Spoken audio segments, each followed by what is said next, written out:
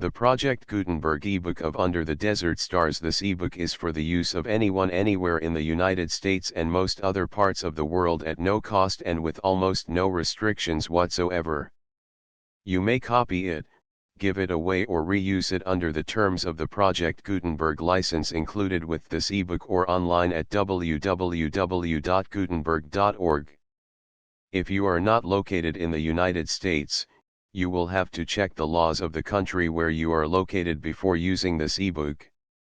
Title: Under the Desert Stars. A novel. Author: Frank Koester. Illustrator: L.C. van Benschoten. Release date: March 1, 2024. Ebook number 73080. Language: English. Original publication: New York, Washington Square Publishing Co., 1923. Credits: Tim Lindell, David E. Brown, Andrew Butchers, and the online distributed proofreading team at https://www.pgdp.net.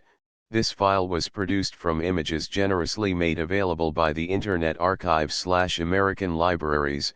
Start of the Project Gutenberg ebook. Under the Desert Stars. Under the desert stars, eloping with his beloved one from the earth, to seek a haven of refuge on some other planet, they saw the Earth and Moon whiz past them, with an imposing comet in distance.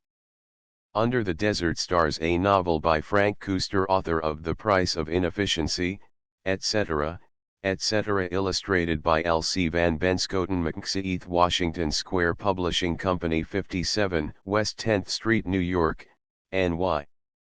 Copyright, 1923, by Frank Koester. All rights reserved. Contents. Chapter Page I. The Hypnotic Victim 1-2. At the Morgue 23-3. The Moonshiners 34-4. In Sporting Europe 54-V. The Great Desert 77-6. The Dance of the Vampire 95-7. The Lovers on the Beach 111-8. In the Clutches of an Amorous Caveman 153-9. On Camel's Back Through the Sahara 180x. The Lover's Dream 201-11. Under the Knife 235-12. The Rum Runners 253-13. The Deadly Rival 271-14. Getting His Ideal Mate 291.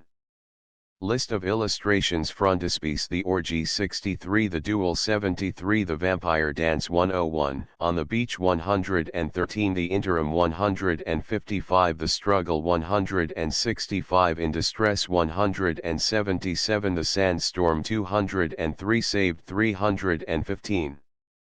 Under the Desert Stars. Chapter I. The Hypnotic Victim. The early spring sun was riding low in the heavens, going westward to seek its rest.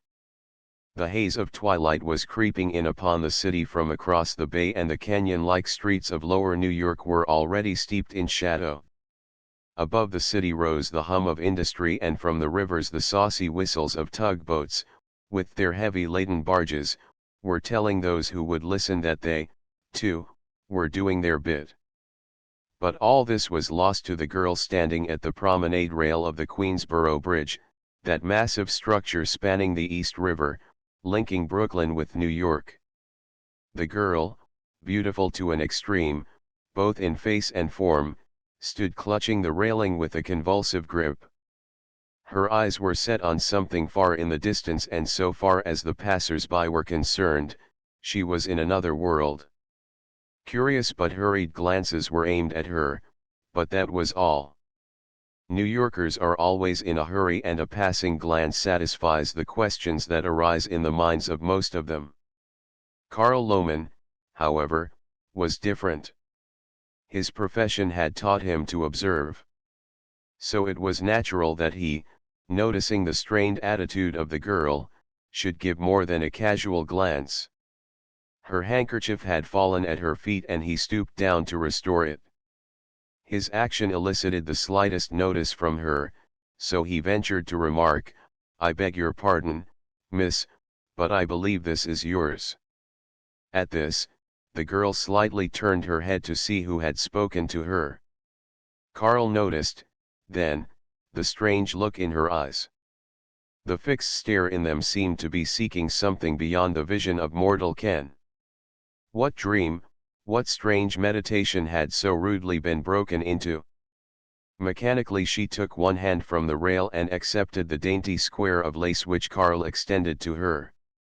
A bow, so slight as to be scarcely perceptible, was her only reply. This was but the outward show. Inwardly she felt relieved to some extent. A glance told her that this man, with his intellectual countenance and commanding presence, was no ordinary flirt. Then, without a word, she walked away. Karl, believing that the handkerchief had been dropped with a purpose and curious to know more about the fascinating girl, hurried to her side and endeavored to start a conversation. "Rather a warm day, is it not?" No answer being given, he continued, "Really tropical for this time of year." Again no response. Karl realized that he had been mistaken. She had not intended to start a flirtation. He looked at her closely. Yes, that was it. She was nervous and trembling as from some all-powerful emotion. He would help her if he could. "Madam, you are ill. May I be of some assistance?" and he extended his arm for support. "Thank you, but I am all right," was the rather testy retort. "You are a stranger here, are you not?" The girl looked at him carefully, and hesitatingly inquired, "Why do you ask?" "Simply because I did not reply to your questions." "No, not that," came from Karl. "Then, our American girls, or rather I should say, New York girls, resent being addressed by a stranger, even though he should offer aid when needed. Aid was not and is not now required. And to answer your questions, I am a stranger here," came swiftly. "So I thought," said he, flicking the ashes from his cigarette. "What made you think so?" parried the other, looking at him cautiously from under her heavy lashes. "Oh, because... well, you see, women of your type and eyes are strange here. I have lived here long enough to learn that." "Strange?" she asked, with a forced smile and shrugging shoulders. "Yes. Beautifully strange." "Do you really think so?" She was beginning to feel at ease. "Yes. And as for being a stranger, I would say you are a European and have not been in this country very long. At any rate, the fads of the moment have had no effect upon your taste." "Thank you," she returned with a smile. "Just here on a visit, if I dare ask." Their eyes met. Each was trying to fathom the mind of the other. For a minute she was silent, then in a decisive tone of voice she replied, "You are right. I arrived here a week ago from abroad." "From where abroad?" "That is asking questions." She was fencing for time. "Oh, come on." "What's that?" frowning. "You misunderstand me. I mean, tell me where you came from." "England." "Do I look English?" "No. Not at all." Admiring her gift of quick and thoughtful repartee, he supplemented, "No, you are neither English nor French." "But England and France are not the only countries, although they like to think so when they do not require the help of other countries," she answered sarcastically. Their walk had by this time brought them to the bridge terminal. "Would you mind calling a taxi?" she asked. "With pleasure," he replied, and called a passing car. It was with a heart that sank at the answer, that he asked, at the parting, "May I see you again?" A smile curved her exquisitely carven lips and seemed to brighten her face and lend added luster to her eyes as she slowly shook her head in the negative. Karl stepped forward to help her into the taxi, but before he could realize it, she had gathered her skirts, revealing a dainty pair of ankles, and entered the machine. A moment later the door was closed and the car sped away, leaving Karl standing at the curb, watching it with charmed eyes. Hat still in hand, and entirely oblivious of the curious eyes of those who had witnessed the incident, he pondered over her lithe and graceful form, the large fathomless eyes and the subtle charm of her musical voice. But his heart would have pulsed with added vigor had he heard, as the taxi started, her scarcely audible Auf Wiedersehen. A final look at the parting car gave him a pleasing view of her smiling face, as she gave him a gracious nod. He bowed and waved his hand in return, murmuring half aloud, "Some girl." Suddenly his musing was rudely broken into by the passing of a truck and the growled warning from its driver to get away from the curb. Brought thus back to the stern world of reality and the commonplace, he gave his cane a vicious twirl and muttered beneath his breath, "Damn it. That's what I call hard luck," throwing away his cigarette. Having given vent to this expletive, he turned and went his way, seeing nothing but that beautiful smiling face which was the center and pivot of his confused mind. At the Plaza, Sanaa, for that was the name of this strange girl, alighted from the taxi, and after paying and dismissing the driver, stepped quickly into the hotel. She took the elevator to the 8th floor. But a change had come over her. Her face was pale and she was visibly perturbed, as she went down the corridor. Her hand sought a doorknob, and as she hesitated for an instant, her perturbation seemed to leave her. She entered the room without knocking, and as she did so, a middle-aged man, François de Rochelle, looked up in surprise and forced a thin smile of welcome to his lips. His words of greeting, "Sanaa, you are back again," must have rung in his own ears with their true bluntness, so he quickly added, "So soon, mon chéri." He arose from his chair and walking over to Sanaa, took her face tenderly in his hands and remarked, rather peevishly, "You are pale, Jiao Jiao. Did not the weather agree with you? I thought the fresh air blowing over the bridge would do you good. Did you not go there?" The contented smile faded from Sanaa's face and was replaced by one of pitiful sadness as she queried blankly, "Where?" The far-off stare in the girl's eyes and her strange attitude gave de Rochelle food for thought that was not of the most pleasant kind.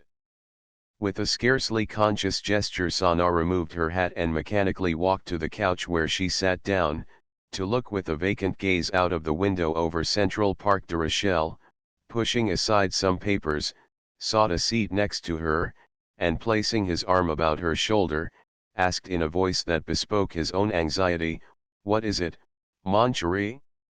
What troubles you today? Come, let me feel your pulse." She laughed lightly, although not with contentment, as his hand encircled her wrist and he placed his ear upon her chest, in an effort to gauge the pulsations of her heart. For a few moments there was a silence between them. Then de Rochelle, raising his head and looking straight into her eyes, said, "There is nothing the matter with you." Then kissing her, he whispered, "And your lips are just as sweet as ever." Sanaa, slightly bored, freed herself gently from his arms, and as she did so, murmured, "Oh, it is nothing." Throwing her head backward, she added, "I do not feel very well, but it is beyond me to say what it is." A nameless fear had suddenly arisen within her heart. Yes, that was it. The fear of speaking to him of the incident on the bridge. It would probably cause him worry, and it would rob her of the delicious dreams she would weave about the man who was already enthroned in the most secret recesses of her heart. So saying no more, she rose from the couch, and left the apartment to go to her own room, leaving de Rochelle alone, in consternation and uneasy contemplation. When she reached her room, Sanaa threw herself upon the bed, burying her face in the pillows. Presently, however, she rose to a sitting posture, and tangled her fingers madly in her hair, asking herself unanswerable questions. Why should I want to commit suicide? Does not François love me, and do I not love him with all my heart? Putting myself away in such a cowardly manner, would he ever get over it? And then, too, what of my dear mother? Having tortured her mind in that fashion, she slipped from the bed and approaching the dresser, she rested her hands heavily upon an open drawer and glared into the mirror. With piercing eyes she gazed at herself, and gradually a smile came to her face and a new light gleamed in her eyes. Beautifully strange, yes, he was right. I am too young to die. And I am not going to. With a determination born of a new and greater hope, she threw her head back and her long, lustrous hair, thus shaken loose, unrolled its dark coils down over her shoulders and far below her waistline. Her clothes seemed too tight, so she loosened them, stripping off her outer garment.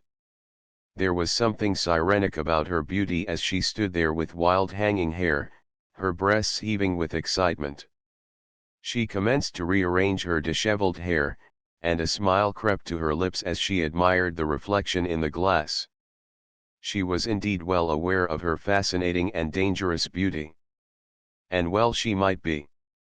The well-rounded neck, the soft, graciously curved and perfectly proportioned shoulders and arms, the slight tan of the skin, the great magic eyes and the pretty face with its lofty brow, surmounted by waves of dark hair, gave her the positive stamp of a strange and unique beauty, a type one so seldom finds to admire.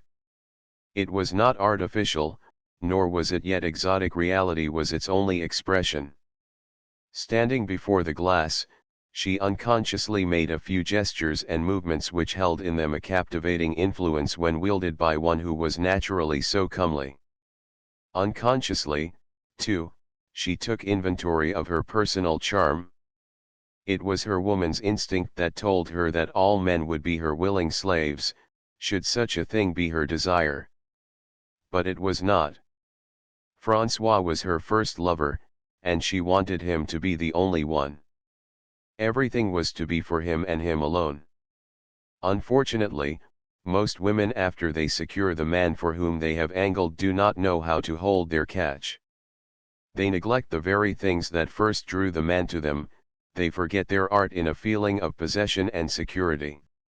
And then they wonder why there are so many divorces.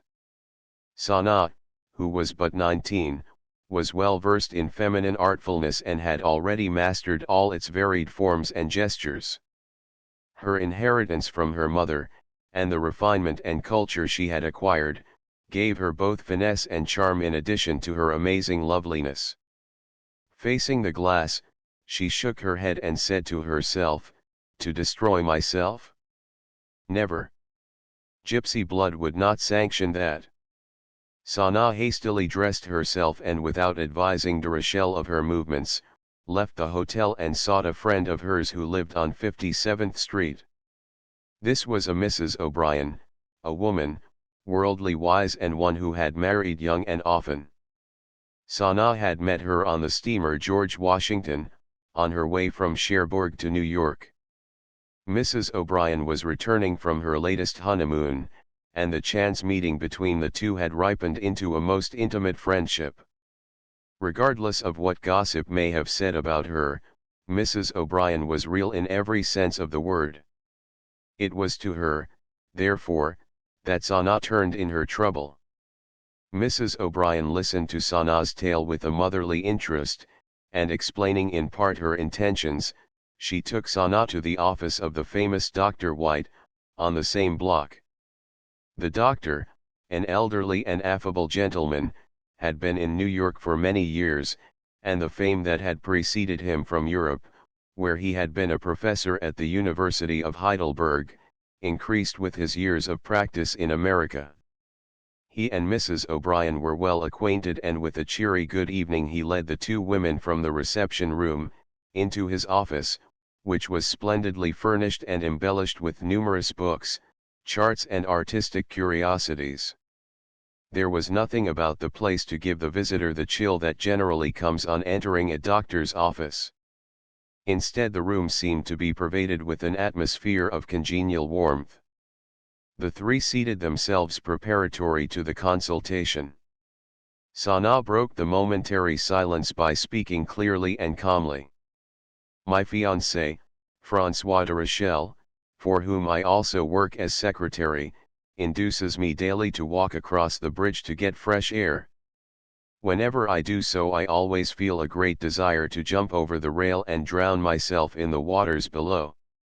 This sensation increases, like my love for him, as the days go by. Why it is, I do not know. I love my fiancé dearly and he returns my love with equal fervor. We intend to be married immediately upon our return to Paris. I do not wish François to be worried over me, and for that reason I have never confided in him my desire to commit suicide. Neither have I mentioned to him my intention to consult a doctor. She paused, but Dr. White said only yes, go on. Once in a while, of an evening, as a matter of amusement, François hypnotizes me. It always makes me feel much better. But the following day, when I walk across the bridge, the horrible impulse to do away with myself, forces itself upon me. Day by day the desire increases in intensity. I should have killed myself today if it had not been for a man who spoke to me just as I was about to leap over the rail. Can you tell me what the trouble is, doctor? Dr. White was deep in thought. He had often practiced the subtle art of hypnotism as an aid to his medical work. He knew, therefore, the sinister truth that lay behind Sana's words. Rousing himself at her question, he looked at Sana closely and asked, "Will you consent to enter the hypnotic state under my influence?" Sana recalled to mind some of the risque situations she had found herself in upon waking from the trances, induced by her lover. The memories caused her to pause an instant, then raising her hands she cried, "No, no." The doctor seemed to comprehend the thoughts that were surging through her mind, and he interrupted with, "You need have no fear. Your friend, Mrs. O'Brien, is here and the experiment may be of benefit to both you and your fiancé." Her reply to the man's kindly remonstration showed how easily he had dispelled her fears. "Yes, perhaps it will be better so." Sana reclined restfully back within the cushioned chair and the doctor bent over her. With his hands he made a few passes before her face. With a steady look of intensity he performed the preliminaries of the hypnotist. His piercing glance held her gaze. His eyes seemed fairly to devour hers. Soon her eyes dimmed and slowly commenced to close. Her mind was giving way to his dominating will. Slowly the girl's eyes closed entirely, the muscles of her body relaxed and her mind sought another plane. Dr. White straightened up and turning to Mrs. O'Brien said softly, "She is gone." The doctor drew his chair close to and directly in front of Sana. In a clear voice that seemed more to make itself felt rather than heard, he propounded his queries. "What does your fiancé, François de Rochelle, do when you are under his hypnotic influence?" Slowly came the answer, "He teaches me some dance steps and also makes love to me." "Do you really love him?" "Well, I would do anything to please him, but what? I did not love him before we were engaged." "How did that happen?" No answer forthcoming, Dr. White commanded sharply, come, answer me." Sana responded with, "I did not care for him enough. One evening while at dinner with him in a private dining room of a famous Parisian restaurant he hypnotized me, and directed me to love him and prepare for our marriage. From then on I began to love him, and when he was sure of my affection he disclosed to me the secret of why I loved him. But I did not mind, for my love was already deep-rooted." "Are you wealthy? Did you inherit much money?" "No. Just a few thousands." "Is your life insured?" "Yes, for $50,000. "Who will get this money in case you die?" "François." "Is de Rochelle's life insured likewise?" "Yes, for $10,000. Then like a bolt of lightning came the question, did de Rochelle ever direct you to commit suicide by leaping from the Queensborough Bridge? Sana shivered slightly. Her entire body seemed to shrink as she reached forth her arms and groped blindly in the empty air. Answer me. The doctor fairly hissed the words. In a tone scarce above a whisper came the delayed reply, Francois forbade me to speak on this subject, should I ever be in a trance induced by any other than himself. I cannot answer that question. I will not. Answer me. Did Francois direct you to commit suicide? I demand an answer. I refuse to speak of this matter. Finding himself powerless to draw from that unconscious mind the answer he had hoped to get, Dr. White turned to Mrs. O'Brien, his face but thinly veiling the disappointment he felt.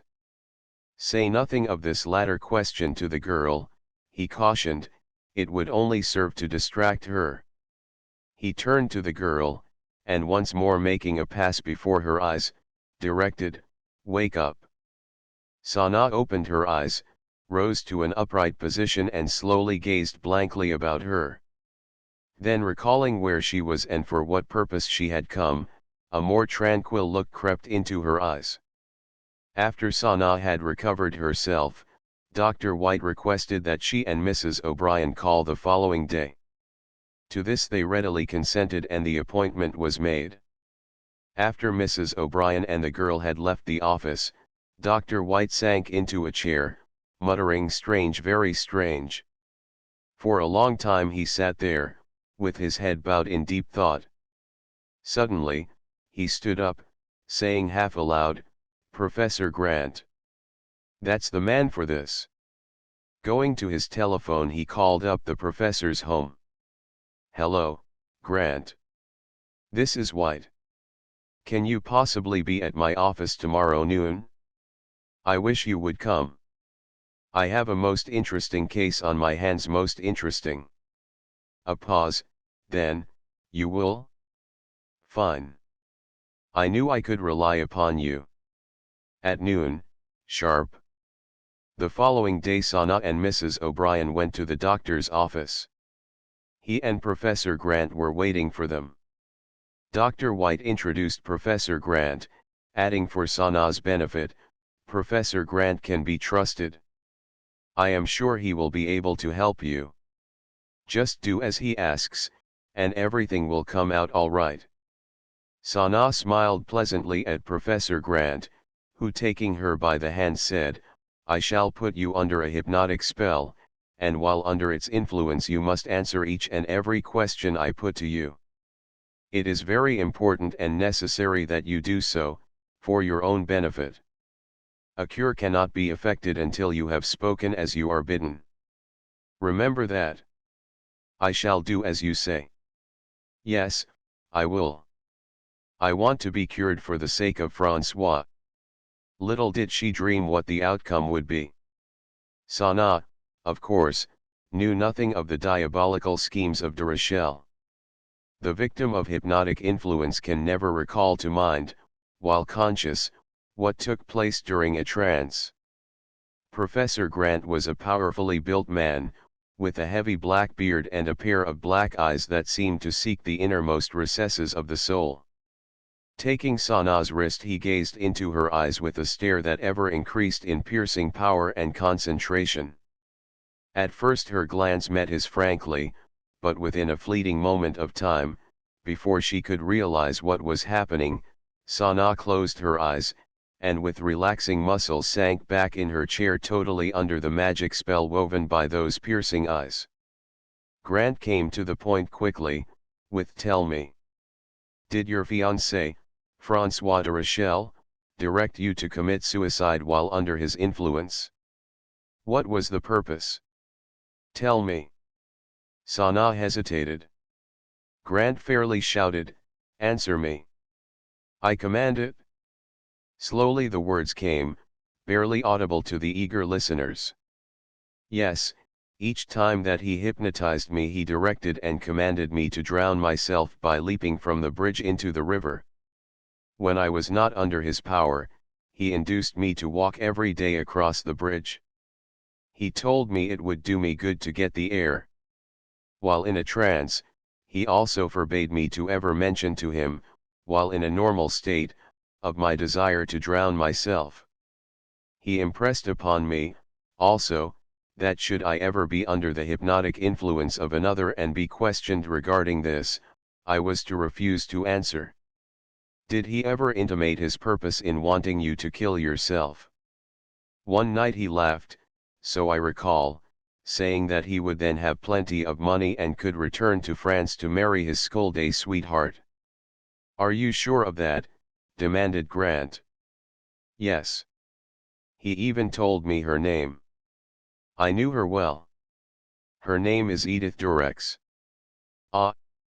Tell me, how often and for how long has he been hypnotizing you? Every evening last week. Did you intend carrying out his demands? Yes.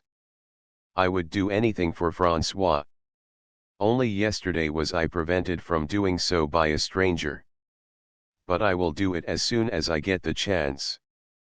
The feeling grows stronger within me every time I cross the bridge. And something makes me go to the bridge each day. As Sanaa gave voice to these strange remarks, Mrs. O'Brien could hardly suppress her exclamation, "My God!" Grant and White stepped aside and held earnest conversation for a moment. Grant spoke decisively, "The secret is out, and we would be parties to the crime if we did not take steps to prevent the act. The girl cannot be allowed to return to De Rochelle. Suppose you ask Mrs. O'Brien to take care of her for a few days." "Yes, I think that would be best," and Dr. White stepped over to Mrs. O'Brien, with the question, "Do you think you could take your friend to your home and keep her for a few days? It would be the means of helping her out of her trouble." Mrs. O'Brien, who was nearly overcome with pity for Sanaa, instantly consented, so eager was she to do something. "Fine," from White, giving Grant a slight nod to indicate that his request had been favorably met. It was then that Professor Grant, with a smile on his face, stepped to the side of the insensible girl. His voice seemed to ring doubly deep and clear, "From now on you will never again be possessed of that desire to commit suicide. You are forever free."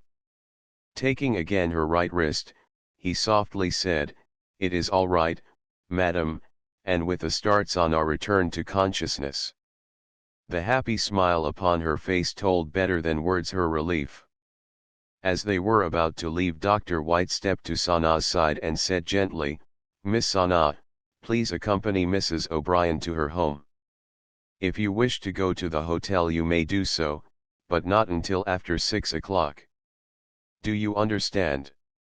Sanaa nodded agreeably, and assisted by Mrs. O'Brien she left the two men to their thoughts. Grant broke the silence. They had been silently thinking of some plan to follow. "A letter will do the trick. We shall put the fear of the Almighty in that rascal's heart. All right. Let's get busy. No time can be lost in dealing with him." The letter was written immediately and dispatched to the hotel by messenger. One can only imagine the thoughts that surged through de Rochelle's head when he read the following: M. François de Rochelle, Hotel Plaza, New York, N.Y.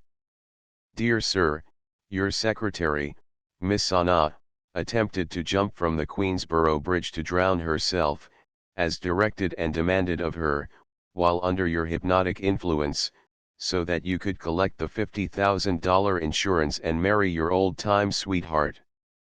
We advise you to leave the city before 5 o'clock this evening, as by 6 o'clock we shall have reported the case to the district attorney. Yours truly, H. Grant, Robt. E. White. Chapter 2. At the morgue. The tiny hands of the ormula clock upon the mantel told Sanaa's anxious heart that it was 6:15. With a strange presentiment of coming evil that defied analysis and strongly against the wishes of her hostess, Sanaa left the house and hurried to the hotel. Reaching de Rochelle's suite she rapped at the door. No answer came. A second rapping proved as futile as the first. "He is out," murmured the girl as she sought her own room. She wanted to rest, but could not. For fully half an hour she paced the floor, a dreadful oppression as of some impending catastrophe weighing down upon her. She could not shake it off. The very silence of the room seemed to creep into her heart and dull her mind. Once more she crossed the corridor to de Rochelle's rooms. This time she gave the door a resounding knock. But still no response. Gently, almost fearfully, she tried the door. It was unlocked, so she entered the room. A strange sight met her eyes. Disorder was everywhere. The little writing table, usually so neat and well ordered, was a confusion of jumbled papers and letters. Signs of a hasty departure were everywhere. Sanaa, however, took it only to mean that some business interest had called de Rochelle away in a hurry. Somewhat relieved, Sanaa picked up a book and, going over to the deeply cushioned divan, sat down to beguile away the time pending his return. But her mind was in a turmoil and she could not concentrate on her reading. Nervously she let the minutes creep past. At last she could stand the strain no longer. Taking the phone, she called the desk clerk and had him page de Rochelle. It was of no avail. Again she tried it, but still the missing man was not to be found. Beside herself with fear, Sanaa called up Dr. White, but he assured her that everything was all right and that no doubt she would hear from de Rochelle later on. She tried to reason with herself that there was nothing to fear, but as the hours went by, each seemingly longer than the one before, she grew so restless that her anxiety could not be calmed. She could wait no longer in that lonely room, so about 10 o'clock she hurried over to see Mrs. O'Brien. To her she related her fears, but she could do nothing to comfort her or offer any solution. Alarmed at Sanaa's state of mind, Mrs. O'Brien called up Dr. White. His words, though laconic, conveyed a world of meaning. "All is well, and will be for the benefit of Sanaa. Keep her at your home tonight." But Sanaa would not listen to any such suggestion. Her alarm had increased threefold, and although Mrs. O'Brien did everything to persuade her to remain, Sanaa hurried back to the hotel. She felt sure that by this time her sweetheart would have returned. But the desk clerk had neither seen nor heard anything of him. Once more she found herself within the precincts of his apartment. She could hardly keep from screaming aloud in her misery. Her eyes roved around the empty room, faltered in their course, and the wandering gaze became a fixed stare. She had found a clue. Upon the radiator she saw a bit of charred paper. She bent over it, studying it intently. But the message it had carried was illegible. A handful of black ashes. What was their secret? She did not touch them, but took a match, and kneeling on the floor slowly turned the charred paper around with the match in an effort to decipher something. Here and there a word could be seen, but nothing to convey any meaning to her fevered brain. She lit the match and, holding it back of the legible letters, managed to read "Tell clerk Sanaa leave," but that was all. Deeply puzzled and not knowing what to make of it, she lighted another match, hoping to decipher other words. But before she had realized it, the flame caught the unburned part of the paper and destroyed it completely. Unmindful of everything, she sat on the floor, puzzled and heartbroken. Brought to her senses by the chiming of midnight, the confused girl sought her room. Almost unconsciously she disrobed and threw herself upon the bed. Through the long hours of the night she lay with unclosed eyes and with every nerve strained to catch the sound of the returning footsteps of the one she loved so dearly. But she listened in vain. The dawn of the new day crept in upon her as she lay there, given up to the grief that was hers. She arose and called the desk clerk. He was sorry, but he could get no response from de Rochelle's rooms, in spite of his efforts to do so. Mechanically Sanaa dressed, walking about the room without intention or aim. It was a little after 6 when she again entered de Rochelle's room. It was still unoccupied, but yet tenanted with an almost tangible shadow, the presence of silence. The thought that de Rochelle had deliberately deserted her did not enter Sanaa's mind for quite a time.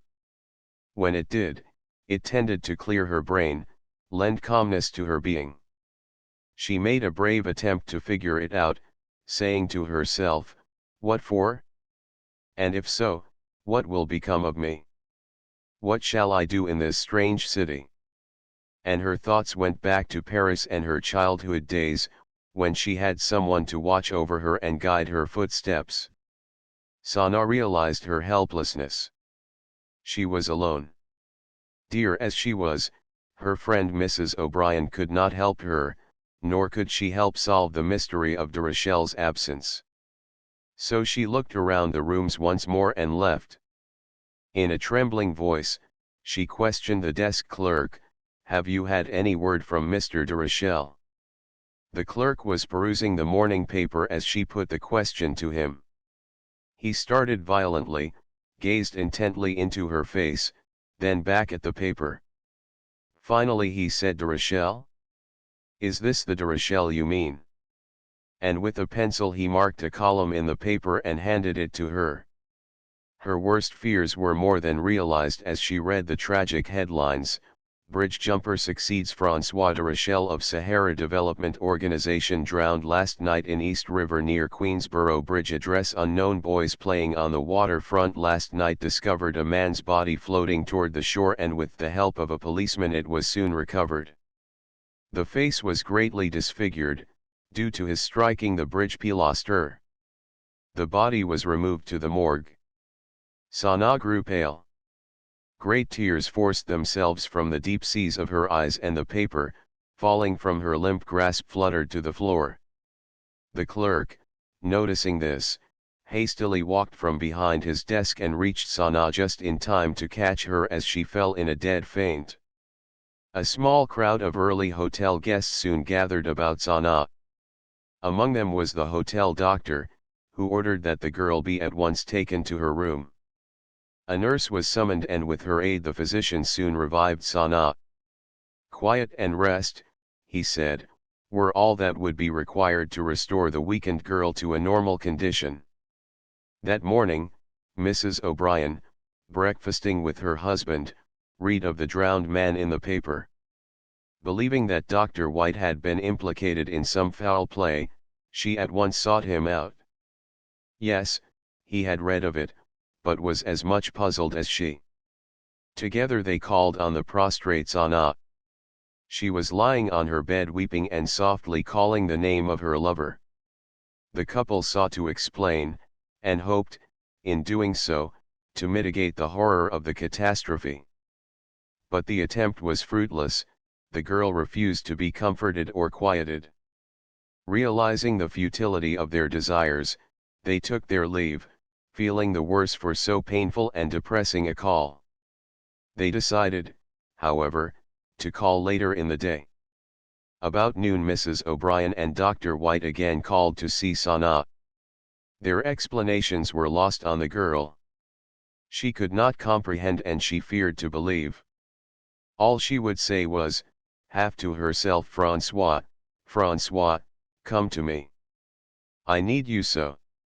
As time went by, however, Sanaa became calmer under the soothing words of her friends, and the three, together with Professor Grant, who had been summoned, went to the district attorney's office. When they had been seated in the private office of that official, Sanaa and the others were greatly surprised at the attitude he immediately assumed. Without hesitation, he proceeded to implicate Sanaa in the death of de Rochelle. His questioning was ruthless and his accusations most bitter. From his words one would gather that Sanaa was the guilty one, that in some way or other she had contrived to put her sweetheart out of the way. The processes of our law are peculiar, and to a stranger, as Sanaa was, to such methods, it was indeed difficult to understand. She had undergone a severe nervous strain, a terrible shock, and, naturally, was far from being in a calm collected state of mind. It was this nervousness, then, that had led the man to believe her guilty of some crime. Peculiar. Yes, to be sure, but many a man has come to realize that justice is more than blindfolded. Dr. White, although quite familiar with incidents of this sort, was outraged at the procedure. Knowing, as he did, the true circumstances of the case, he could bear it no longer. His agitation was demonstrated clearly, when, in a cold, cutting voice, he interrupted the questioner with, "This young lady knows absolutely nothing as to the why and wherefore of de Rochelle's death. At the time of his disappearance, she was at the home of Mrs. O'Brien. It is clear, then, that you are injuring her with your accusations." At this, the tide of questions turned to overwhelm the O'Briens. Suffice to say, it was easy for them to establish an alibi both for Sanaa and themselves. Dr. White was next to face the fire of the attack. His explanations with regard to the dead man's hypnotic influence over Sanaa served only to add fuel to the flames. A barrage of questions were hurled at him in an effort to trick him into saying something that might be used against him or one of the others. White, however, was too clever a man, and knowing just what he was up against, successfully parried the thrusts of his opponent.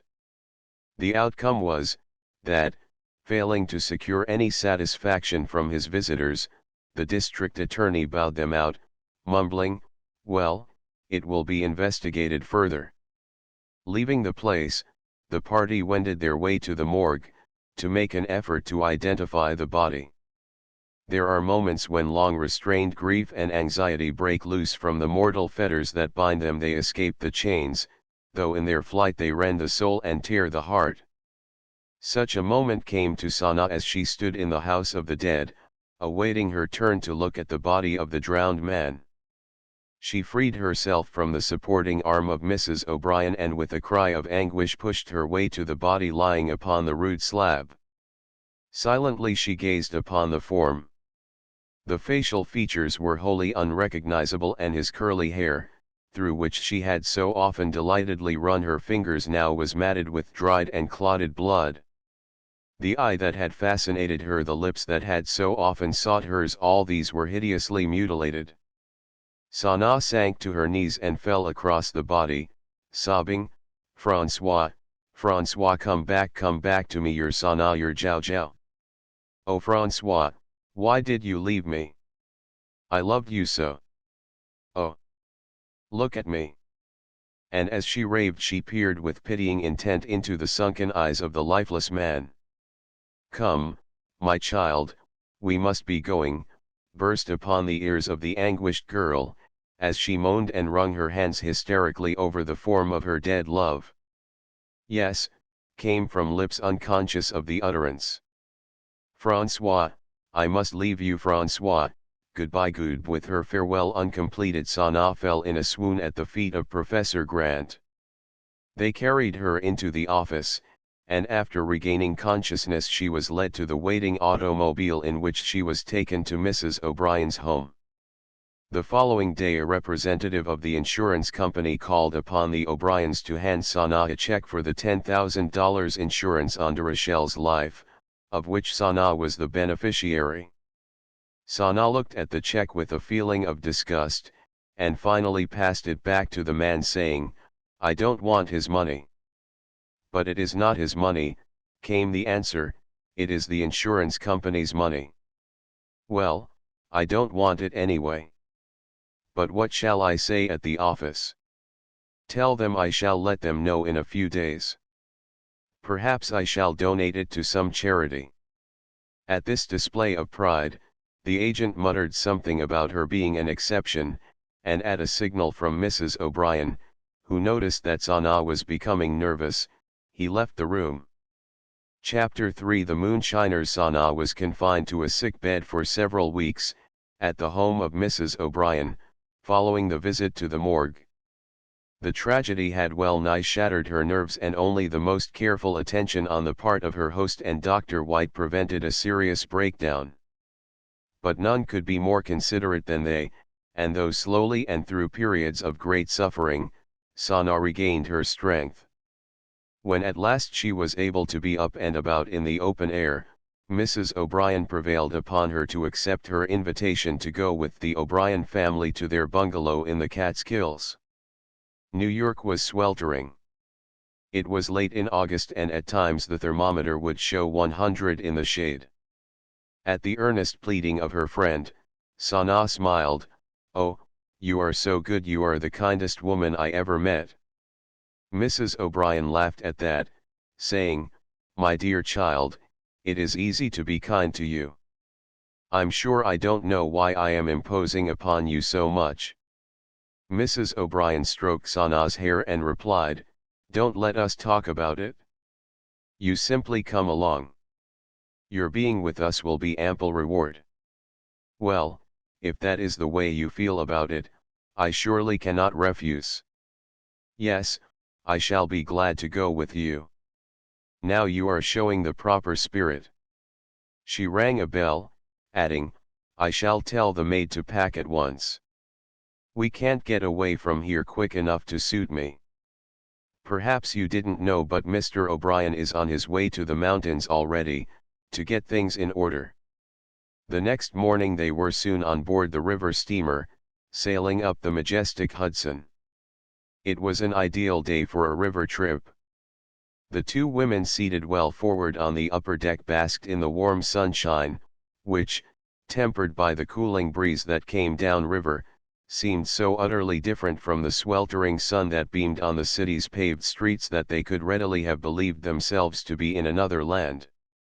Sanaa was very much interested in a book she had brought with her, and Mrs. O'Brien likewise read from the various magazines she had purchased at the dock. So the morning hours fled quickly by, so quickly indeed that but few words passed between them before the dinner call was sounded. The stimulating hours spent on deck had given them a hearty appetite. They ate leisurely and contentedly, Mrs. O'Brien more than once commenting on the change that had already been wrought in Sanaa. Returning to the deck they resumed their chairs and books. Reading soon became tiresome, however, and they fell to talking of this, that and what not, as will two ladies at any time. The boat was now sailing the upper reaches of the river, with the mountains in the distance. Sanaa suddenly remarked, "This reminds me of a journey I once took up the Rhine. Only the castles and wine fields, which lend an added interest and romance to that historic river, are missing here." "True, my dear," from Mrs. O'Brien, "but the homes of our millionaires answer the purpose of the castles. As for the vineyards, they are verboten, as the saying is, since our country has gone dry." It was with a curious questioning glance, her head turned sidewise toward her companion, that Sanaa said, "But there is always wine at your home? Where does it come from?" "Oh, my husband takes care of that. He used to import his wines from France and Germany, but that, of course, cannot be done now. So we have to do the next best thing, and that is buy it from those who manage to get it into the country. As for stronger liquors, anyone who has the price can get all they wish. England attends to supplying us with her national drinks, so we get all the whiskey and brandy we wish. The English have seen what a wonderful market they have here for their goods, wet goods, you understand, and they are taking the opportunity to make the best of it." This was all news to Sanaa, and she was content to let her friend go on with her story. "Yes, indeed. Special rum ships are operated under the usual English governmental protection. These ships come within a few miles from shore, remaining just far enough outside to be beyond the reach of the federal authorities.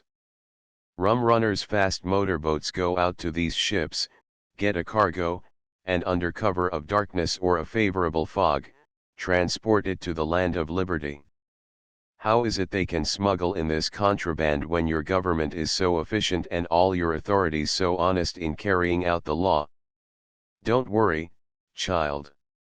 Many of those authorities, although appearing thoroughly honest on the face of things, get their rake off. Every so often we read, in the papers, of some such authority being caught at just that sort of thing. Why, some of those fellows are getting rich on the graft. It seems to me that laws of that kind are always enacted for just one purpose. And that is that certain politicians, or preferably their friends, may enrich themselves at the expense of the general public. The rich today can get all the liquor they want, but part of the price they pay goes into the pockets of some grafter. It was always the same. Why, I remember the time, some 10 years ago, a law was put into effect to control the sale of drinks on Sundays. Food had to be served with the drinks to keep within the law. It was a farce.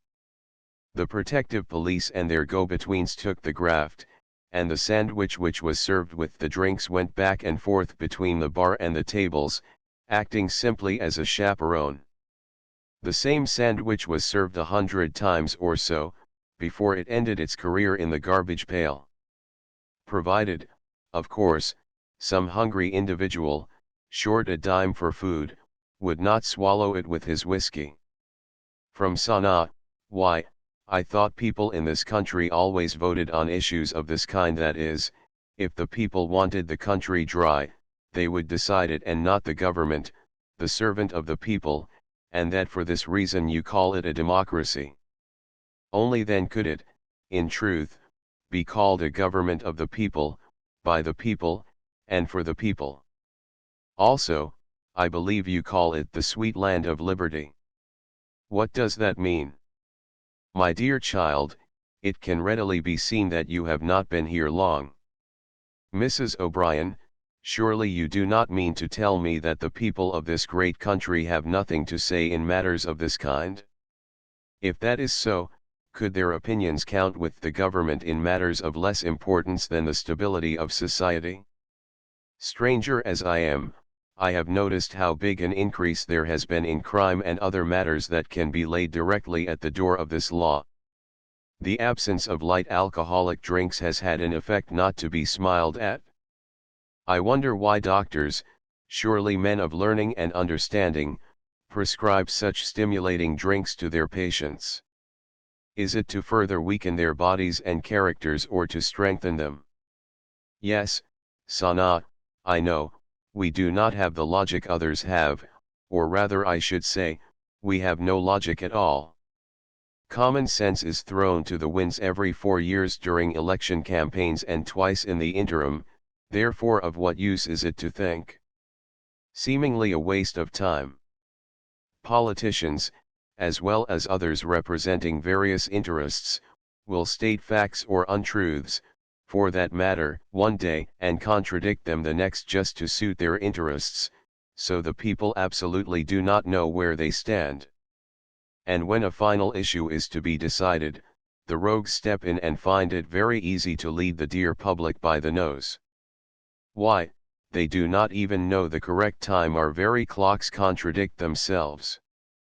Take the 10 o'clock train, for instance. After running for 5 minutes in an effort to catch it, you find it is only a few minutes past 9 or 11. You see, it is all part of the game. The people must have no fixed ideas.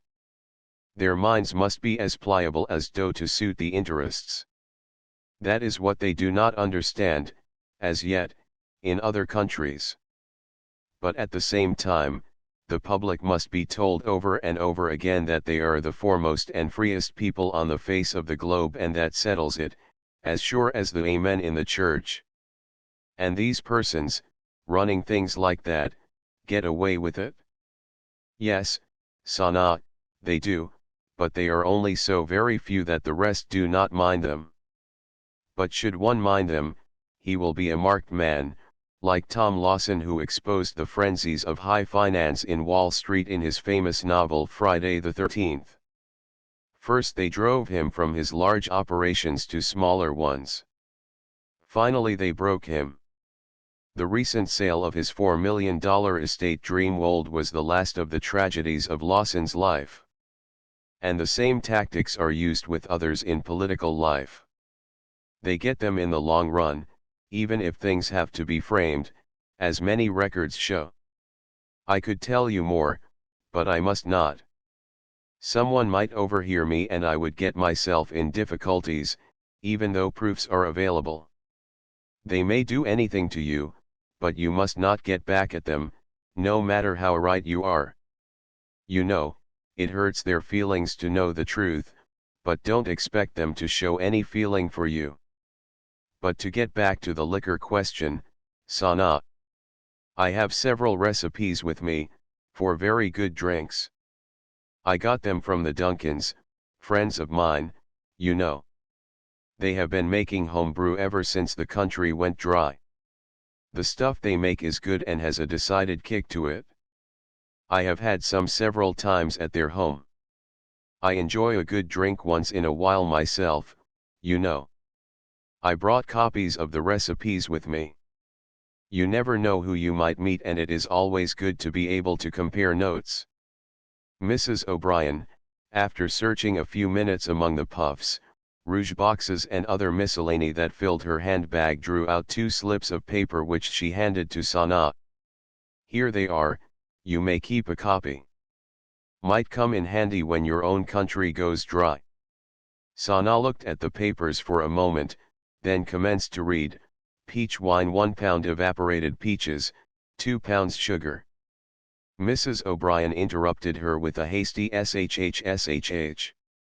Not so loud. It is against the law for people to know how to do things. Sana laughed heartily as she cried, "Oh, es ist verboten." She resumed her reading and having finished looked up with, "So that is what the people make in order to get what the government doesn't wish them to have." Yes. It's good stuff, a peach of a drink. Read the other. Sana did as she was told, then laughingly, "I see you people have found a good use for that one-time useless weed to serve the pressing need of the populace. But, if I recall aright, I saw in the papers a few days ago that the government decided that even the poor defenseless dandelion came within the ban of the prohibition laws. Now that decision is being enforced, I am sure that your law-abiding citizens will see to the banishing of that innocent flower from the vacant lots. Yes, the question will be, who is first on the lot, I or my neighbor? Has the dandelion drink a strong kick, as you call it?" A decided one. They tell me that one can get tipsy and even stewed on it, and were one to drink enough of it, he would be soused. Mrs. O'Brien laughed. Isn't it funny? Pretty soon the government will order your people not to eat any apples, because, as you know, there are some people who become intoxicated on eating that fruit. That is so. I have seen many a time, as a child, in the country, a goat drunk from eating apples, and it would run around at full speed, ending up by butting its head into trees, much to my delight. Sana, smiling in anticipation of her next remark, continued the subject, "I presume the prohibition law has got the goat of many of your people." "Yes, of those who cannot afford to lay in a stock now and then. $10 a quart is a steep price. But as you can see from the recipes, there is a way around. As I said, I have often thought that many of our laws are purposely made to be evaded, so that the grafters can get their rake off. We find ways to aid them. One thing is sure. The people are paying the piper, and it has always been so in this country. Now, they have taken the sunshine out of our homes and let the moonshine in. I see.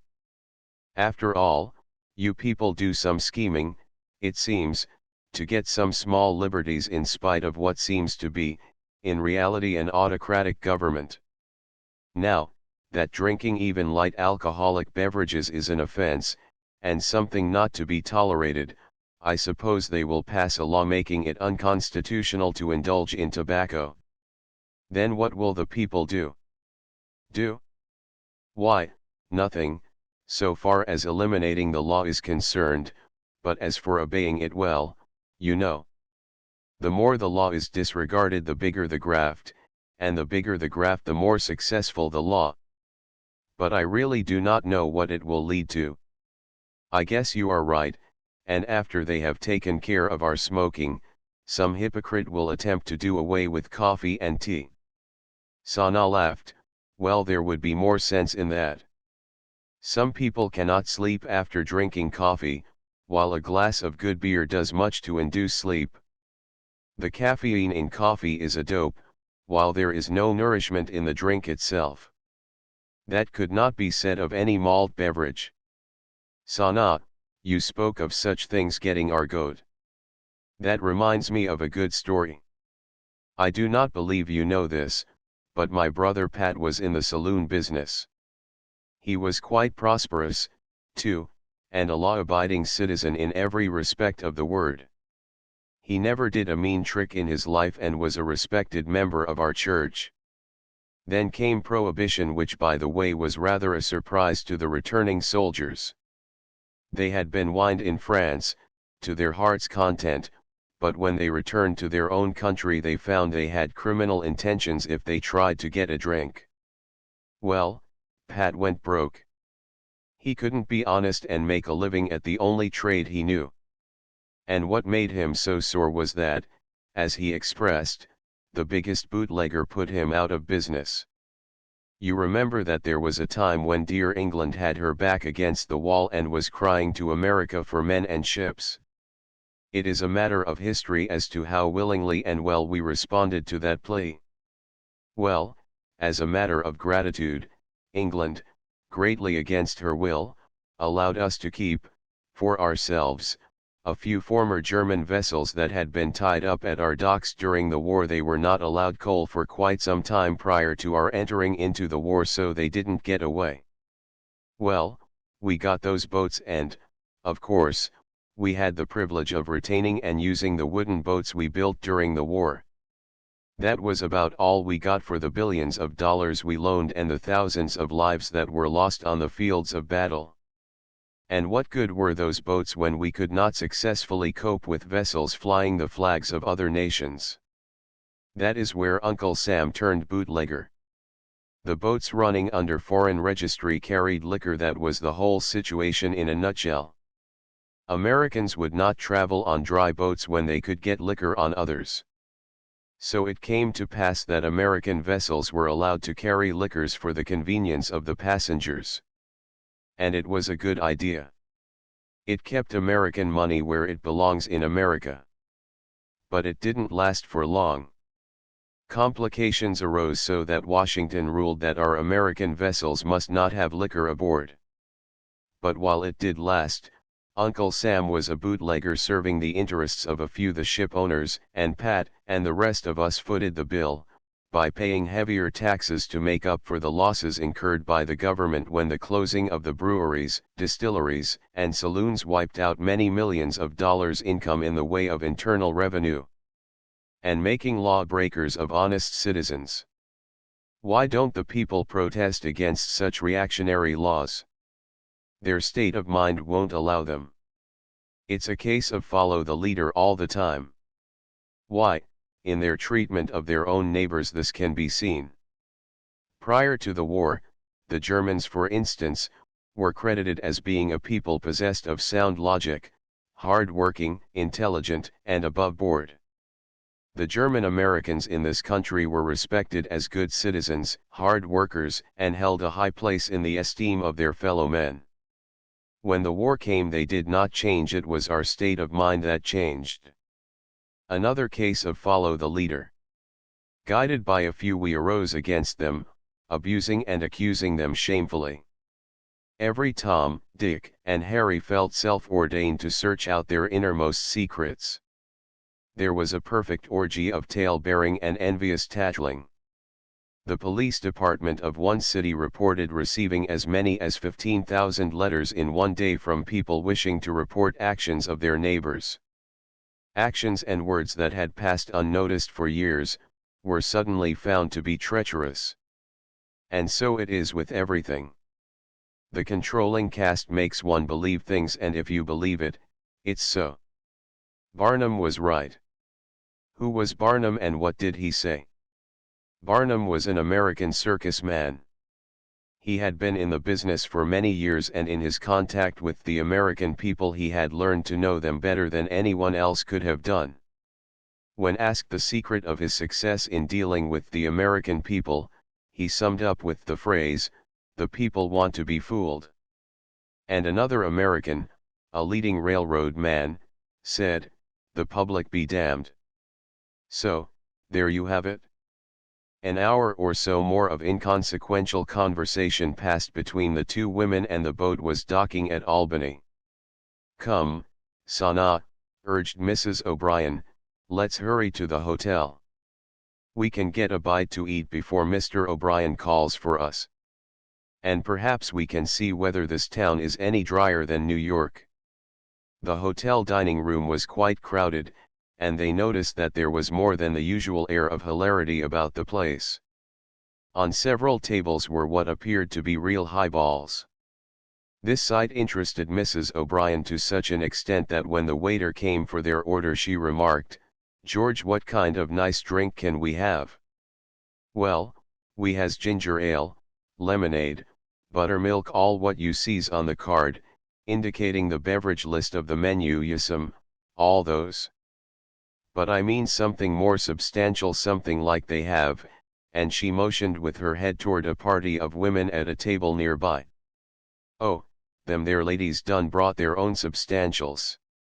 "You mean in their hip pockets," correcting herself, "in their own flasks." "Sure enough, ma'am, but—" "Ah, then you might be able to fix us up."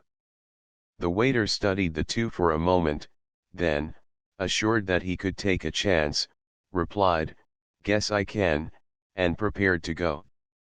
Mrs. O'Brien halted him with, "Good stuff, remember, and some ginger ale."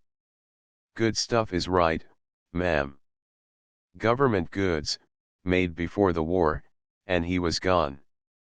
Shortly he returned with their food, a bottle of ginger ale and a small flask wrapped in a napkin. The latter he placed at the side of Mrs. O'Brien's plate, and without further ado was away to attend to other duties. After pouring the contents of the flask, about a half pint, into their glasses, Mrs. O'Brien studied the label on the bottle and with a smile read, "For medicinal purposes only." "Yes, rye whiskey, bonded by the government about 2 months ago. You see what I mean by the state of mind." During the meal, enlivened by the cheering cup, they heard snatches of the conversations of nearby diners. All were speaking of the liquor situation. One woman admitted that prior to the country going dry she never thought of drinking, now she couldn't get enough. A man remarked that he and others, belonging to his club, were operating under protection. When the check was presented, Mrs. O'Brien noted that the whiskey was not charged for. But the waiter stood there with his hand resting on the table, 3 fingers pointed, ceiling ward $3 extra for the substantials. The bill paid and the waiter gone, pleased with the generous tip, the two strolled about in the lobby. After a few minutes' wait, Mr. O'Brien put in appearance. Soon the three were seated in the Benz he had brought with him from Europe, and after taking Sana to see the state capital, they went spinning over the roads towards their lodge in the Catskill forests. The mountain life did Sana a world of good. Mrs. O'Brien loved the outdoor life and would give Sana no rest. She would rout her out of bed early in the morning and the two would go for a tramp across hill and valley. Then again there would be a tennis game to be played, or a ride on horseback that could be put off no longer. Sana rode well, in fact her riding was the envy of all who saw her. Many a long ride was had over the picturesque mountain roads, down old Rip Van Winkle's trail, down through the wonderfully beautiful Kotterskill Canyon, or over to Haynes Falls, Tannersville and Prattsville, formerly the center of America's tanning industry, and where today there stands a monument, just outside the village, dedicated to Pratt, the founder, in the form of a statue cut out of the living rock. So employed, the remaining summer days went all too fast for Sanaa, and the cold mountain days drew on. But with their coming returned all Sanaa's youthful vigor and charm. Her face glowed with the wine of life and her eyes sparkled like winter stars. Before returning to New York, the O'Briens took Sanaa to see Niagara Falls. The greatest sight in the world, chortled Mr. O'Brien, and it's American. And Sanaa agreed with him. Sanaa spent the winter with Mrs. O'Brien, a winter that sped quickly, broken up as it was with trips to Boston, Washington, Cleveland, Chicago, and other American cities, as well as a protracted stay at Atlantic City, the year-round pleasure resort. In this way Sanaa came to know America better than most Americans do in a lifetime. With the spring came a desire to return to Paris. Her friends did what they could to dissuade her, but to no avail. So reluctantly they consented. Mr. O'Brien insisted that the day before sailing be spent at Coney Island. Sanaa must see it, he told Mrs. O'Brien when she frowned down the suggestion.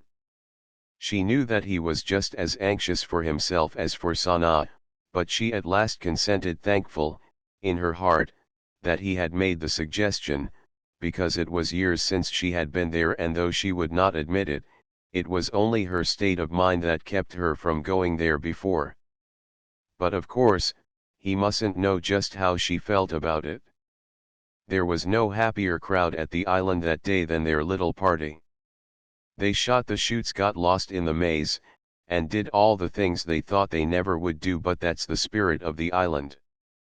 In like spirit they joined the multitude in eating the famous hot dog and sauerkraut, or as Mr. O'Brien called it, Liberty cabbage.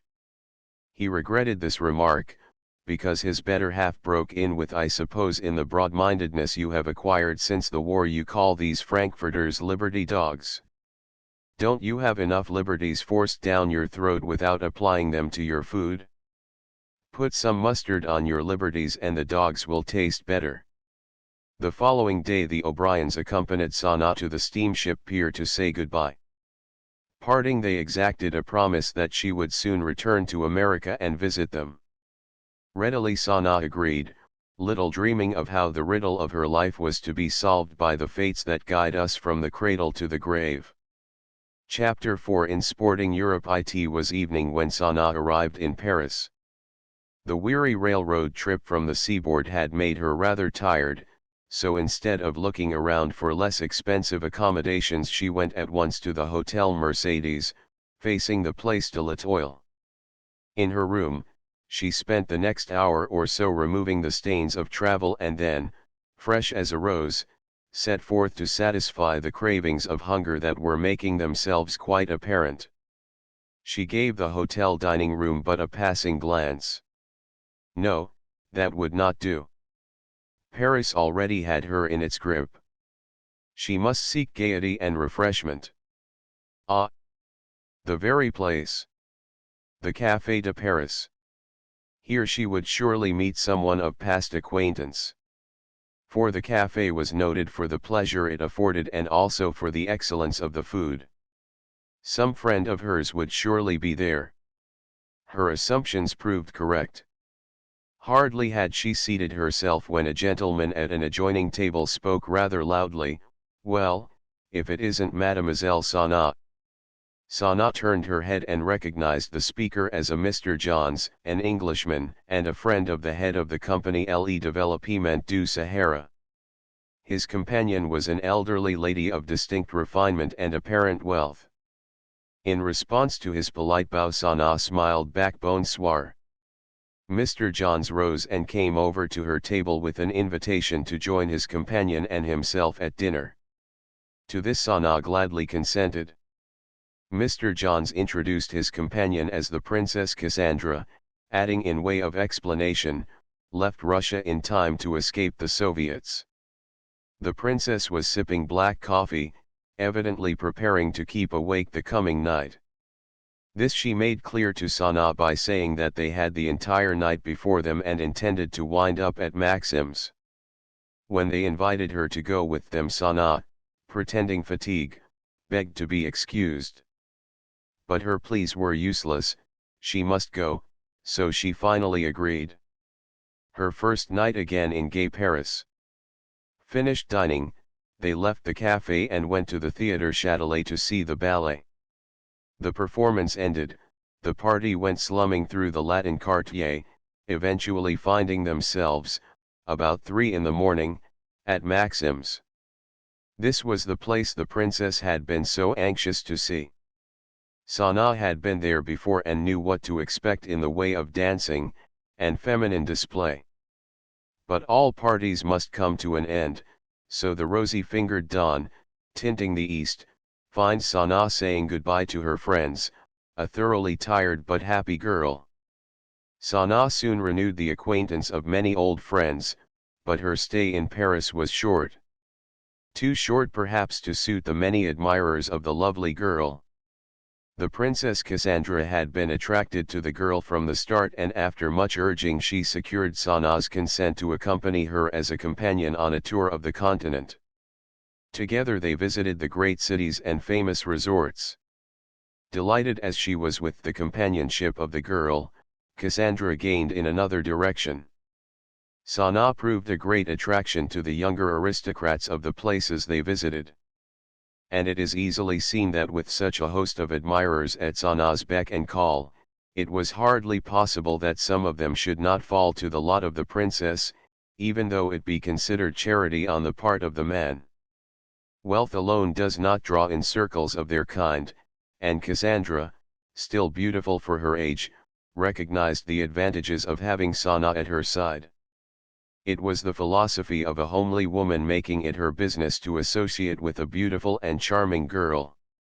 She might be left out of the play once in a while when but one attendant was at hand. But when more than one put in an appearance she had the chances which, otherwise, she would never get. Many a mother with a marriageable daughter plays this role, and not unconsciously. One seldom finds the grouchy, business-worn husband on the scene. But regardless of the princess' aims, these new associations brought Sana recreation and forgetfulness of the past. It was a daily experience of Sana's to make new friends. Hers was a beauty and charm that none could resist. And few, if any, made any serious attempt to keep on resisting. At Monte Carlo, that haven of chance, that has seen the birth of so many romances and their death, Sana met Count von Sarnoff, a nephew of the princess. Von Sarnoff was nothing more or less than a sporting lounge lizard, ever ready to call the tune but never willing to pay the piper. With him it was a case of love at first sight. Sana, however, was in no mood to respond to his protestations of sincere love. Too bitterly disastrous had been the result of her first love, and too fresh her memory of it. Von Sarnoff, however, was not to be put off so easily. He kept continually showering her with messages of his affection, voicing his sentiments in ardent notes, accompanied by exquisite bouquets and rare gifts. He gave, with the moneyed aid of his aunt, the princess, a series of elaborate entertainments in Sana's honor. Persistent as he was in his effort to win her love, his determination availed nothing. One evening, as he knelt at her feet, holding her hand, Sana unburdened herself of her true feelings. "As much as I admire you, my dear boy," she said earnestly, "I could not think of marriage. I want to be free, and after all, I do not care a great deal for this gay life." He broke in, pleadingly, "But, Sana, we can give up this sort of life and return to my estates in Russia to live a quiet life." "Live quietly in Russia?" Sana smiled. "You propose the impossible. Are not the Bolshevists after your very skin, and did you not flee for your life? Were not your estates taken away? And now you propose to take me to that very place. Do not treat the matter lightly, my beloved. Come with me, my queen. My parents will be only too delighted to receive you as their daughter." But what would your aunt say of your intentions? I do not think she would approve of them. Of course not. She would miss your charming companionship. It is better, Sarnoff, that you forget me. On account of my aunt? No, Sana said, rather hesitatingly. Why, then? For what reason? Do you not like me a little bit? He pleaded, peering at her with anxious eyes. Sana, shaking her head, responded to the last question with yes, I do. But not enough to marry you. Then let me teach you how, he acclaimed eagerly. I can readily believe you to be an excellent teacher in that respect, but your efforts would be useless. Anxiously, are you in love with someone else? Tell me. Oh, no. I thought your aunt had told you, von Sarnoff interrupted her quickly. No, I only know that she does not want me to take you away, as that would mean her loss of you, dearest. He pressed his lips to her hand, murmuring, dearest, dearest. Sana withdrew her hand and, attempting to rise, said, Come, Sarnoff, it is getting late. You must go.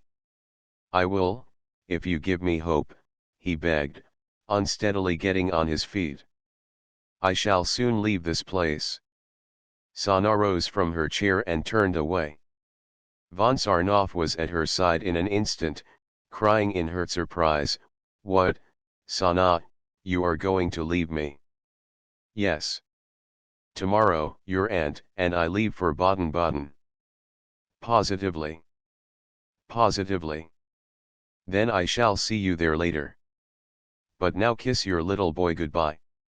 Before Sana could realize it, or do anything to stop him, he held her tight in his arms, madly kissing her lips, forehead, and hair. Wrenching herself free, Sana turned on him, a dangerous light flashing in her eyes. I am not accustomed to that, Count von Sarnoff. I am no courtesan. Swiftly she crossed the room, returning with his hat and cane, which she tendered to him, with an icy good night. Her manner plainly showed her contempt for his rashness. Bowing low, von Sarnoff, even then dared kiss her hand, saying softly Auf Wiedersehen, to which Sana had not the heart to reply. True to her word, Sana and the Princess Cassandra left the following morning for Baden-Baden, Sana noting gladly that von Sarnoff was not at the station to say goodbye.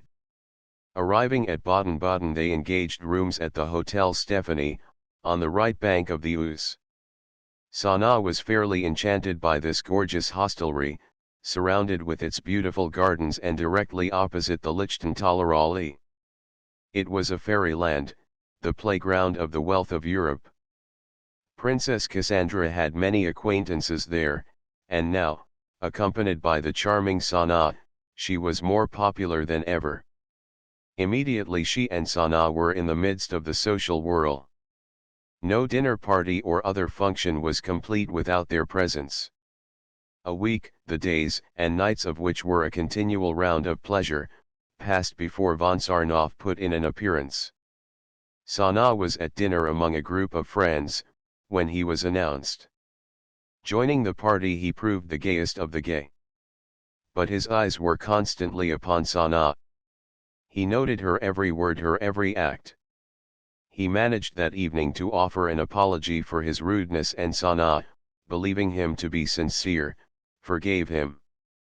Again she became the target of his amorous attentions. His determination seemed fired anew. He catered to her every whim, made a slave of himself, but pressing his suit all the while. A few days later, to cap the climax, he gave a dinner in her honor. It was one of the most exotic revels ever held at the resort, and that is saying a great deal. At this private banquet he made violent love to her.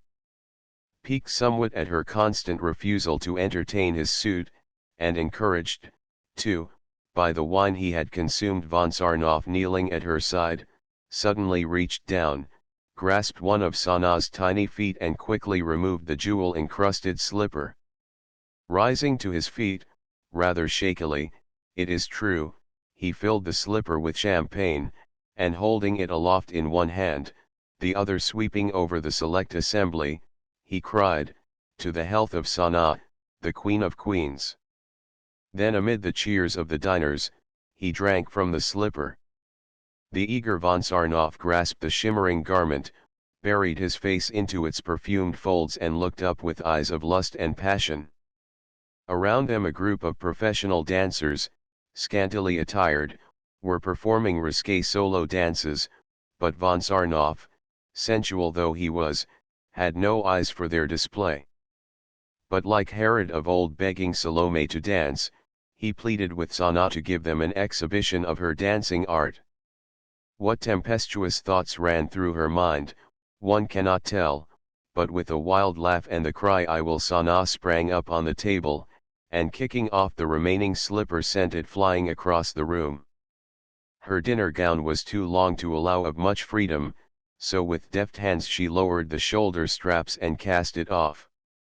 The eager Sarnoff grasped the shimmering garment, buried his face into its perfumed folds, and looking up with eyes full of lust and passion shouted, "This is the dance of the virtuous vampire." Sanaa was dancing the dance de Rochelle had taught her while under his hypnotic influence. Wild and free. It spoke of desert nights and starry skies, of whispering winds and silent places. A dance of beauty.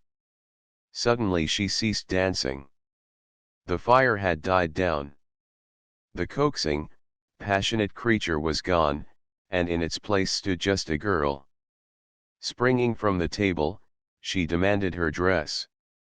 With a mocking laugh von Sarnoff sprang aside, crying, "No, I shall keep it always as a souvenir of passion's maddest moment." With a look of supreme disgust at the laughing guests, Sanaa pulled the cloth off an adjoining table, regardless of the flying dishes and silver, and wrapping it about her body, fled from the room, followed by von Sarnoff, pouring forth words of endearment and affection. Rushing to her rooms, she slammed the door in his face with a cry that bespoke the agony in her heart, "Keep away! I hate you!" That night, counseled by heads wiser than his own, von Sarnoff left the place. Among Sanaa's various friends at the Stephanie was Herr Heineck, a young German engineer. Heineck was combining business with pleasure during his stay at the hotel.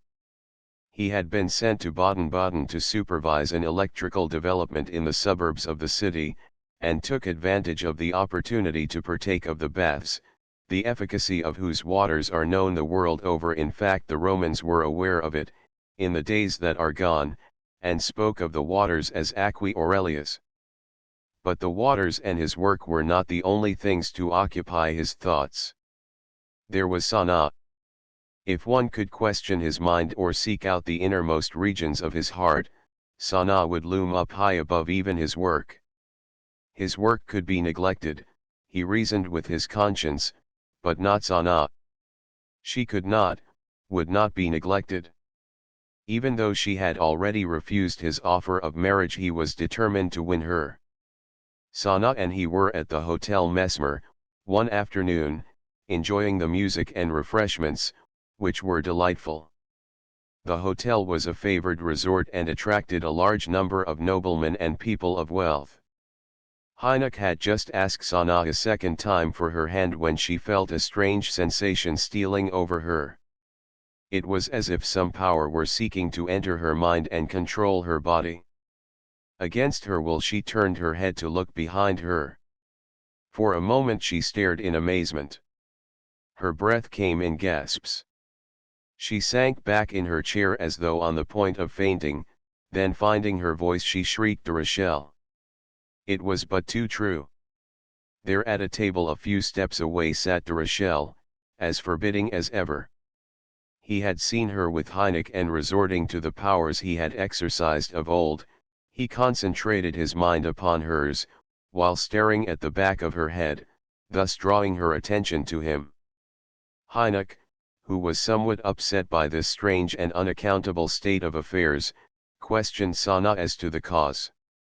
As briefly as possible and in a low trembling tone, Sana answered, "That man, the fourth table over, is Francois de Rochelle, who was once my sweetheart.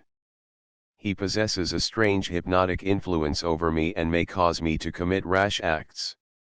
Even now I feel his power and I am afraid." Sana's companion looked over to de Rochelle, who did not once take his eyes from the girl, although he was aware that Hynek was watching him. This attitude made even the phlegmatic Hynek furious. As in the days when he was a member of a student's corps, he was ready to fight a duel at a moment's notice. The 3 scars on his right cheek bore mute testimony to the spirit of younger days. So calling a waiter, he sent his card to de Rochelle. Rochelle well knew the intent of that action. He picked up the card, looked at it and with a sneering laugh, tore it into bits, tossing the scraps of pasteboard back on the salver, in such a way that there was no mistaking his meaning. Hynek could only stare, muttering to himself, "No satisfaction to be had. Too bad." Sana was eager to get away from de Rochelle, from the hotel, from everybody, so hurriedly taking Hynek by the arm, she fairly dragged him away, saying, for want of something better, "Now, look at what you have done." From the time that Sana had been carried unconscious from the morgue, in New York, to the hour of her departure for Europe, Sana had been under the constant care of Dr. White and the O'Briens, and they had purposely withheld from her the news that the body that had been found in the river was not that of de Rochelle. A newspaper reporter, who was at the scene of the drowning when the body was recovered, took it upon himself to say that the man was de Rochelle. Some cards and papers had been found on the body bearing the name of Francois de Rochelle, so it was as a Francois de Rochelle that the man was buried. As a matter of fact, it developed a few days later that the suicide was a young bank clerk, who, with de Rochelle, had speculated heavily with part of the funds raised for the purpose of carrying out the work of the Sahara Development Organization. Things had gone wrong on the market that day, and the clerk had called on de Rochelle, with a view to securing some money to cover their margins. De Rochelle was not to be found, but on the table lay a note, addressed to Sana, in which he stated that he had been discovered at last. He was going away forever. He asked her, also, to tell the bank clerk of his leaving. The clerk, believing at once that de Rochelle was referring to his shady dealings on the street, in his note to Sana, set about to destroy the note upon the radiator. He had been equally guilty in these money matters and wanted to hide his trail as much as possible. It was while crossing the bridge that his mind, haunted by the fear of possible consequences, gave way, and he took the fatal leap. Once more had fate thrown Sana and de Rochelle together. To the girl it meant grave dangers and misery. In the silence of her apartment she determined to leave the place secretly if necessary. Slipping quietly down to the lobby of the hotel, she dispatched a message to her mother, announcing her intention to come home. Sana realized what she would have to sacrifice, but nothing counted. She only wanted to get away, far away from de Rochelle. The following day, about noon, Sana was crossing the gardens at the Kurhaus, where hundreds were promenading and listening to the band. She had been shopping, purchasing little odds and ends, among them gifts for her mother. Suddenly a hand was placed upon her arm. Frightened, she turned to confront de Rochelle. She tried to evade him, but he only grasped her arm more tightly so that escape was impossible. In a low, but not unkindly tone, de Rochelle spoke, asking her to join him at lunch at the Mesmer. Sana refused, and while he was insisting upon her doing so, aid came in the form of Hynek. A few curt words from him placed de Rochelle on the defensive. An instant later, however, Hynek had taken his glove and struck de Rochelle across the face. Taking Sana's arm he walked off, leaving the furious de Rochelle, whose face had turned to ashen grey, to cry, "You will meet me." Hynek turned, drew himself up to full height and with a stiff bow, retorted, "I am at your service." The next morning, before Hynek had arisen, a knock was heard at his door. The seconds of de Rochelle were announced. They had come to inform him that de Rochelle was the insulted one and that he was exercising his privilege of choosing weapons.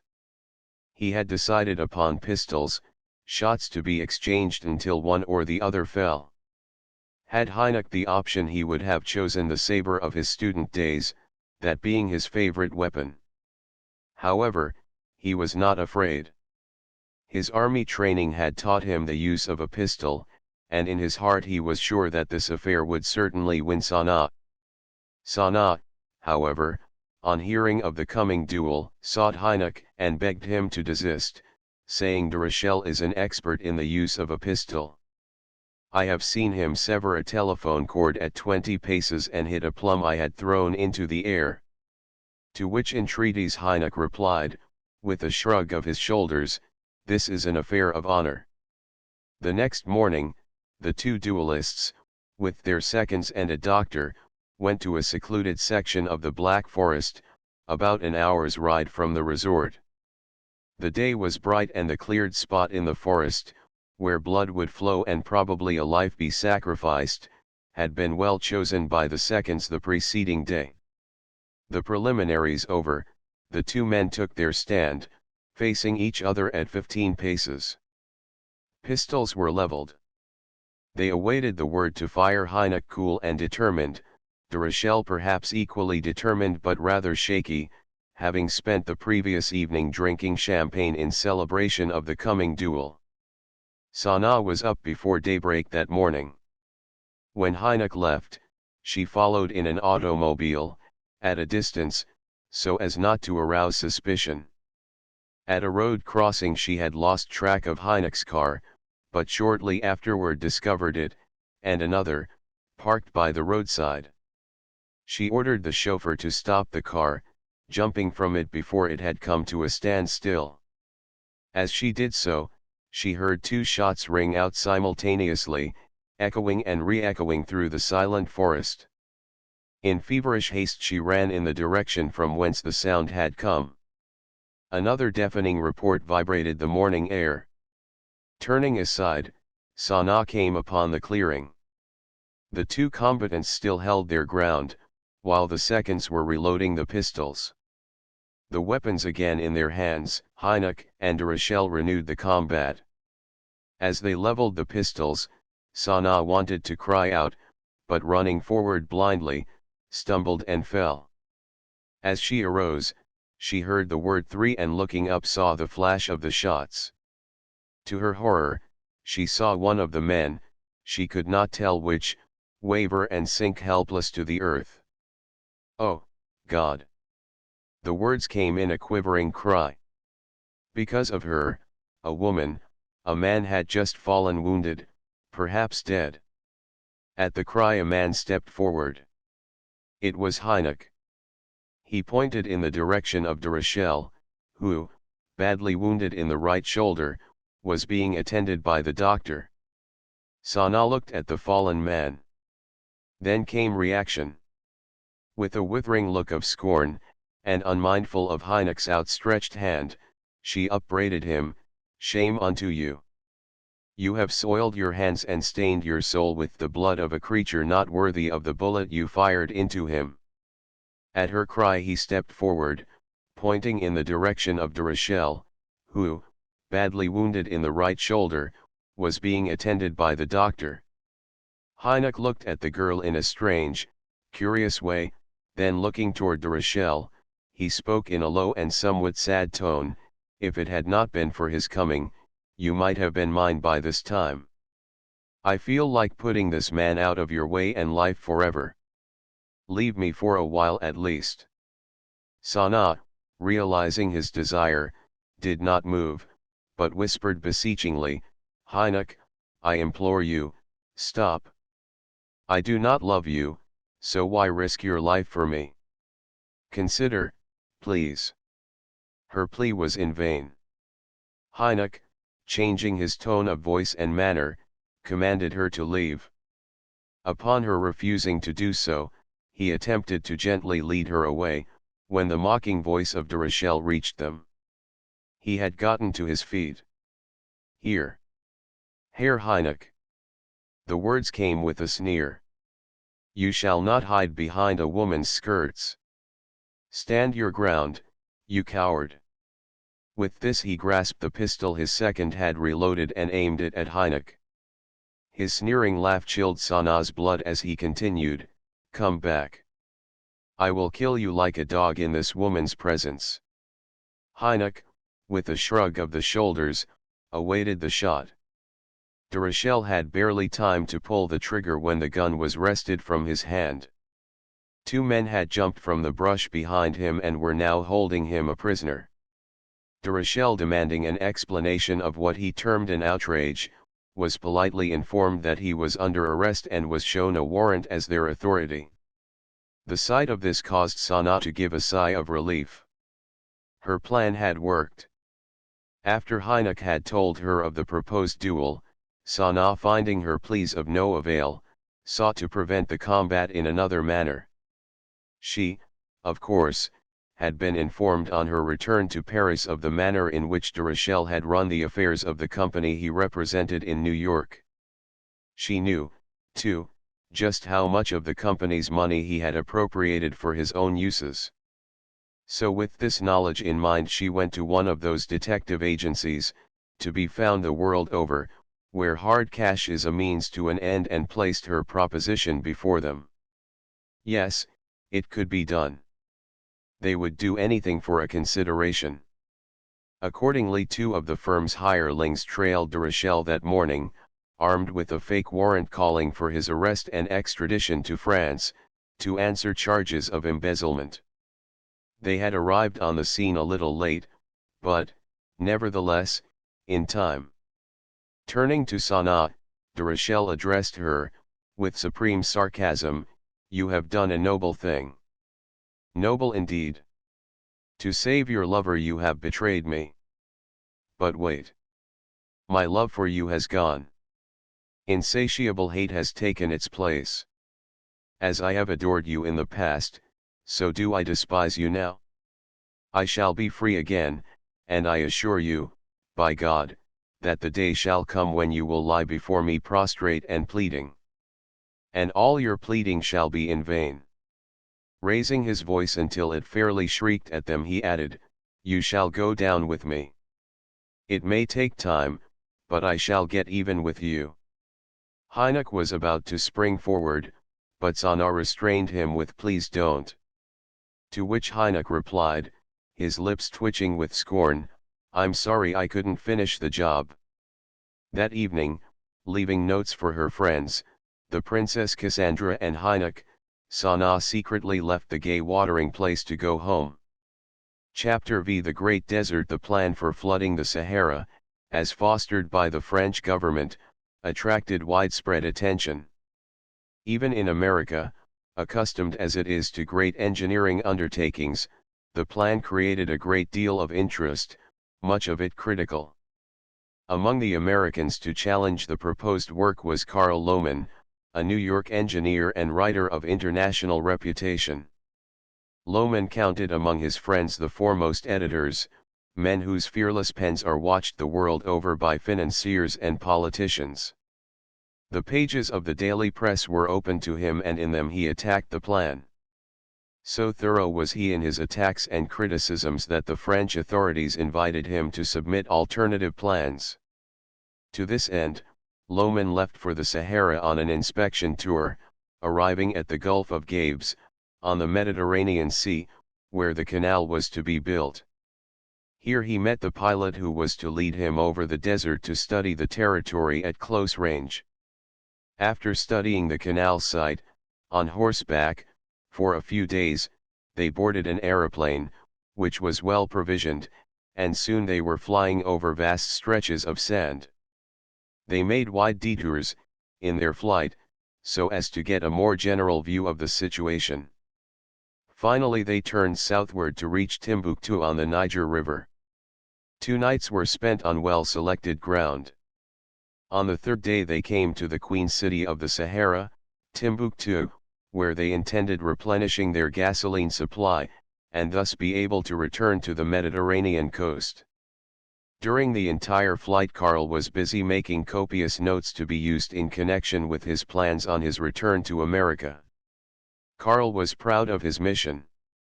And rightly so. The son of a New York banker, with the advantages of a family name and all that wealth could buy, he had spurned them, rising in his profession solely by his own ability and perseverance. His college days over, Karl had gone to San Francisco. Here he secured employment with an engineering concern engaged in extensive hydraulic and land irrigating developments. A few years of this work and he returned to New York, where he joined an efficiency engineering firm. Here, too, he showed his ability. By his methods of handling material in various manufacturing plants much money was saved and with greater efficiency.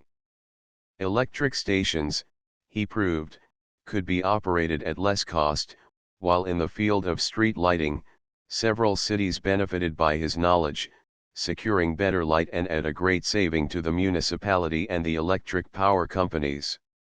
Karl recognized as his greatest asset the teachings of his parents. From childhood he had been taught by them the virtue of economy and efficiency. It had been their watchword through life and he was determined that it should be his. Not alone to himself but to those who came to him for advice did he preach this doctrine. His books and numerous scientific publications, too, brought home to the reader the value of those two words. Before establishing himself in a business of his own, he widened his field of activity, going to the Charlottenburg University to study city planning and its kindred subject, municipal engineering. Charlottenburg was the only college teaching these subjects, although German cities, for the past 2 generations, have been practicing the art in connection with municipal improvements. His studies took him on extensive trips over Europe to study the art of the great masters Sitt, Steuben, Baumeister, Haussmann, and others. He visited the medieval cities of Nuremberg, Rothenburg, Regensburg, and others, all of which showed that the Romans, who laid the original foundations of these cities, had certain definite knowledge of city planning. However, these early city planners did not impart their theory but left only their accomplishments as a record of their work. It remained for the Germans to place the art of city planning on a scientific basis, and realizing the great benefits derived, other countries fell into line, following the system established by the Germans. During his travels Karl did not fail to visit the ancient Roman and Greek cities, where the remains of once great structures and roadways testify to the skill of the city builders. While L'Enfant, who planned the city of Washington, admittedly the most beautiful city of America and one of the finest in the world, enjoyed the double good fortune of having the support of the founders of the Republic and an unencumbered site upon which to build. The problem in most cases today is to replace existing cities and provide for future developments. Upon his return to America, Karl located in New York, opening an office as consulting engineer and advisory city planner. He applied his knowledge to getting hard cash, but he very often worked for little or no compensation. It did not matter to him, all he wanted to see was the ultimate result. His reputation as a successful engineer and writer became widespread, with the result that he was besieged from all sides with requests to engage in industrial campaigns and the like. Quite a number of concerns owe to him and his writings the fact that they got out of the rut and were able to re-establish themselves on a sound financial basis. To him, also, came concerns with shady reputations in the hope that he would lend the weight of his name to their prospectuses. But they were politely requested to seek such assistance elsewhere. But city planning was his forte. It appealed to him as did no other work. He recognized the great opportunity for the replacing of American cities, so long neglected, with such costly results as are seen in the unnecessary congestion and crowded conditions of some portions and the backward development of others in the slums on one hand and the inaccessible suburbs on the others, so characteristic of the majority of our cities. The citizens of a small town never imagine that it will become a large city. They may, at times, dream of it as spreading out around the nucleus in which they live, and they may frequently boast of the progress their town has made in the previous decade, but the day that will see their town a great city seems so far distant that, as a rule, they do not imagine it will ever occur. Time slips quickly by, and the sites for great improvements, which might have been laid out and reserved for convenient plans, that only need to be committed to paper, become impossible save at enormous and prohibitive expense. It thus happens that many cities, expanded over ground that once was made up of farms, have street plans originally determined by the fancy of the home-wandering cow and her calf. But great volumes of traffic must inevitably follow the path marked out by these dumb animals, unless costly changes be made. Karl was aware of the great importance, to cities large and small, of having plans prepared by experts to serve as a guide for the gradual development of the city on a scientific basis. Since engaging in such work, Karl had received many contracts for planning new towns and remodeling old cities. Besides, he did considerable work along electrical lines.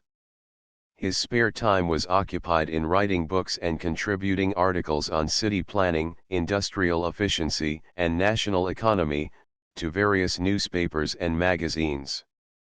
Karl was recognized as a man of great versatility. His prestige as an authority in his profession rose rapidly, and his absorbing interest in his work caused many complaints from old acquaintances who still felt the lure of Broadway. With a sudden jar he was shaken out of his mental dream as to his own importance. The aeroplane, in landing at the outskirts of Timbuktu, struck a sand dune and was damaged considerably, and its occupants badly shaken up, although not seriously injured. They climbed from their seats, and while the pilot looked after his aeroplane, Karl stood on the fringe of the great desert, wondering how he would solve that vast problem of so worldwide a character. He felt the importance of his mission. The realization came to him that his work would have a unique influence on the world. Its welfare he held in his hand. He had done important work before. But now, alone he could move the world, change the great laws of nature. He could create a new land or destroy an old one. He could do this, he, Karl Lohmann.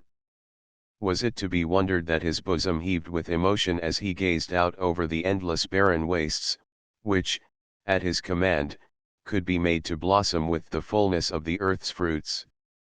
How true, he thought, the saying, knowledge is power. That phrase answered the questions in his mind.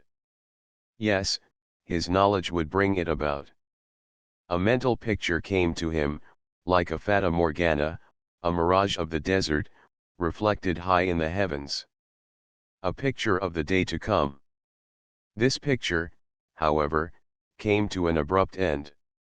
The pilot, who had been endeavoring to repair the damaged aeroplane, had come up to Karl, saying, "The damage to the engine is too great to be repaired here. What are we going to do now?" "I have been thinking of that. I think we should go by camel to the north and have some fun." The other smiled. "Fun? Fun you will get all right if you should ever fall into the hands of the bandit tribes that infest the sands. I know them. During the war I was handled rather roughly by them in France, although I was no enemy of theirs. They had been forced into the fight and they wanted to be savage. And they knew how. You talk about the Turk. He was nothing compared to them. At least the Turk was fighting for his country, these just fought for the sake of killing. They would have put an end to me, had not help come in time. All right? We can talk matters over tomorrow. Let's find a hotel, if there is one, where we can get a bite to eat. I'm starving." The pilot rejoined, "All right, so am I. The aeroplane had landed but a short distance from the city and it had already attracted a host of bewildered people. They had never seen an aeroplane before, so on they came, old and young, black and white, to examine the strange monster from the sky. No less strange to them appeared the two men who had come with it. In language unknown to Karl, they pointed from the machine to the men, showing plainly their awe and fear. A French army officer came up to Karl and questioned him as to the accident, but Karl could only refer him to the pilot, who had returned to the wrecked machine, the motley mob scattering to all sides at his approach. After the pilot had secured all that was likely to fall prey to the thieving fingers of the crowd, the Arabs and their kin are born thieves, he and Karl set out for the hotel to which the officer had directed them. As they approached the hotel, the proprietor, a shifty-looking Arabian Jew, stepped out to greet them with a great show of welcome and a greater anticipation of gain. Karl had learned from his pilot that caravans left very seldom and at irregular intervals for the north, because of the unexplored conditions of the desert and of the still greater danger of being beset by the roaming bands of bandits, who ever lay in wait for caravans of merchants. He came to the conclusion, therefore, after studying his maps, that he had best secure an automobile to take him to Bamurka, from which point he could take the railroad to St. Louis or Dakar on the Atlantic coast. From there he could get passage to New York, while his pilot could easily return by water to Algeria. This meant a tedious journey of some 500 miles, by automobile, down the Niger and Jalaba rivers, but it appeared the most feasible plan. He questioned the hotel keeper as to the prospects of securing an automobile and to his regret was told that such a thing was out of the question. There were a few automobiles to be sure, but there was not enough gasoline in Timbuktu at that time to last half the trip. In fact, every one of the machines was useless because of the scarcity of fuel. Karl recalled, too, that they had been forced to land the aeroplane because the gasoline supply was getting low. Why not go by caravan, he was asked. Caravan? When? Karl questioned. This was more to his liking. 3 days from now.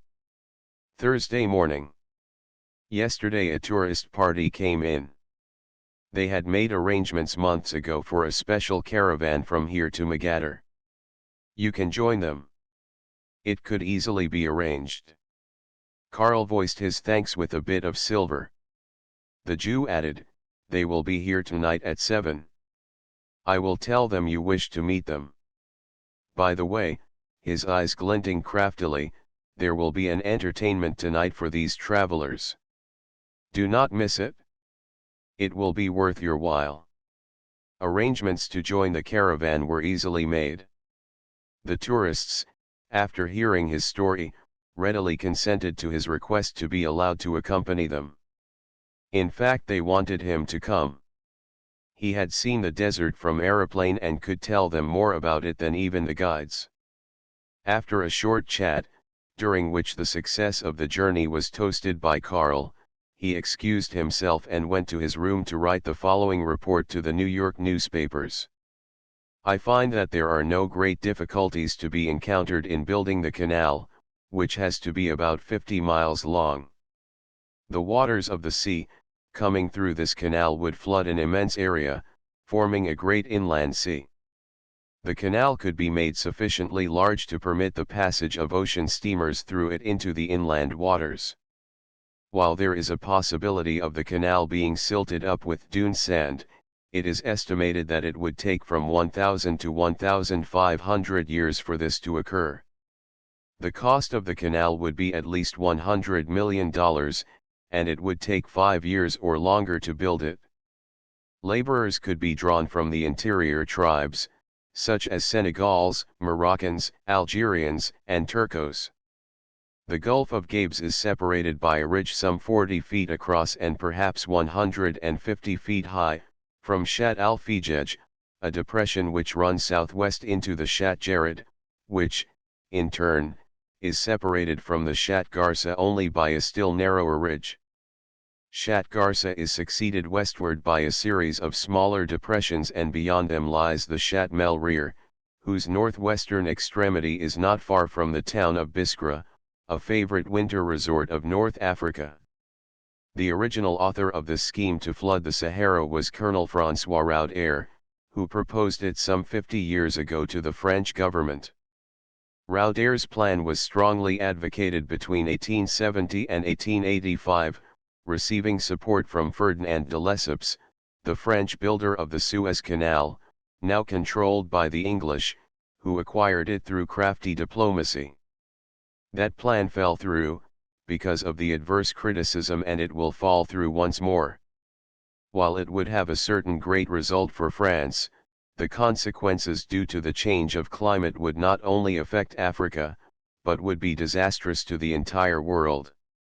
After having inspected the site of the proposed canal, I have been piloted by a French aviator over the mysterious deserts. Contrary to my own and most people's ideas, I found to my delight, that the desert is not all sand. The story my father once told me, when I was a small boy, came to my mind. He said that the easiest way to catch the lions of Africa was to sift the sands of the deserts, and what did not go through the mesh of the sieve were the lions.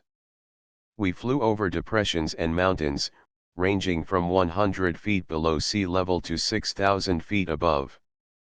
In isolated instances, the mountains rose up to a height of 8,000 feet or more. A few of the mountains were of volcanic origin, as could be seen from the craters and cones. It is said that some of these mountainous regions, never actually explored, are the dwelling places of the descendants of prehistoric cavemen. Whether this is true or not I cannot say. I kept a sharp lookout for them, but did not succeed in seeing them. We passed over valleys through which, at one time, water must have flowed. Vast tracts of loose stones and pebbles were to be seen, their surfaces highly polished by the sand winds passing over them. On every hand there was sand. Sand and more sand. The sand dunes seemed to be without end. These dunes, or sand waves, for that is what they really are, vary in length and height and run diagonally to the prevailing winds. Shifting under the force of the wind, they travel slowly in different directions, filling old depressions and leaving new ones in their wake.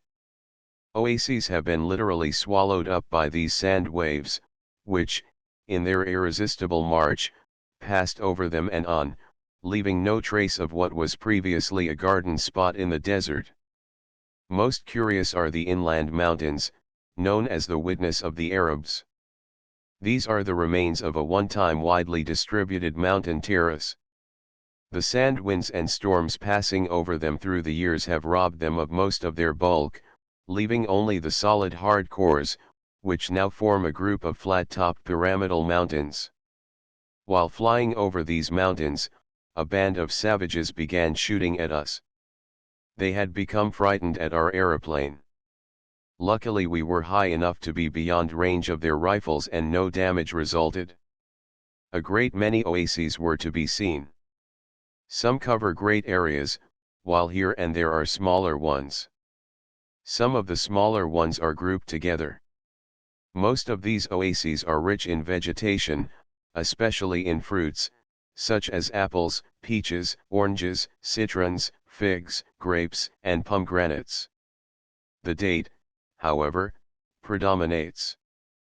The oases are the home of the date palm, and these trees play a most important part in desert life. Staple foods, such as corn, wheat, rice, barley, durra, and dugn, are also grown.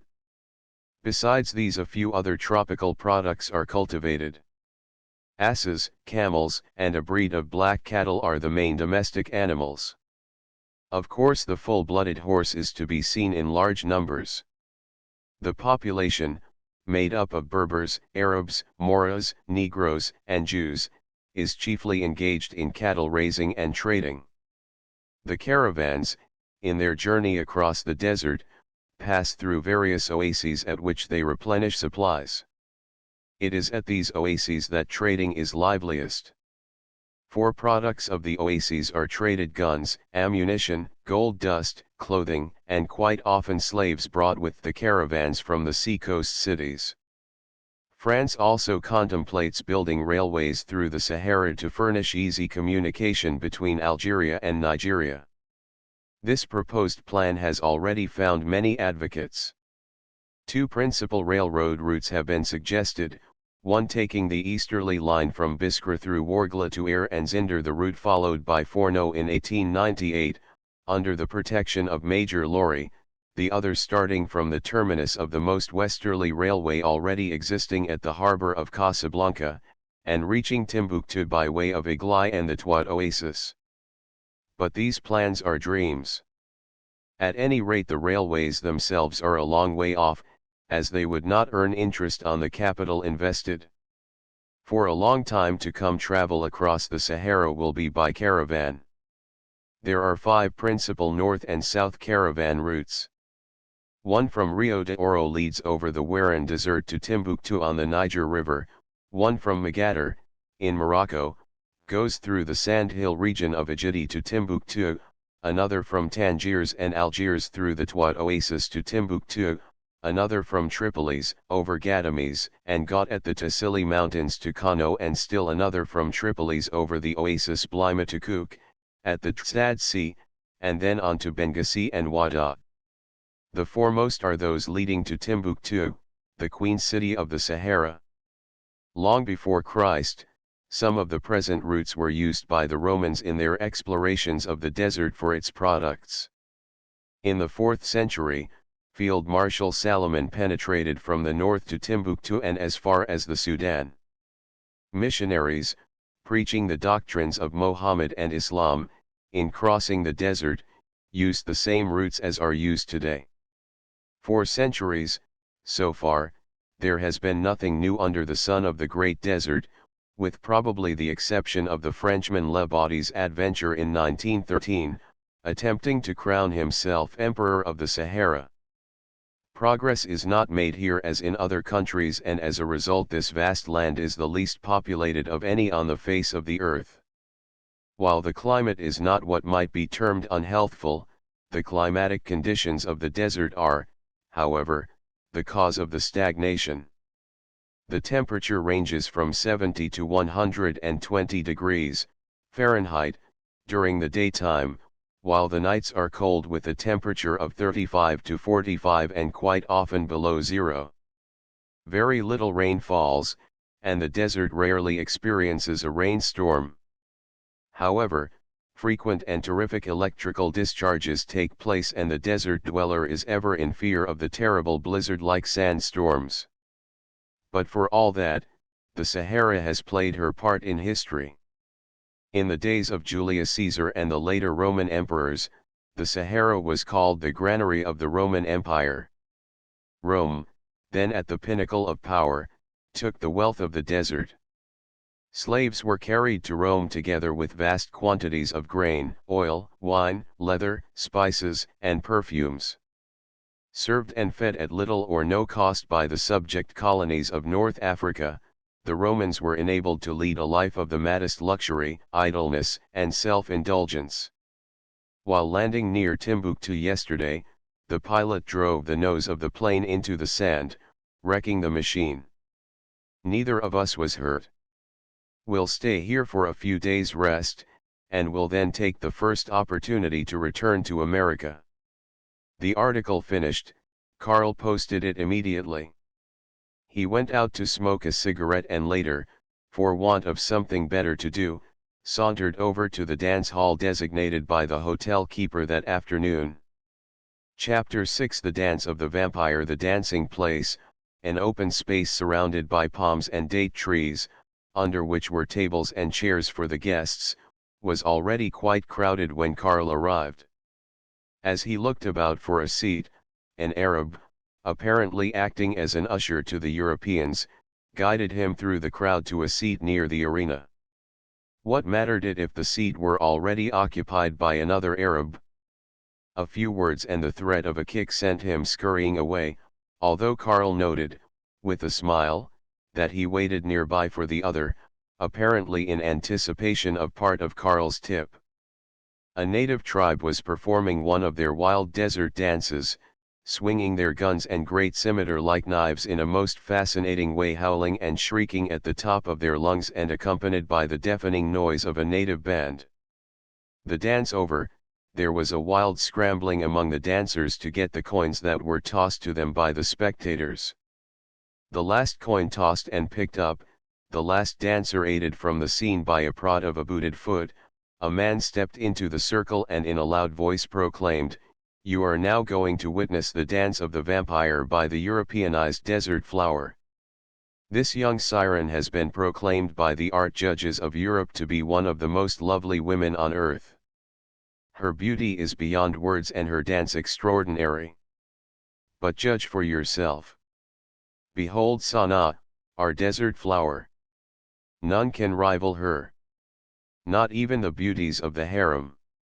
Musing to himself, Karl muttered, "If I were not in Africa I should swear I was at Coney Island."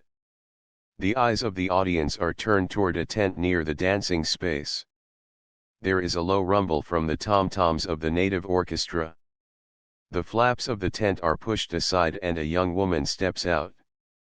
For a moment she stands there, looking over the crowd as if in defiance. Then with a graceful movement of her arms she casts aside the native shawl in which she is wrapped. The spectators stir in their chairs. From all sides come the ahs of expectant watchers. Karl, too, is visibly affected. The barker was right. The woman, whoever she was, could take a beauty prize anywhere. The music grows louder while the dancer with fleet steps hurries to the middle of the arena to commence her dance. Karl notes her costume. About her brow is bound a strand of flashing gems. Her body is bare, covered only by a pair of violet-colored breast shields, richly embroidered with a bluebird design of beads, short satin tights, slashed at the sides, and also of violet hue. These are augmented by a string of pearls, hanging from her neck holding the breast shield in place. Yet there was nothing indelicate about this scanty costume. Karl recalled that he had seen many in France that were shocking when compared to this. Here was beauty and harmony. It was not the costume but the girl whose beauties it revealed that made it a wonderful picture. There were dangerous curves ahead, Karl mused, for those of the men in the audience who were so inclined. The women, he felt sure, would appear to be unaware of her beauties, but would, nevertheless, make comparisons in their own minds. To Karl, however, no sensual thoughts occurred. To him the girl was an object of art. With a connoisseur's eye for beauty he studied her from head to foot. Her height he judged to be about 5 feet 5 inches, her figure that of Venus de Medici. Having a good memory for figures he recalled that the dimensions of that statue were, bust and hips, 36 and 38 inches respectively, waist, 26 inches. The dancer's back was long and slender, almost flat near the shoulders, but deeply curved at the waist. Her limbs were well rounded, soft and large at the hips, tapering down very gently toward small dimpled knees. From there they gracefully swelled to her calves and in exquisite proportion diminished gently to her finely rounded ankles and slender feet. Her smooth arms were softly molded from shoulder to wrist, with dimpled elbows like a baby's. The small wrists with long slender hands and fingers were those of an aristocrat. Her entire body, he noted, scarcely revealed the existence of bone. In fact, there were no sharp, thin, or angular points to be seen. Indeed, a veritable Venus. Her soft skin, of fine texture, was uniformly tanned over her entire body, as if she were wont to take regular sun baths in Eve's costume. Powder and rouge were conspicuous by their absence, her complexion being naturally healthy and full of bloom. A beautiful symmetrical face, with a delicate lower jaw, a small, distinctly curved, Cupid's bow mouth, A high finely arched brow added to the beauty of her sparkling eyes. Hers was a gracefully molded head, somewhat high forehead, with a straight, clear-cut, slender nose, indicating intelligence. Her dark hair and silk-like skin showed her refinement of birth. Her intelligent eyes, gray-blue, were lustrous and brilliant, full of fire, and in size well proportioned to her ruby-lipped mouth. When smiling, slightly pinkish teeth, semi-transparent, looking like 2 rows of pearls, enchanted the beholder. Her upward curved oval-shaped nostrils, and the small wrists and ankles, together with her entire bearing, betrayed that she was, or at least could be, a woman of extreme passion. She could be a vampire, Karl mused, a real one, if once her nature was aroused. He could not tell whether desire had as yet been awakened in her. Young and vibrant, she appeared, offhand, as a rare desert flower, grown up undefiled and now blooming in full glory. Then came reaction. Karl felt himself consumed by an overpowering desire for this girl. To make matters worse, the dancer, when passing his table, gave him a glance that caused his bosom to heave and his eyes to shine with that light that clever women kindle in men. To his mind came memories of the many girls he had met and known. None of them, he realized, would ever mean anything to him now. This desert dancer was his ideal. Yes, Grace, Fanny, Marian and the rest were out of the question now. None of them could compare with this girl, either in physical or spiritual beauty. Dorinda was about the only girl whose figure could match that of this dancer. But Karl was not alone in his studies of the girl. The others, too, are gazing intently at her. Not a movement of her lithe form escaped their eager eyes. Not a sound came from their lips, even their breathing seemed suppressed. It was as quiet as Mass at church. Karl could scarcely restrain himself when the dancer came near him, whirling and gyrating her body. And the dance. Karl had never seen anything of its kind before. This was no shimmy of the city dance hall, no danse du ventre, but something wild and free. Wild and free, he reasoned, like the girl herself. Their eyes met, and in her look Karl thought he read mutual understanding. The girl seemed to lose control of herself. Karl feared what would come next, when suddenly the music stopped its wail. The dancer stopped and bowing to the audience sought to return to her tent amidst the applause of the crowd. With the connoisseur's eyes for beauty, he studied her from head to foot. Karl could hardly restrain himself, when the dancer came near him, whirling and gyrating her body. Karl was all fire and flame as he pondered in his mind on how he could best become acquainted with her. One of his first thoughts was, if she were only on Broadway, instead of here in the wilderness, surrounded by date trees and sand, monkeys and lions. He raised his glass to his lips, when he heard a slight uproar in the vicinity of the dancer's tent. Looking closely he saw that one of the visitors, more intoxicated by the liquor he had consumed than by the beauty of the dancer, was endeavoring to embrace and kiss her. It was but a matter of a moment for Karl to reach the spot. Angrily he pulled the man aside. This started a fight. The annoyer attempted to pummel Karl, who proceeded to take all the fight out of him with a straight left to the jaw. With a thud the other hit the ground, but quickly recovered himself and sneaked shamefaced and properly chagrined from the place. The hour was late and most of the people soon left the dancing place. The tourists disappeared, and the place became practically deserted save for a few natives. The dancer came up close to Karl, and, much to his surprise, thanked him in excellent English. He mumbled something as to its being all right, but before he realized what he was saying he had asked whether he could speak to her a while. After a moment's hesitation her consent was given. As he sat opposite the girl he studied her face intently. Was he dreaming? Or did he really recall those eyes?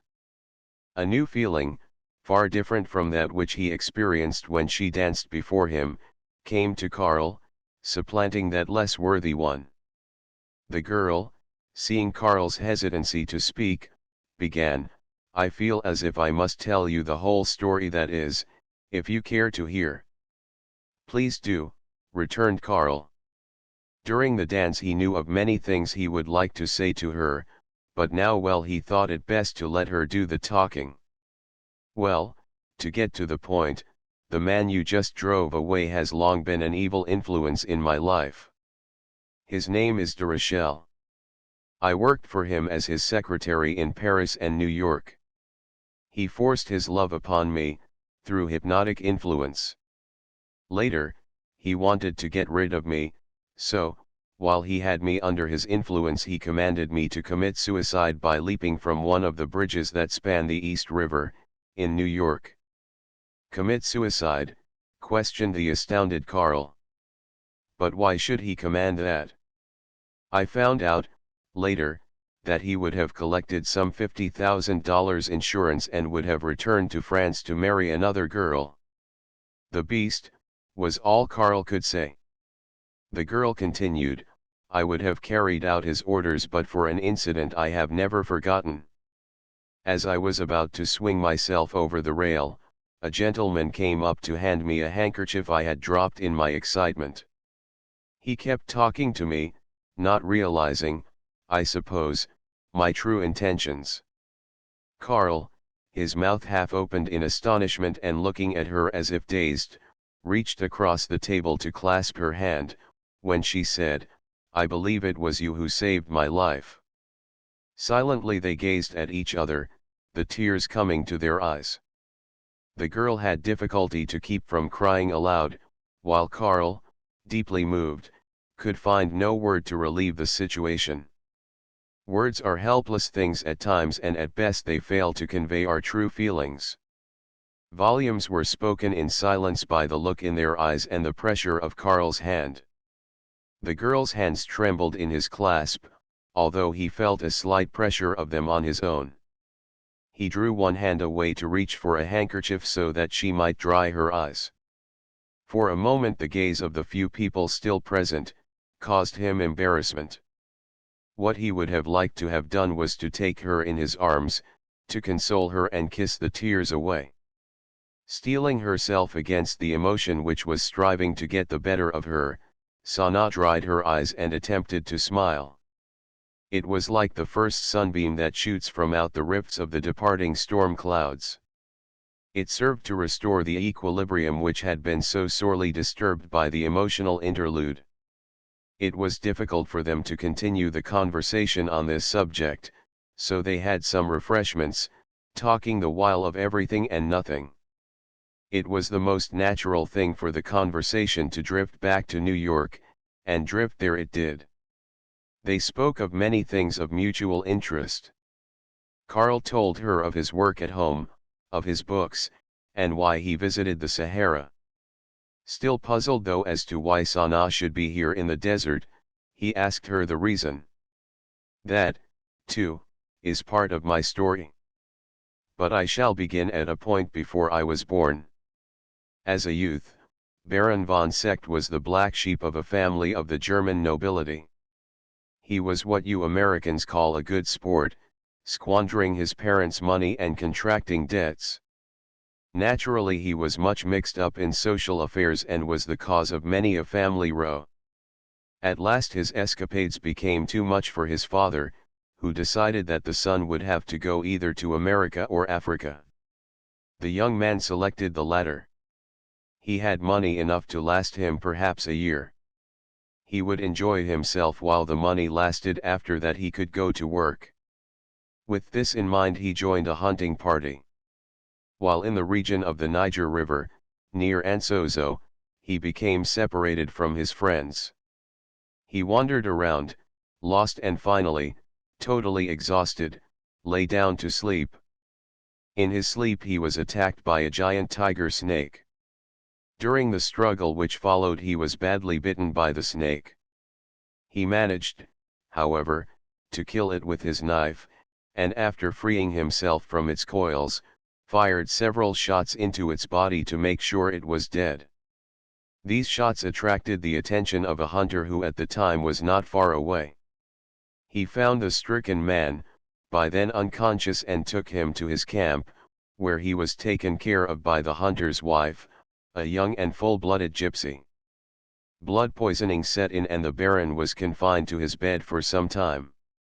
During this time the gypsy nursed and cared for the sick man, probably with more ardor than was necessary. The result was obvious. One day, even before the Baron was quite recovered, the hunter discovered him and the woman in very compromising circumstances. He pulled his revolver to make an end to the unfaithful pair, but he was not quick enough. The Baron rushed at him, and in the struggle that followed the hunter accidentally killed himself. Shortly afterward the Baron married the gypsy, who as time passed gave birth to me, daughter of the Baron. That was at Temamuan, on the Guerrera Oasis, where the couple had settled shortly prior to my birth. I am thus a child of love. My father taught me German, French, and English, while my mother taught me to play the violin, at which she was an adept. When I became 16 my father took me to England to study, and probably to find a life companion. English life and its hypocrisy did not appeal to me, so shortly afterward I went to Paris, making my home with a family I had met in London. Then I learned that my father had suddenly died of heart failure and that I would be forced to make my own way through life. My knowledge of languages enabled me to secure work with an engineering concern, contemplating developments in the Sahara Desert. This is the organization of which you spoke. Among the promoters of this concern was de Rochelle, and soon he became one of my most ardent admirers. Although I was by no means in love with him, I often went to dinner or to the theater with him. One evening after dinner, which was served in a private dining room, he spoke to me of his hypnotic powers. I had once read a book on the subject and was interested. In a joking way he offered to show me how it worked. Before I knew it, or could say a word in objection, I was under his influence. Months afterward I discovered that that night he had commanded me to love him and to marry him. From that night on it seemed that I took a great and unaccountable liking for the man. Previously I had merely endured him. Now I loved him and was his willing slave. Before long we were engaged to be married. At times, though, the feeling of repulsion returned, but under his influence this soon gave way, disappearing finally for good. De Rochelle's work was to raise the money for the Sahara Development Organization, and to that end he was sent to New York. He induced me to accompany him as his secretary. What followed is already known to you. What do you think of the scheme of flooding the Sahara? Karl asked, fearing a further discussion of her troubles might renew her tears. I do not like it. I fear it. But why? The plan is to make the desert fertile as it used to be in the days of the Roman Empire. It is a great engineering problem and can be done by building a canal from the sea to allow the waters to flow in. As a large part of the desert lies below sea level, the water would naturally flood a large area. As you know, the sun would evaporate a lot of this water to be returned to earth in the form of rain, which falling on the surrounding desert would soon make it a fertile land. But this undertaking, as I understand it, will not only change the climate of the Sahara but will affect that of the entire world. At a meeting of the promoters I heard it said that the result might be disastrous to the rest of the world. But like any nation or group of individuals seeking mere gain for themselves, the rest of the world is not likely to be taken into consideration.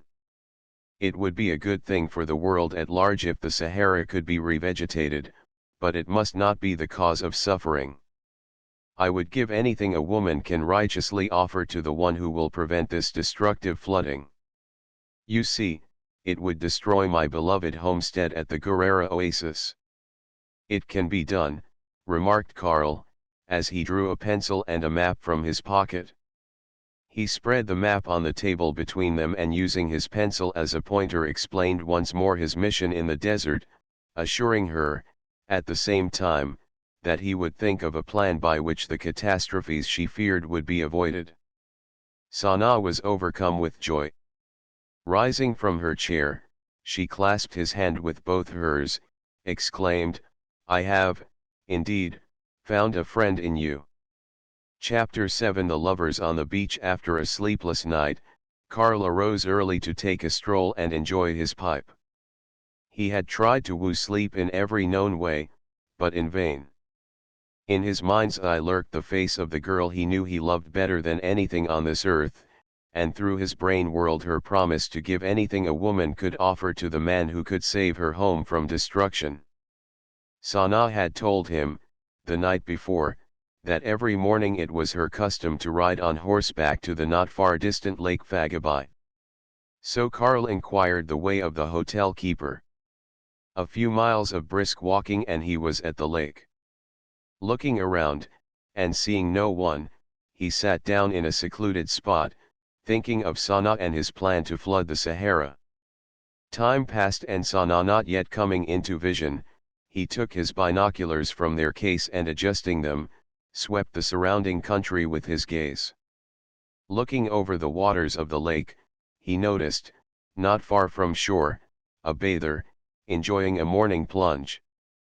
Focusing his glasses, he saw it was Sanaa, swimming, unhampered by even a bathing suit, in the blue-green water. Not wishing to spy on her, he put down his glasses, to while away the time with his pipe, until she should have finished with her swim and had resumed her attire. After a time he again swung his glasses in the direction in which he had last seen her. She was no longer in the water. Leveling his binoculars on the shore, he scrutinized the scene closely. Ah! There she was. She was sitting on a stone behind some shrubbery, with only her legs to be seen below the foliage. She had evidently been out of the water for some time, for he noticed that she was dressed. As he watched he saw a large butterfly alight on her left knee, moving undisturbed toward the top of her stocking. Sanaa was perhaps putting a finishing touch to her hair, for her hands were not to be seen. At any rate the butterfly resumed his progress without fear. That was all Karl could see, and he studied the scene for a while as he would have meditated on a work of art.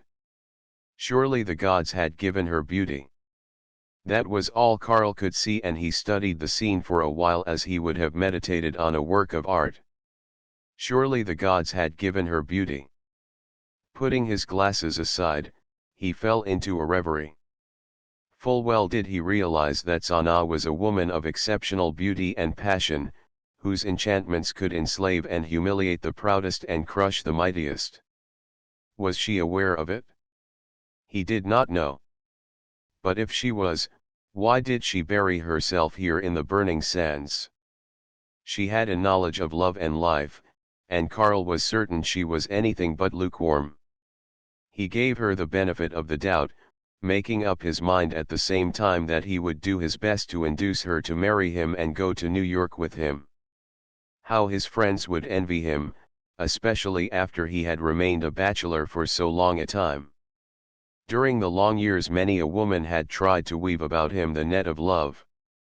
There had been a time when he was legitimate prey to all kinds of cheats and vamps, but his experiences with them had taught him the cold calculating ways of the gold digger, and he had resolved never again to play Santa Claus.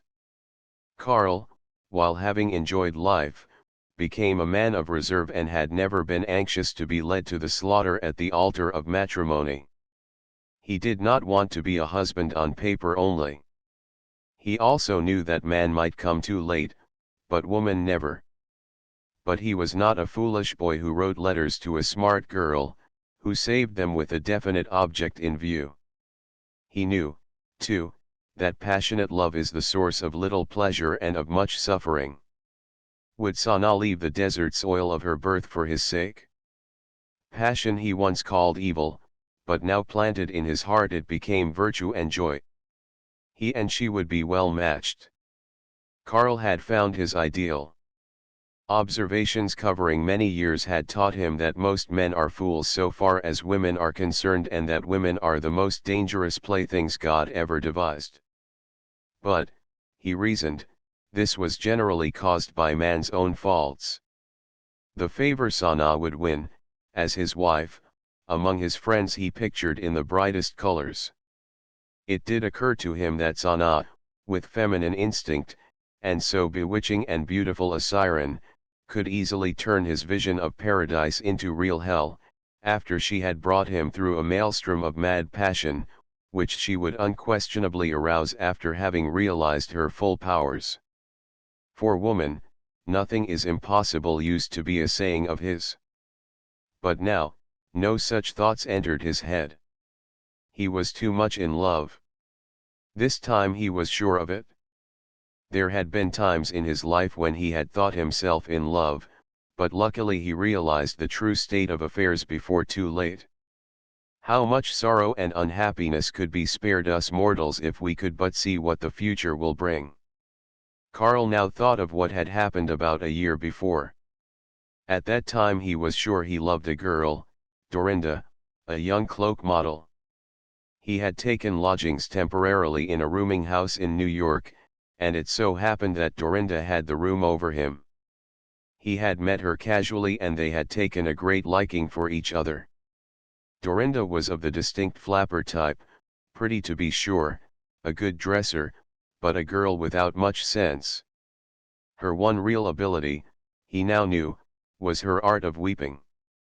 You know the sort.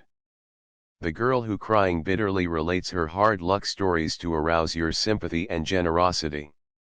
Resolved though he was against this very sort of thing, Karl, like most men, proved an easy, and perhaps willing, victim.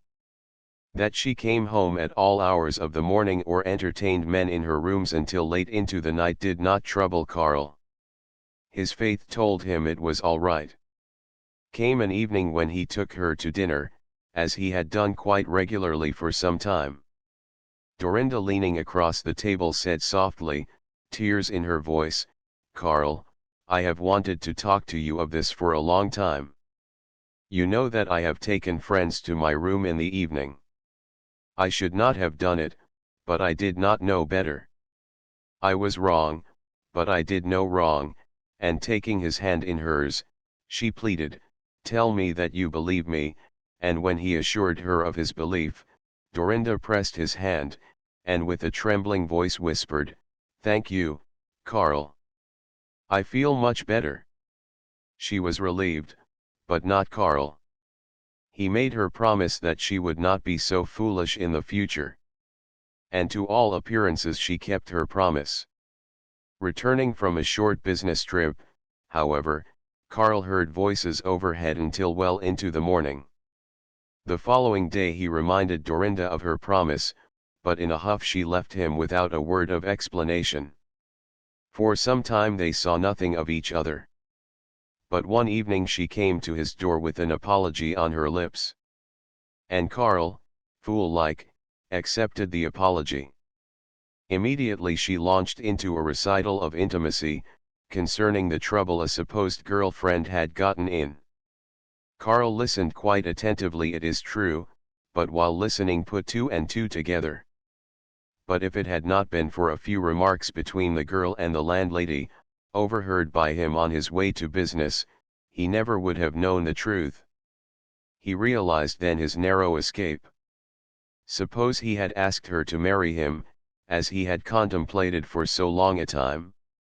Now, Sanaa had crossed his path. But Sanaa, he knew, and rightly so, was not Dorinda. He waited until she had stepped from behind the bushes that had hidden her while dressing, before he made his presence known. "Good morning, Miss Sanaa." "Oh, how do you do, Mr. Lohman? What brings you here and so early?" "Just taking a morning stroll to better enjoy my pipe, lying it is true, but he must not rush matters. It is rather a pleasant surprise to find you here at the beach. We are generally alone here." "We Carl said in astonishment. Yes, she retorted, with a laugh, pointing to her handsome white Arab that stood champing at its bit a few yards away. Oh, relieved of 1,000,001 doubts. Sana made a move as if to go away, when Carl asked, "Are you in a hurry, or did I disturb you?" "No, not at all. Come, let us sit here on the grass a while and talk." Carl, looking at her closely, "Do you know, I have been thinking quite a great deal of you since last evening. In fact, you caused me a sleepless night, although it was quite pleasant at that." Sana looked straight into his beaming eyes. A smile played on her delicate lips. "Is that possible, with all your American girls, your alluring New York flappers?" "The New York girl? Oh, she is a cold proposition. But if I kept you awake, how much must all those American girls keep you awake? Do you ever get much sleep? You know, I heard that New York girls are quite capable of keeping men awake." "But, my dear," interrupted Carl, "New York is not America, you cannot judge America by New York." "Are you serious? Why, I thought New York was typical of what is American. Does not New York set the pace for the entire country, and does not the whole country fall in line, eager to do anything that is approved by New York?" "Yes, to some extent. More than that. The other cities copy New York's buildings, her modes, her manners. Look at the flapper of Broadway and Fifth Avenue. Why, all America is copying her, with her bobbed hair, short skirts, generously rolled down stockings, lipsticks, powder box, and cigarettes. I admit that, but what of it? The trouble is that too many of your women are just make-believe, fata morganas. Your New York girl is an illusion, an artist and a painter. She carries her repair shop continually with her. Peep into her handbag and you will find rouge, powder puff, lipstick, eyebrow pencil, nail file, chewing gum, matches and a key." This Carl could not deny. He knew it was so, but, as if to himself, he continued the topic, "With the use of cosmetics is a necessity to most of our girls. They do not have the same complexion as have Swedish or German girls, for instance, and they must resort to the artificial. But it is interesting, and sometime quite amusing to observe how our girls apply the art of make-believe. Of course, all are not experts. One will often find that on a round face the rouge has been applied to the center of the cheek and the hair fluffed out at the sides. It would have been better to have rouged up and down the cheekbones with the hair drawn closely to the head. In that way, an appearance of slimness would have been obtained. On the other hand, one notices hollow cheeks without rouge and a closely drawn coiffure. Had the hollows been rounded out with rouge and the hair fluffed out, that face would have been really attractive. But as a rule, they know their little game. Some of them go to the extent of applying a touch of rouge against the inner bridge of the nose and on the ear lobes to give the effect of transparency. Take the girl with the so-called pug nose. She, as a rule, experiences great difficulty in making that nose fit in with the rest of her face. But it could easily be done. A straight narrow line of face powder along the nasal ridge, acting as sort of highlight, would give prominence to the nose. The whole matter of makeup can be compared to an artist putting a finishing touch to a picture. If he knows his art, a few deft touches of the brush creates harmony and beauty. If he doesn't, well, just another daub. Yes, Sana broke in, but makeup is not the only kind of cleverness for which your American girls are admired. Take the matter of dress. Although you have girls with hair of all shades, black, brown, auburn, blonde, all seem to know what color of hat, dress, shoes, and stockings to choose. The brunettes know how to pick yellow and orange, and the blondes light blues. I have often noticed that, too. In that they are adept. Too much so, perhaps, when one realizes that a good many of them spend every cent they earn just to match the outfit. Much of it, to a thinking person, is sheer waste. Some have a dress mania, they are the least part of themselves, they become mannequins, of no greater value than their dresses. And the time they spend on their eyebrows and lashes to give better expression to their eyes. Ye gods! Right in my own office at home it was so noticeable that I have been working on a plan to change the color of the eyes. You know, with some people, the color of the eye changes temporarily, due to internal feeling, and with this in mind I believe I can perfect a plan. Think of the time it would save you girls. Change the color of the eyes. Sana was amazed. Do you mean to say that, for instance, light blue or grayish eyes could be made deep blue? Yes, I think so. I have experimented with other subjects and it worked. I am positive it can be applied to women's eyes, but it would be a slow process. Don't they change the color of cut flowers? Sana retorted, an impish look coming into her eyes. Oh, I see. You want your fair subject to stand overnight with her feet in ink. Not quite that, laughing. But tell me, how it is that you, a man and an engineer, are so interested in feminine matters? I suppose you change your sweetheart as often as you do your tie, and that you have a large assortment of ties. To which Karl made no response, so Sana, with a gay laugh, continued, your notebook must look like a harem directory. Karl's retort, nothing doing, was snappy, and Sana hastened to soothe him with, please do not misunderstand me. But I'm curious to know how it is you know so much about what women wear and use. Isn't it rather strange? Oh, I don't know. To a large extent it has always been rather an impersonal proposition, sort of Big Brother like, you know. The girls would come to me with all sorts of questions regarding beauty, clothes, etc., and because I wanted to tell them my true viewpoint, it was natural that I should take an interest in them and their methods. To be frank, I learned, too, that even the deposit from a lipstick does not taste so very bad. Sana, glancing at Karl from the corner of her eyes, I suppose you discovered that at a very early age. Yes, you are right. I came home from school one day with the imprint of a pair of Cupid's bows on my cheek, much to the merriment of my sister.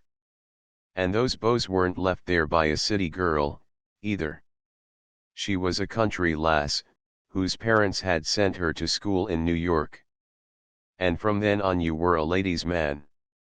Oh, I wouldn't say that. It's all a question of viewpoint. In fact, it was just such misunderstanding that changed my career. I wanted to be an artist, a painter and sculptor. I had a great liking for that and a certain amount of talent. But my parents, misunderstanding my fondness for the feminine sex, talked me out of it. They were sure I would never succeed as an artist. My time, they said, would be more occupied with my models than with my brush. Perhaps they were right, one never can tell. But I believe you would have made a good artist. How do you know? Karl smiled. Well, one can easily see that you are fond of beauty and harmony. As for the rest, well, I can tell. Really? Yes. My father taught me character reading. Besides, my mother showed me how to read the palm. Karl stretched forth his hand to have her read the lines, but Sana changed the subject. But we are drifting away from our topic, comparing the New York girl with others. Comparing them with girls of other American cities, they are found to be much alike. But when you compare her with a European girl, then you see the difference. Such a comparison should be interesting. Let me have your candid opinion. First of all, take the French girl. She is a natural charmer with a lovely body. She knows how to attract male companions, gives them precisely what they desire, and then applies her knowledge and ambition to controlling the male. That she does is well known. That is the Parisienne. France, like all countries, has a great variety of women. She has the country girl and the city girl, and if a comparison is to be made, it must be between the country girl of France and the country lass of America, between the Parisienne and the New Yorker. Then consider the English, or rather the Anglo-Saxon women. Their beauty is marred by the largeness of the features. Their feet are also large. The English woman, as records show, is at the top in the average size of shoes. She is there with number 7.5, American women, with number 7, come second, German, 6.5, France, 6, Spain, 5.5, and South America with number 5. As your country is made up of all nationalities, the majority of them are German, then the Irish, and thirdly English, it is but logical that the German element in your country caused the reduction, giving your women a number 7 shoe as the average size. The limbs and features of English women are angular, raw boned so to speak. They are loose-fleshed and their dress frightful. While there are, of course, quite a few exceptions, they, on the most part, cannot stand inspection. On the other hand, there is the German girl. People are apt to decry them by comparing the country girl of Germany with the city girl of other countries. I am sure that you, an American, will admit that you were most impressed with the musical voices of the women, their long silky hair and fine complexions. In those respects she cannot be compared with the women of any other country. The women as a rule are modest, orderly and home-loving. What she knows thoroughly, and she will not argue with you on a subject she does not understand. In some countries it is just the contrary. If she has the money and feels like dressing, she does not overdress. But as a rule the average German girl is not well dressed. That is where the American girl has the great advantage. The Spanish and Russian women have their own points of attraction. It has been said that the women of Spain have the loveliest arms and shoulders. I agree to that. It is also true of the refined Russian woman. The average American girl has slim arms, fashioned much after those of her Anglo-Saxon sisters. Her shoulders, however, are more apt to be round and fleshy, whereas those of the Spanish and Russian women are flat. The Russian women, too, have the faculty of mastering languages, something that cannot be said of the average Anglo-Saxon. The Italian girl blooms and fades early. When in full bloom she is lovely, but the beauty seldom lasts. But to get back to your American girl.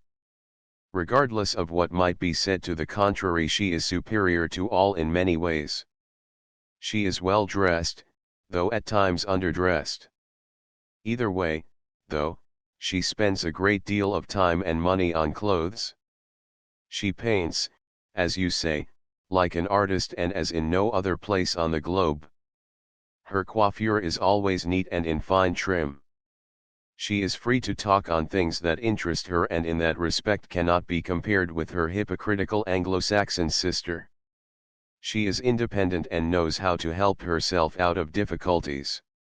She is a great charmer of men, but, as your divorce records show, she does not seem to know how to hold their affections. Of course, one cannot expect all the good qualities in one set of women. As a rule, however, the American woman is superior to many. Take the American stage, for instance. No other country has so many beautiful girls on the stage.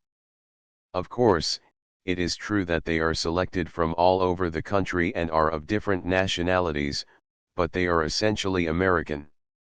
All in all, the American woman is to be admired.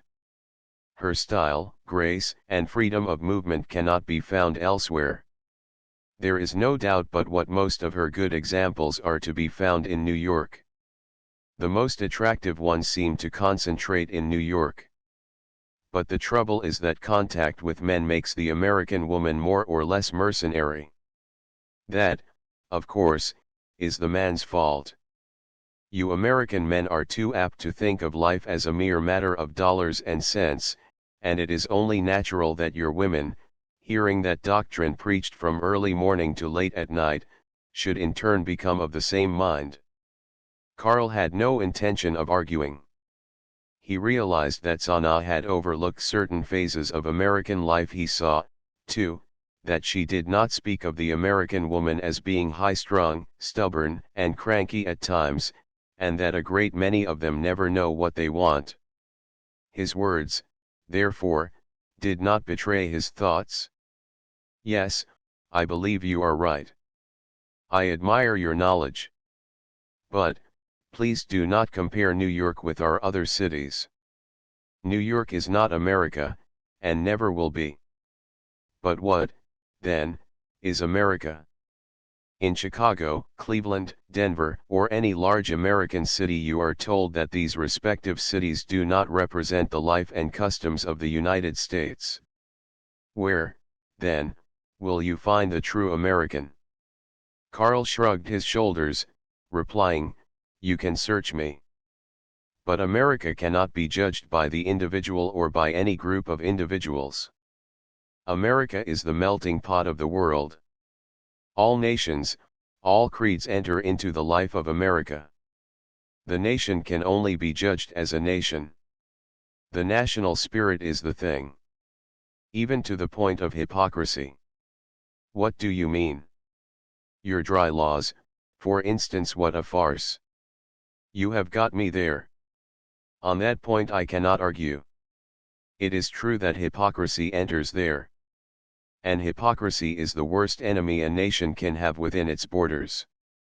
In the long run it leads to the destruction of a nation as a great nation. Incalculable good would be rendered a people if they could only be made to understand and realize the dangers of hypocrisy. But what do you, as an American, think of the dry laws? I can only speak from a nonpartisan point of view. I have never indulged to a great extent, so the law had no personal effect on me.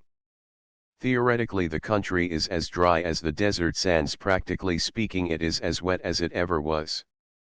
However, to get a drink one must either go to another country or be a lawbreaker in his own country. It is quite obvious that all desiring a drink cannot travel to a foreign land, so the law is broken. Of course, those who can afford to do so, go to Cuba or Europe, and there, like your camels of the desert, they fill themselves with the wine and beer of Germany, the cognac and champagne of France, the brandies and whiskies of England, to tide them over the return. Oh, dear, you are joking. It is really not as bad as that, is it? But you know, when I was in New York, I was given several recipes for the making of home brews and wines. Seems as if the art of brewing is becoming one of the greatest American accomplishments. I brought the recipes home with me, laughing lightly. Someday the Sahara may get really dry and then I could make use of the formulas. Of course, I suppose I could, like your truly patriotic Americans, indulge in water only. I used to think that water was for ablution only, but it seems that you Americans have discovered another use for it. Yes, and the ones who fostered the idea should get an iron cross pinned on them, or, they should at least receive the Nobel Prize as a reward for taking away the personal liberties of a people and making a crowd of hypocritical lawbreakers of them. The part that hurts is that the people had no say in the matter, whether they liked it or not. Yet the people are the builders of the nation, the ones who have contributed to its greatness. Speaking of the contributions to a nation, what struck me most forcibly in your country was the uniformity and monotony in every city and town I visited. That is, with a rare exception. Oh, then, you admit there was an exception. Where was it? My friend Mr. O'Brien had to make a business trip to Bethlehem in Pennsylvania, so he took his wife and myself with him in his car.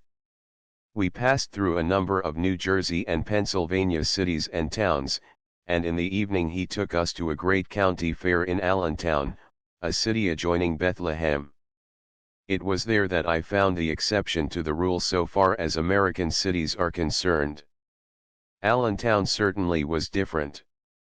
Never before had I seen streets so well and so uniformly lighted, even very much better than your own Fifth Avenue in New York. Even Europe can boast of nothing of the like. There was a touch of the artist that appealed very much to me, and I believe to all visitors to that town. That is, the lamp posts have, near the lamp, large bowls that are always kept filled with differently colored flowers and trailing vines in summer, and evergreens, I understand, in winter.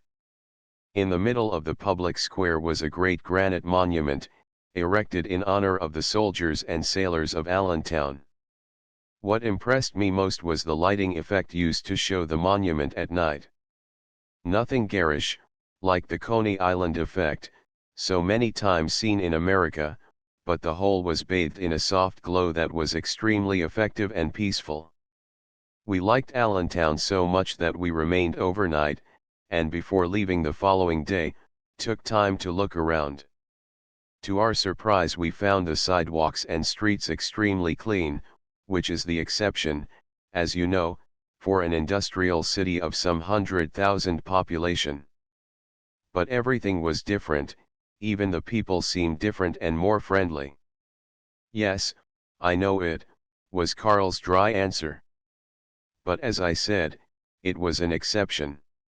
Otherwise I found all over the same streets, the same railway stations, the same houses, the same stores, and the same people in the same dress. They asked me the same questions, using the same diction and the same expression, in the same mechanical voice, accompanied by the same sort of smile. Nothing individual or original. Do all Americans think the same, act the same? Not by any means. You barely scratched the surface. You did not see what was underneath.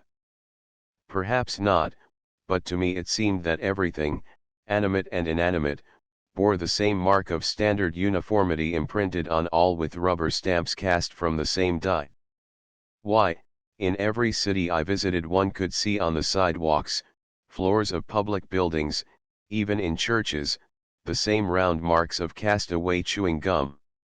And in every city it stuck to my shoes in the same way.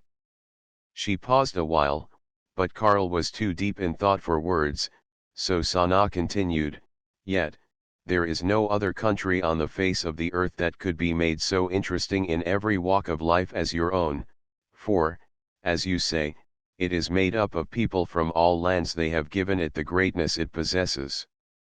But what is so contradictory of the general state of life is the unique way in which all the people seem to seek notoriety: the underdressed women of the street and ballroom, the sensational divorces and murders, the demands of the blackmailers, and the numerous clever ways in which unassuming persons are cheated out of their hard-earned dollars by fraudulent schemers and consummate rogues. Seemingly, this condition appears to be a paradox, and so it would be if entirely separated from the general plan of life, but it is inextricably interwoven in the cosmic scheme the whole.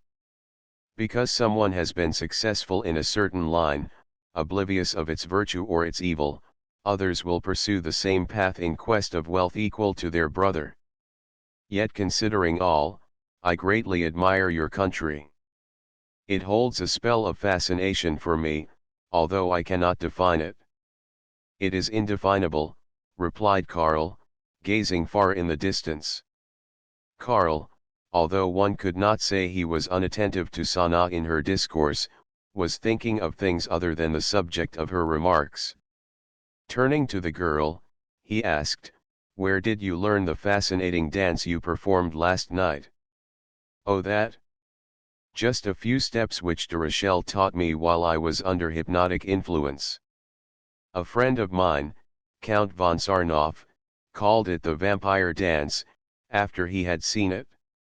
"Von Sarnoff? A Russian?" "Why, yes.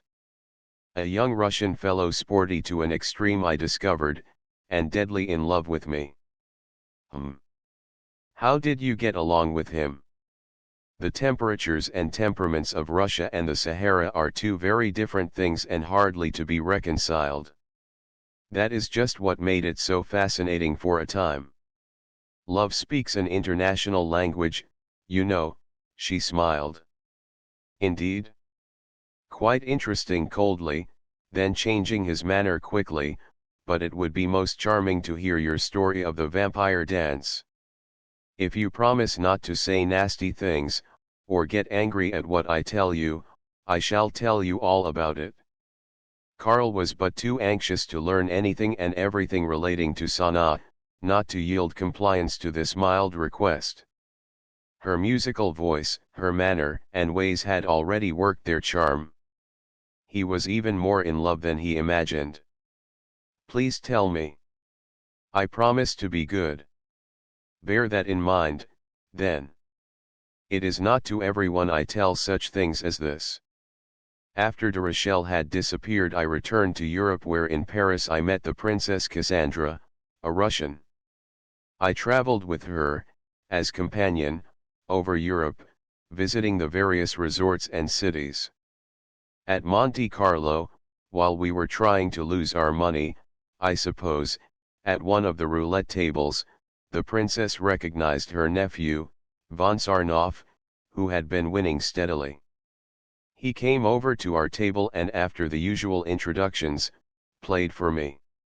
He seemed to have lots of luck and I won more money than I had ever seen before. Then we went to Baden-Baden, where de Rochelle put in an appearance. I had him arrested while he was fighting a duel because of me, and then I returned to my desert home. But I thought you were going to tell me the story of the dance. How did you learn it? The dance itself was an exotic movement that had its birth in the mind of de Rochelle, who taught it to me when I was in a trance. But he has passed from my mind. He proved himself to be nothing but an impostor, that is all. But the dance you did last night would have been impossible while wearing the long dresses and clothes of civilization. Sana looked at Karl with pleading eyes. Why do you say that? The whole thing is distasteful to me now when I think of it. Anxious though he was to hear the whole story, Karl did not wish to force it from the girl, so kept silent, looking out over the desert sands. Sana, however, read his thoughts. Patting his hand ever so lightly, she resumed, "We are friends. I can tell it to you. I know you will understand. Perhaps it is for the best. Who knows?" Karl, letting his gaze rest on her face, objected with, "No, if it hurts you to tell it, I would rather you would not. But I promised I would. I shall keep my promise. Only, please, please, do not think ill of me. That would hurt more than the story." Before Karl could give voice to his thoughts, Sana continued, "As I said, the dance was taught me while under hypnotic influence. Upon coming out of the trance, I found that I had partly disrobed myself. I did not realize it then, but I knew later that de Rochelle was using me as a plaything. Not that he ever harmed me. No. He always respected me. However, I would not advise any woman to subject herself to hypnotic influence, even if the man be her lawful husband, as I believe de Rochelle would some day be to me. It is wrong, very wrong. The victim does just as the hypnotist wishes, tells him everything, lets him analyze every feeling or passion. Just how far he went with me I shall never know, but I have shed many a bitter tear thinking of the state I found myself in when coming out of a trance. Poor girl! I wish I had that devil here. Please God, I shall never see him again. But I have learned my lesson. A lesson I shall never forget. Tell me about the dance. Forget him, and tell me that. You know I have never seen anything like it. Was it not improved upon by you? I'm sure it was. Yes, it was. You know my blood, gypsy blood, wild and free. After having been taught the first few steps, the rest was easy. It was quite natural that my gypsy blood should come to the fore when I dance. It was at Baden-Baden that I first danced in public. I was at a private entertainment given by the young von Sarnoff. All of us had been drinking more or less, and most of us were, as you Americans would say, a little tipsy. We were there to enjoy ourselves and gave little heed or thought to the morrow. Had I been sober, I should never have let myself be persuaded by flattering words and praise. But the wine had gone to my head and I was easily led. Von Sarnoff had been making a fool of himself generally, drinking champagne from my slipper and making ardent love to me. Then he asked me to dance for them. There had been several quite risque performances that evening, and in my madness I knew I could outdo them all. So I got on the table, threw aside my remaining slipper and danced for them. Without realizing it, I dropped my outer garment while dancing.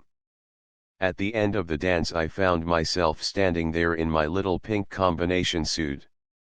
Von Sarnoff refused to return my gown, but I managed to wrap myself in a table cover. It was von Sarnoff who christened me the virtuous vampire dancer. Just how much vamping I do in my dance I never know. No doubt you and the other watchers last night could tell it better than I.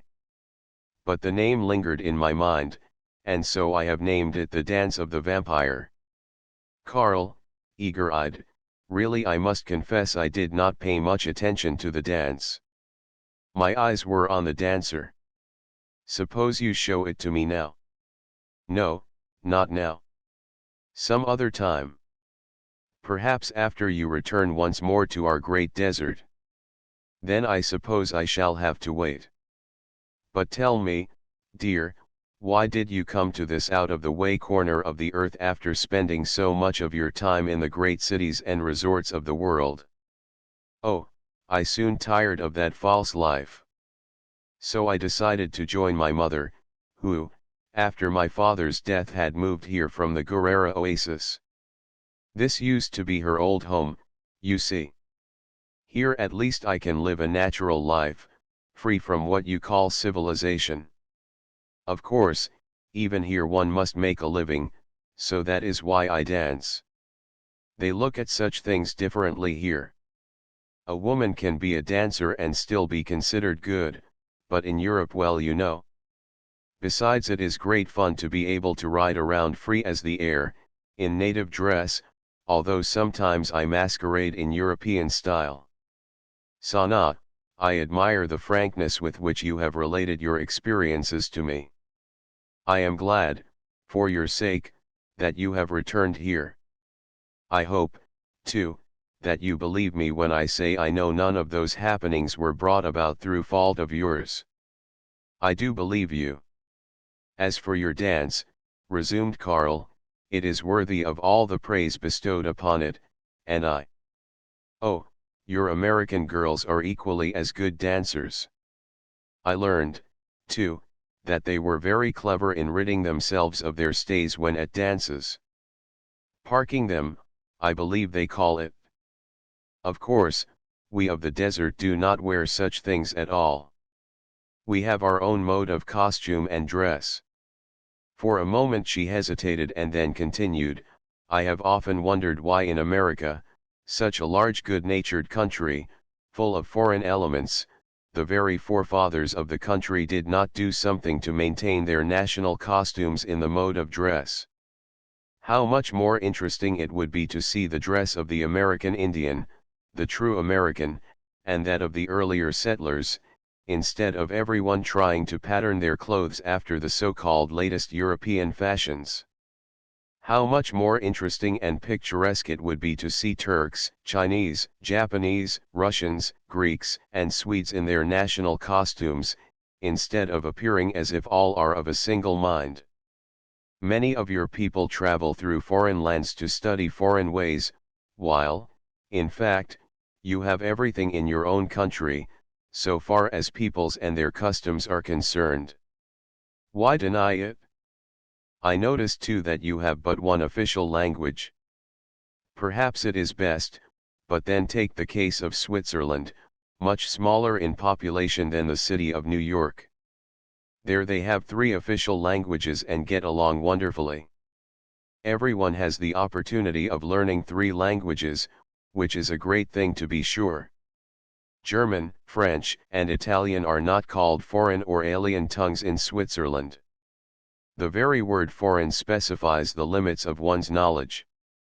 All this while Karl had been thinking of just one thing. That was to secure Sanaa for himself. Sanaa, he was sure, brought up under the strict discipline of her father and with her broad views of life, would be a safer wife to him than the cold-blooded, calculating New York propositions, as he called them, most of whom do not know what they want, and flit from man to man as occasion demands. To suit his purpose, he changed the conversation, taking her hand into his. To his delight she made no attempt to prevent his doing so. "Do you intend staying here in this wilderness?" "Yes, for some little time. Sooner or later, Mother and I shall return to the Gurara oasis, where I was born." "You mean you will never leave the desert?" Karl asked anxiously. "No, not that I know of. I do not care for European life." "Well, then, how about America, New York?" "I confess I do like New York, with its shops, and plays and excitement." "Oh, yes, I like those funny little places in Greenwich Village, I believe you call it." "Oh, that nut section. They are rather unconventional there." "Who took you there?" "My friend, Mrs. O'Brien, myself and 2 men friends of hers visited it one night, strolling from place to place. We had dinner and danced at the Greenwich Village Inn and went also to the Black Cat and the Pirates' Den. The pirates there were rather tame, though." "Wouldn't you like to return to America, to New York, to the village, in company of a great admirer of yours?" "I do not know who that could be," turning her head away from him. "Assume that he would be sitting at present at your side, holding your hand." Sanaa tried to withdraw her hand at this, but Karl held it the tighter. He leaned toward her, taking the other hand too, and whispered softly, "Sanaa, dear, look at me. Ever since I met you on the bridge that afternoon you have filled my dreams. I despaired of ever seeing you again, and life did not seem worth the living. When I saw you again last night it was in a dream. Thoughts of you kept me awake all night. Will you return to America as my wife? You know I love you and love you dearly. And I think you care for me too." The girl was a little uneasy, as if at a loss to know what to do or say. Her gaze ranged the distant horizon as she slowly replied, "You may be right with regard to the last, I cannot say. But I will admit I couldn't sleep last night myself.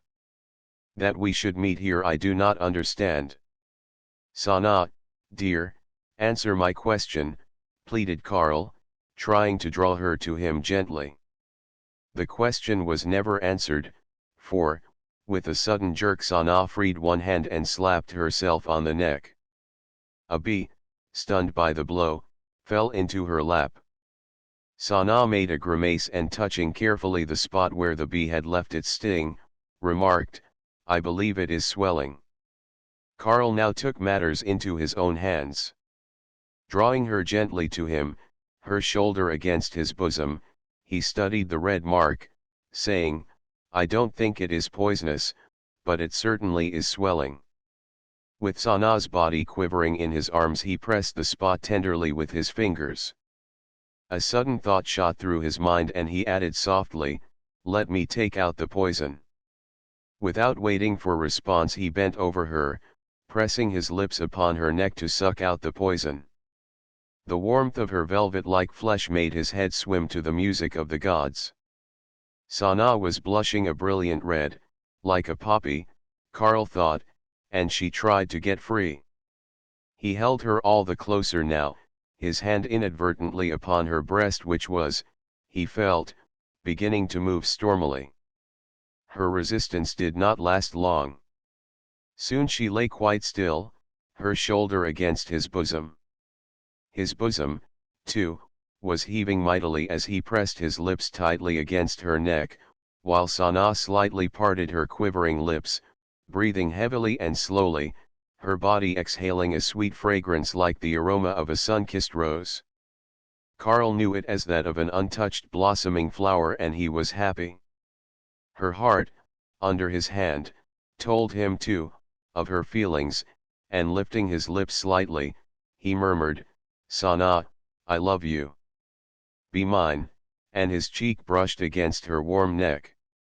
His passionate kisses upon her neck startled Sana for a moment. She became conscious of his hand upon her rising breast, but in her ecstasies of bliss, she did not resist. Her long-drawn breaths became more passionate, her limbs were rigid with fire. Finally, stretching her body slowly, she turned around in his arms. Her loving eyes, which had changed from their grayish blue to pure blue, were shining with fire, as she looked at Karl, who, holding her before him, whispered, "Honey, dearest, be mine." In answer to his plea, she crept closer to him and threw her bare arms around his neck and drew him gently closer. But Karl, clasping her body feverishly in his arms, held her, looking steadily into her starry bright eyes, as if dissecting the passion raging in her body, and he drank the breath of her sighing emotion. With a soft "my desert star," his lips covered her quivering mouth. In a passion of fire, clasping their arms still tighter, they experienced that moment of ecstatic bliss when passing time leaves no trace. Heart to heart, lips to lips, they lay there, tight in each other's arms, in an ecstasy of happiness.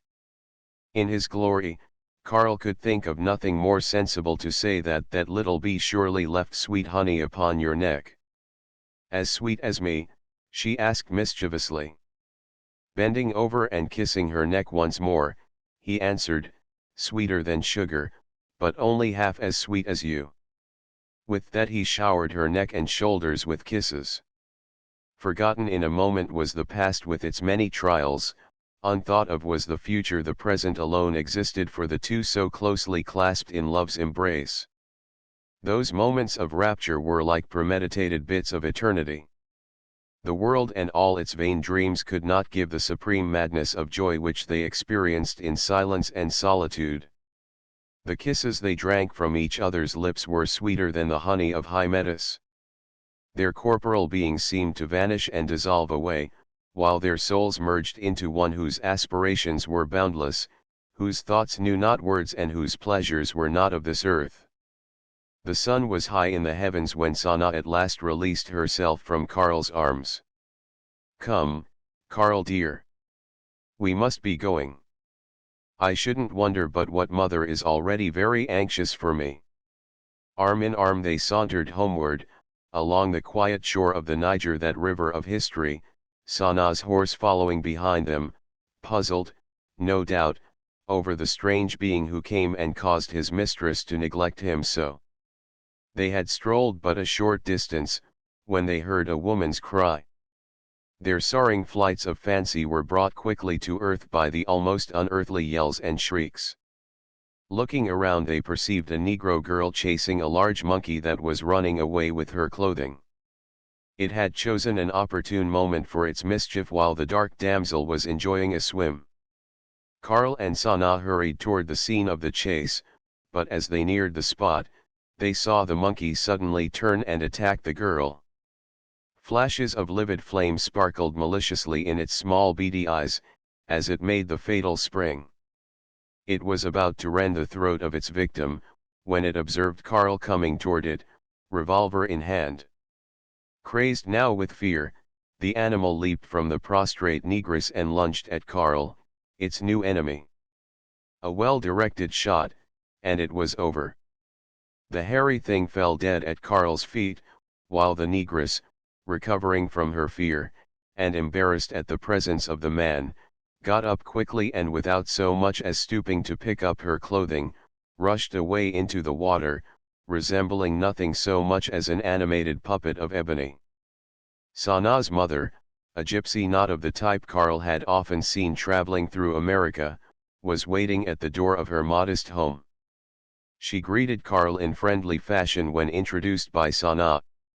She had heard of him, she said, and thanked him profusely for the aid he had given her daughter. She was quite surprised when Karl asked her for Sanaa's hand in marriage. That would be up to Sanaa entirely, she told him, and if Sanaa was satisfied she would be satisfied also. Upon hearing this, Sanaa threw herself into Karl's arms exclaiming that had already been settled. Much to Karl's delighted surprise he found that his future mother-in-law was a woman of distinct culture and refinement, something he had not expected to see in a gypsy. Together they spoke for quite a time, discussing many things of mutual interest.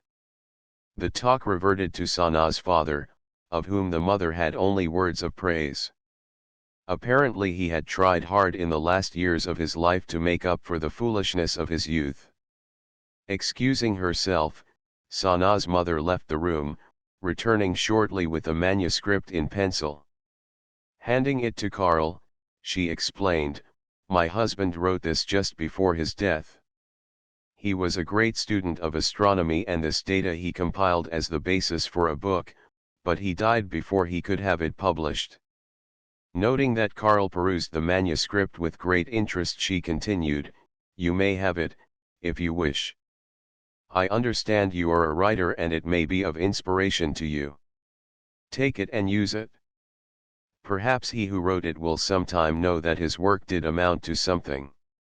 Urged by Sanaa, Karl readily accepted the data, thanking the mother, and promising to read it carefully during his travels across the desert. He was sure, he said, that it would prove of great help and value to him sometime. Karl was about to take his leave to return to the hotel, when Sanaa, recalling something to mind, said, "Mother, read Karl's hand, please." This the gypsy consented to do, motioning to Sanaa to go outdoors, as they would have to be alone. "Shall I cross your palm with silver?" Karl laughed. "No, that is necessary only with professionals." Taking Karl's hand in hers, she studied the lines carefully, and in an earnest tone, began, "I see danger, great trouble for you. Very soon you are going to lose your best friend." "Yes. Some man is going to take that friend away from you." She paused for a while, then seriously, "You are going to have a serious accident, but you will recover. I also see another dark girl coming into your life, whom you should not trust. You are going to take a long journey across the water, and that girl will be with you." Karl, thinking the girl to be Sanaa, interrupted with, "What will become of her?" "You will cast her away after you have crossed the water, and you will have a great deal of worry over the other girl, whom you really love." Karl did not know what was what, nor who was who, and asked for a description of both girls, to which the gypsy replied, "Both are dark-haired and beautiful. The one means well, the other does not." Karl, desirous to learn as much as he could, asked to be told the final outcome, but the only answer he got was, that, "One cannot say. But everything will turn out as you want it to be." This in a measure satisfied Karl. He knew how he wanted things to turn out. At any rate he was of too practical turn of mind to give much weight to a palm reading. Taking leave of the mother, he joined Sanaa outdoors. They chatted a while, making plans for a trip on horseback the following day. After Karl had gone, Sanaa was told by her mother that she was sorry that she had read Karl's future and warned Sanaa of the danger ahead. While Sanaa believed devoutly in her mother, she dismissed the fear that harm might come to herself, but she was worried in regard to Karl. Upon learning of the proposed excursion into the desert the following day, her mother tried to persuade Sanaa not to go, but the girl only answered, "If it is predicted that certain things will happen, they will happen, all one can do is to await the time and take it good-naturedly. Arguments were useless, for Sanaa simply said, your reading of the future would not be of any value if the happenings you predict could be prevented in time, adding, with a little smile, you don't want to be considered a faker, do you dear? To which there was no answer. Chapter 8. In the clutches of an amorous caveman, Sanaa, in breeches and short riding jacket, stood at the side of her restless steed when Karl arrived on horseback. It was an ideal day for an outing, and spiritedly they trotted off to the desert. Sanaa was radiantly happy at the prospect of enjoying the freedom of the desert with her lover. Too soon, far too soon, he would have to leave her, and she was glad to have him alone for the day. Her horse, the white Arab, was an exceptionally fine but nervous beast. Karl's mount was a tame mare in comparison, and Sanaa teased him, saying, I bet that you cannot catch up with me. All right. I'll bet you a kiss, Karl retorted. But if I win? It will suit me. But if I lose? That will suit me also. I must say, you are some sport, Karl. Don't you want to hold the stakes too, so that you will surely be on the safe side? With that she chuckled to her horse, and it leaped ahead with wide swinging strides, leaving Karl to follow suit. Try as he would, it was a useless task. He had to content himself with the dust clouds from the flying heels of the Arab, as it carried Sanaa far ahead over the burning sands. A few miles of this and Sanaa slowed up a bit, so that Karl might catch up with her. With a smile she reminded him of his lost wager, which Karl promptly paid her with interest. Proceeding again, they moved swiftly northward over the level plain. Here and there they came upon an isolated group of palm trees and small bushes, partly burned up by the hot rays of the desert sun. Otherwise, there was nothing but sand before them and a clear cloudless sky overhead. But the sand and the heat mattered not to the lovers, as riding side by side, they paved the road of their future with bricks of shining gold. At last it was time for them to turn back. Sanaa knew of a shorter route home and suggested that they take it. Enjoying the freedom of the great desert, they paved the road of their future with bricks of shining gold. They trotted along for several hours, when Karl saw a dwelling in the distance. As they drew nearer they heard strains of music, and Sanaa suggested going in and asking for refreshments. At the gate a Berber woman asked them what they wanted. Sanaa told her, whereupon she led them into a dimly lighted room. They found places on the floor, apart from a group that sat near a small platform, at the side of which lounged a fierce-looking fellow, playing a strange musical instrument. Wine and cakes being served, they paused to watch a dancer who had stepped on the platform.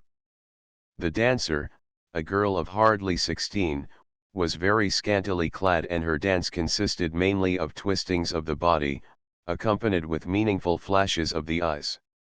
At first she seemed rather timid, but at the shouts and Tani put some life in it, she distorted her body until there was no doubt as to the meaning of the emotions she was endeavoring to express, much to the delight of the Arabs in the room.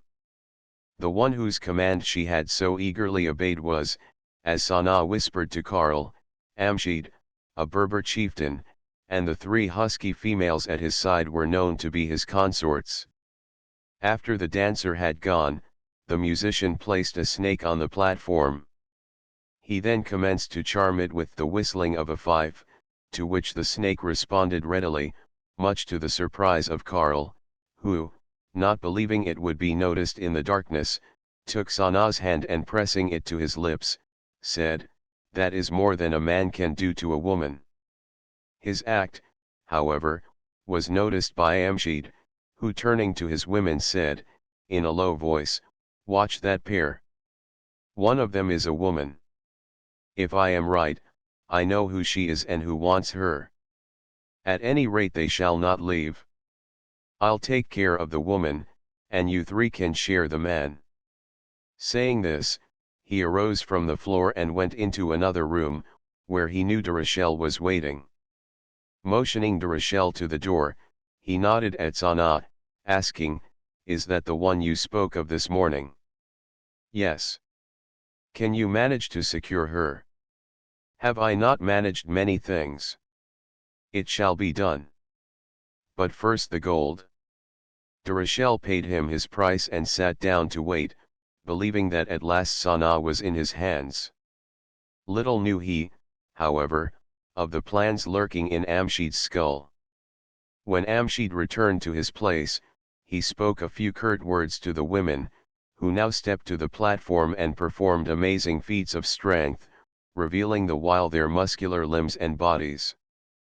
Sanaa was astounded and turned to Karl, saying, "They are regular Amazons, desert Amazons." This exhibition finished, Karl looked at his watch and seeing that it was quite late, helped Sanaa up from the floor and prepared to leave. Seeing this, Amshid stepped forward, as if to escort them to the door. Stepping on a small carpet, Sanaa and Karl felt the floor beneath them give way. Karl made a vain effort to throw Sanaa to safety, but failed when Amshid gave him a shove that sent man and woman headlong into the pit beneath. Their fall was broken by a heap of rugs beneath the trap, so that neither suffered any physical harm. The room in which they found themselves was in total darkness. Besides, it was filled with a suffocating smoke that crept into their lungs, burning and stifling them. In vain they sought means of escape, falling at last insensible to the ground. Some minutes later, or so it seemed to him, Karl, who, although he had recovered his senses, was unable to move, owing to the effects of the drugged smoke he had inhaled, saw a small door open, through which entered Amshid and the three women. The chieftain tossed Sanaa, who was still unconscious, over his shoulder, as if she were a mere bundle of rugs, and carried her off, whither Karl knew not. As for himself, he was left to the mercies of the three Amazons. Chatting gaily among themselves, in a language unknown to Karl, they carried him upstairs to a small room. Here they threw him upon a rough couch-like bed, fastening his legs and arms with shackles attached to the forelegs. Helpless, he lay there, thinking of what would happen to his beloved. What fate was in store for her? Desperately he struggled to free himself from his chains, but it was useless. He was as helpless as a pig trussed for the butcher's knife. To his disgust, his own position was brought clearly home to him, when the three women commenced pawing over his body, in the same way as one would examine an animal on the auction block. Resist he could not, he was forced to submit to their intimate inspection, which, he thanked his stars, did not last long. Satisfied as to his physical make-up, the women suddenly assumed various poses about his couch, vying with each other for Karl's attention. Karl, however, rolled his head from side to side, closing his eyes to convey to them as clearly as he could his desire to have nothing to do with them. Determined they were, however, to show their charms to their captive. One by one they came over to his corner, each trying harder than the other to arouse in him some indication of desire. Karl managed to keep his eyes tightly closed for a time, but his thoughts were too bewildered, his mind too much filled with Sanaa, to allow him to do so long. Opening his eyes, he saw one of the women still moving around before him. With a rage caused by disgust, Karl gave vent to a string of oaths. These had the desired effect. Perhaps the woman did not understand their meaning, but the meaning of his voice was clear. At any rate she decided not to make him any angrier and left through a small side door and bolted it. He lay gazing around the room as best he could. Did that drapery in the far corner move? He watched closely. Yes, it was moving. What now? It was pushed aside, and through a small opening crept a figure. A woman, he perceived, but who? Coming into the light he recognized the dancer whom the Berber had called Santani. Was he to go through another ordeal of the kind he had just been subjected to? Maddened by his helplessness, he was about to scream out a curse, when the girl whispered, in poor French, "Keep quiet, I will help you." Tiptoe she crept towards him.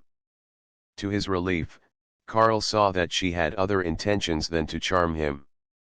From her girdle he saw her take a key. With quick fingers the shackles were unlocked and Karl set up, free. He could but look his thanks. He had no time for words, for again, with cautioning finger the slave girl whispered, "The girl, the one you came with, come." Taking Karl's arms she led him across the room, stopping before a great rug, suspended curtain-wise from the ceiling. "In there," she whispered, and was gone. Carefully Karl moved the rug aside.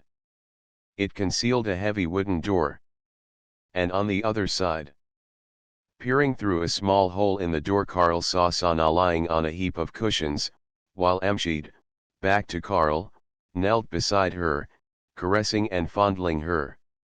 Sana was still happily insensible to her predicament. With an effort, Karl suppressed a cry. He felt for his revolver. He recalled, then, that the women had taken it away from him. He looked about the room. Not a thing that would serve as a weapon was to be had. He tried the door. To his relief it was unlocked. Slowly he slid it open. A low growl, coming from somewhere at his side, made him jump back in alarm. No, there was nothing in the room with him. Again a growl, accompanied with the sniffing of an animal. Desperate, Karl pulled the rug aside. To his horror he saw an iron-barred door, behind which, stretched full length on the floor, lay a huge Nubian lion, the black lion of the deserts, the king of the lion tribe. Should the lion roar or spring at the door, Karl realized with a flash, all was lost. Amjid would be aroused from his sensual desires, and all hope of rescue would disappear. To his amazement, the lion merely yawned and blinked his eyes. Often had he seen just such a scared human at the other side of his door. No need of hurrying, no need of wasting breath. Sooner or later the feast would be his. The two doors were connected at the top by an iron rod, so fixed that when either door was slit open the other opened also. Karl saw at a glance that he could slide the one door and get into the other room before the lion had time to get out, for as soon as he was through he could close the door against the lion. But, he reasoned, suppose the lion did manage to squeeze through while he was getting into the other room. Then if there was no other available exit out of the other room, things would be worse than before. He would be trapped. What could he do? Once more his gaze roamed about the room. His eyes rested on the couch. Yes, that might answer. His fears for Sana gave him speed. It was but the work of a moment to get that couch and prop it upright against the door of the den. Fortunately for Karl the workmanship of the door was none too good. Near the floor the masonry had fallen away, exposing the bars of the framework. Unmindful of the sniffing lion, Karl forced the chains nearest the door through the bars, secured the chains and brought them through to his side of the cage. The suddenness of his movements took the lion unawares, and it made no move at Karl, but drew slightly back in fright. The locks were snapped and Karl stood up to contemplate his work. It might do. But he had his doubts. What would happen when he opened the door to get at Amjid? As he pondered for a moment, a cry came to his ears. Sana had awakened from her stupor to find the grinning face of Amjid close to hers. With a smothered cry, Karl slid the door aside sufficiently to squeeze through and sprang into the room. The lust-ridden Berber had partly torn Sana's clothing from her, and was forcing his attentions upon her. The girl, horrified with fear, tried to free herself from his grip. But a whirlwind was upon him. He had no time to get to his feet nor make any attempt to defend himself. With a fierce lunge, Karl literally threw himself upon Amjid, forcing him to the floor. Although taken by surprise as he was, Amjid was no weakling. Karl soon found this out when, with a violent twist of his body, Amjid rolled over and clutched at Karl's throat. With a trick learned at school, Karl broke the hold, but Amjid was endowed with brute strength and he seized Karl around the body with both arms. Together they rolled across the floor, bringing up with a thud against the door. They lay in death-like embrace for a moment, panting from their exertions. Karl realized that Amjid was more than his match so far as mere strength was concerned. To overcome his antagonist he would have to resort to trickery. Heaving a deep sigh, as if utterly exhausted and unable to continue, he let his body relax. To his delight, Amjid was fooled completely. Believing Karl to be done for, he released his hold for a moment.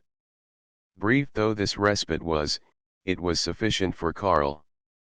Feeling the arms loosen ever so slightly, he suddenly twisted around, and with a quick movement of his knees had lifted Amjid, throwing him heavily on his side. At the same time Karl pinned his opponent with a neck lock, and rolling him over, placed his knee in the small of Amjid's back and pressed. The Berber struggled fiercely to free himself from the encircling arm that was slowly choking him to death. Amjid struggled fiercely to free himself from the encircling arm that was slowly choking him to death. His efforts, however, were useless. Karl hung on with a desperate strength.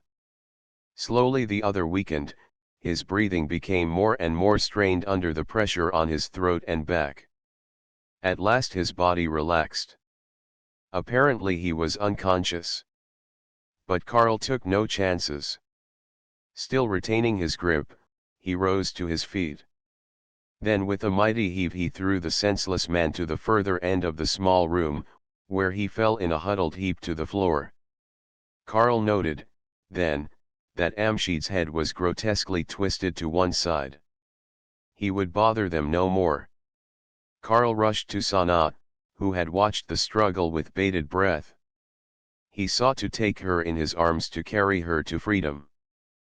But freedom was not to be theirs so soon. The three Amazons were upon them.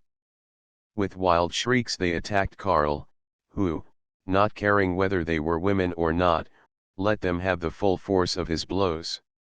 Sana was at his side, with scratching nails and kicking feet. Another, too, came to their aid.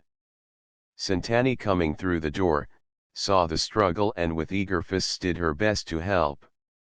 The Amazon soon had enough of fighting and with wild cries ran from the room, followed by Karl, Sana in his arms.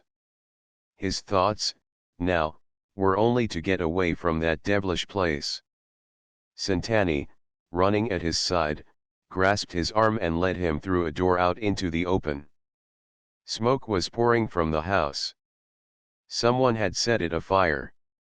Their horses were still tied to a palm, nearby. Sana asked to be set down, and doing so, Karl did not notice the half-naked savage who crept up behind him, felling him senseless to the ground with a blow of a club. Before Sana or the slave girl could make any attempt to escape, the savage, now joined by three others, was upon them. Struggle as they would, they were helpless in the hands of these men. Sana had often heard stories of the cavemen who were said to live in the hills of the desert. Could it be possible that these four savages were such? Nothing seemed to fit them better than that name. If they were men, they surely did not look the part. They resembled monkeys more than anything else. Squat, long-armed and covered with hair, they looked like giant denizens of a tropical forest. Their protruding jaws displayed tusk-like teeth, while their receding foreheads ran back to red wool-like hair that covered their heads, shoulders, and upper back. Uttering growls, that sounded as unhuman as they looked, the larger of the four men, evidently the leader, took Sana up in his arms and started off. One of the others threw Santani across his shoulders as if she were but an animal that had fallen victim to the chase. Like a gift from heaven, unconsciousness came to Sanaa. Karl, lying unconscious for several hours, came to in the early hours of the morning. Under the bright gleam of the desert stars he saw nothing but a heap of ashes and charred timbers, the remains of Amshid's dwelling. His head still reeling from the blow he had received, he crawled to his feet and looked around for some sight of his beloved one. With a shock, he discovered in the ruins, several charred skeletons, totally beyond point of recognition. Carefully he studied them, going from one to the other in an attempt to find something by which to identify them. Bewildered, he stood up, kicking the ashes aside with the toe of his boot. Good God, what was that? Sanaa's necklace. He stooped to examine his find. Yes, it was the necklace Sanaa had worn that morning when she started out on the ride with him. He was positive it was the same, for he had examined it closely then, commenting upon its uniqueness. Was this then the end of Sanaa, the end of life itself? Among those charred bones, he believed, lay all that was earthly of the woman he loved. Heart heavy with anguish, his body trembling as with the ague, he knelt in prayer. The words came slowly. It was years since he had prayed, but in his heart he knew what he wanted to say. With shaking hands he scooped a shallow grave in the sand, and in it placed the remains of the bodies. He must be sure that Sanaa's body found a grave. The tears streamed from his eyes as he carefully filled that last resting place. The heaviest timbers he could find he laid across the grave, lest some prowling beast of the night should disturb the bodies. Above the little mound he fashioned a rude cross, from two smaller pieces of charred timber, and with a pencil he printed a marker on a piece of paper and pinned it to the cross. Unmindful of the terrific heat of the desert sun which beat down upon him, he stumbled on, in a direction he believed would take him to the city. Luck was with him. Late that afternoon he reached Sanaa's home, wild-eyed and fever-tortured. Sanaa's mother saw at a glance that some terrible accident had happened. But Karl's parched lips craved water, and putting her fears aside for the moment she wet his lips, bathed his dust-covered face and let him drink. Then he spoke. Slowly he told the story. The old mother seemed to age before his eyes, as she moaned, "Sanaa, my child. Did I not warn you?" between her tears, as she sat rocking to and fro on the floor. The minutes grew into hours and the two still sat there in silence, a silence broken only by the moans of the mother and a frequent sob or sigh from the man. At last Karl roused himself from his lethargy.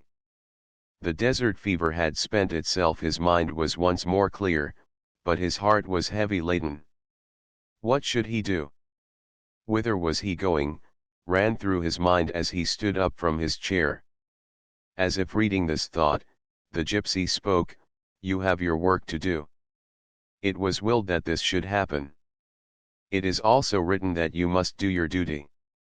Your caravan leaves tomorrow. Join it and peace be with you." "Yes, that is best. I could not stay here now." He bade her a sad farewell and going to his hotel finished his preparations for the journey. This over with, he threw himself, fully clad, upon the bed to while away those long dreadful hours before the dawn. Sanaa returned to consciousness to find that the cavemen had camped for the night in a valley formed by the sand dunes.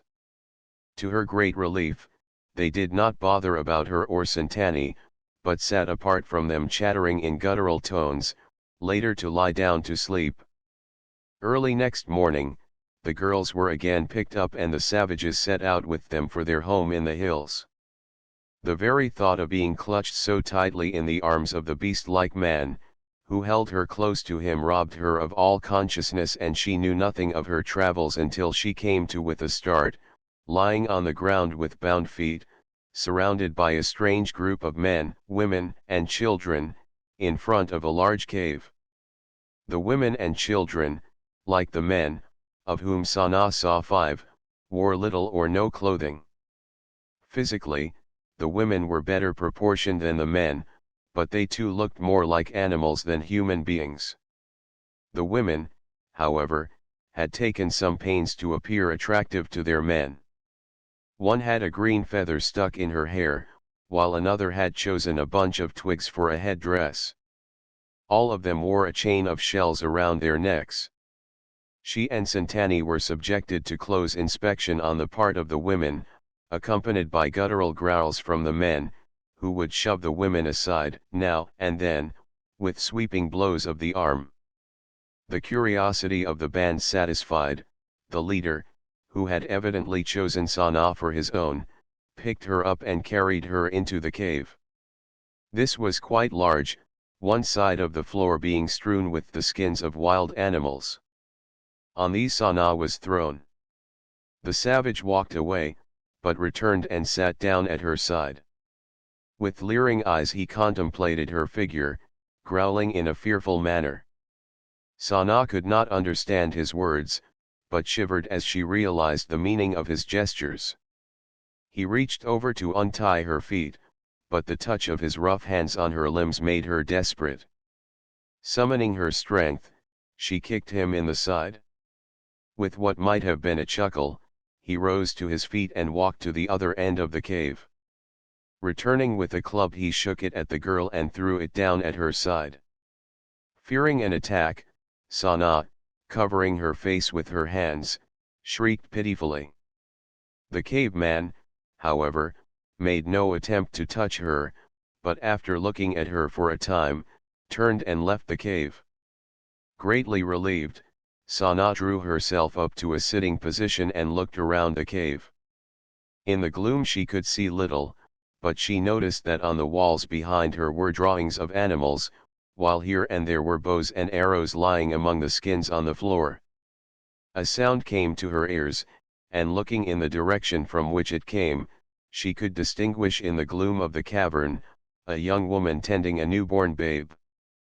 The mother paid no attention to Sana, nor was she disturbed the rest of the day.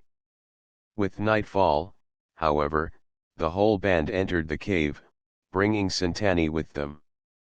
Santani was thrown to the floor at Sana's side, while the others, men, women, and children, lay down in huddled heaps to sleep. Sana's first words to Santani were, "Where did those brutes come from?" "About a week ago Amshid and his gang, who luckily were away, when you were there, returned with them. What he wanted to do with them, I do not know, but he kept them locked up in a room. I believe he was afraid of them himself. They must have escaped in the fire. But what will become of us? I believe I have a way. I had no love for Amshid. I was sold to him as a slave. One day I stole a vial of poison, intending to kill myself. My courage failed me, but ever since that day I have carried it with me. I have it now. If I ever get the chance I shall poison them. If you only could. But how could we get away from here? We would never find our way. But our horses are here. I saw them. They brought them along too." Overjoyed with these words, Sana started to say something, but was interrupted by the arrival of one of the men, who, taking Santani in his arms, carried her to the darkness of the other side of the cave. Shutting her eyes, Sana put her hands over her ears to keep out any sound. Suddenly she was aware of someone at her side. Horrified, she felt a pair of hands steal over her. Looking, she saw her captor lying at her side. Without a word he reached down and released her feet. Again those hands upon her.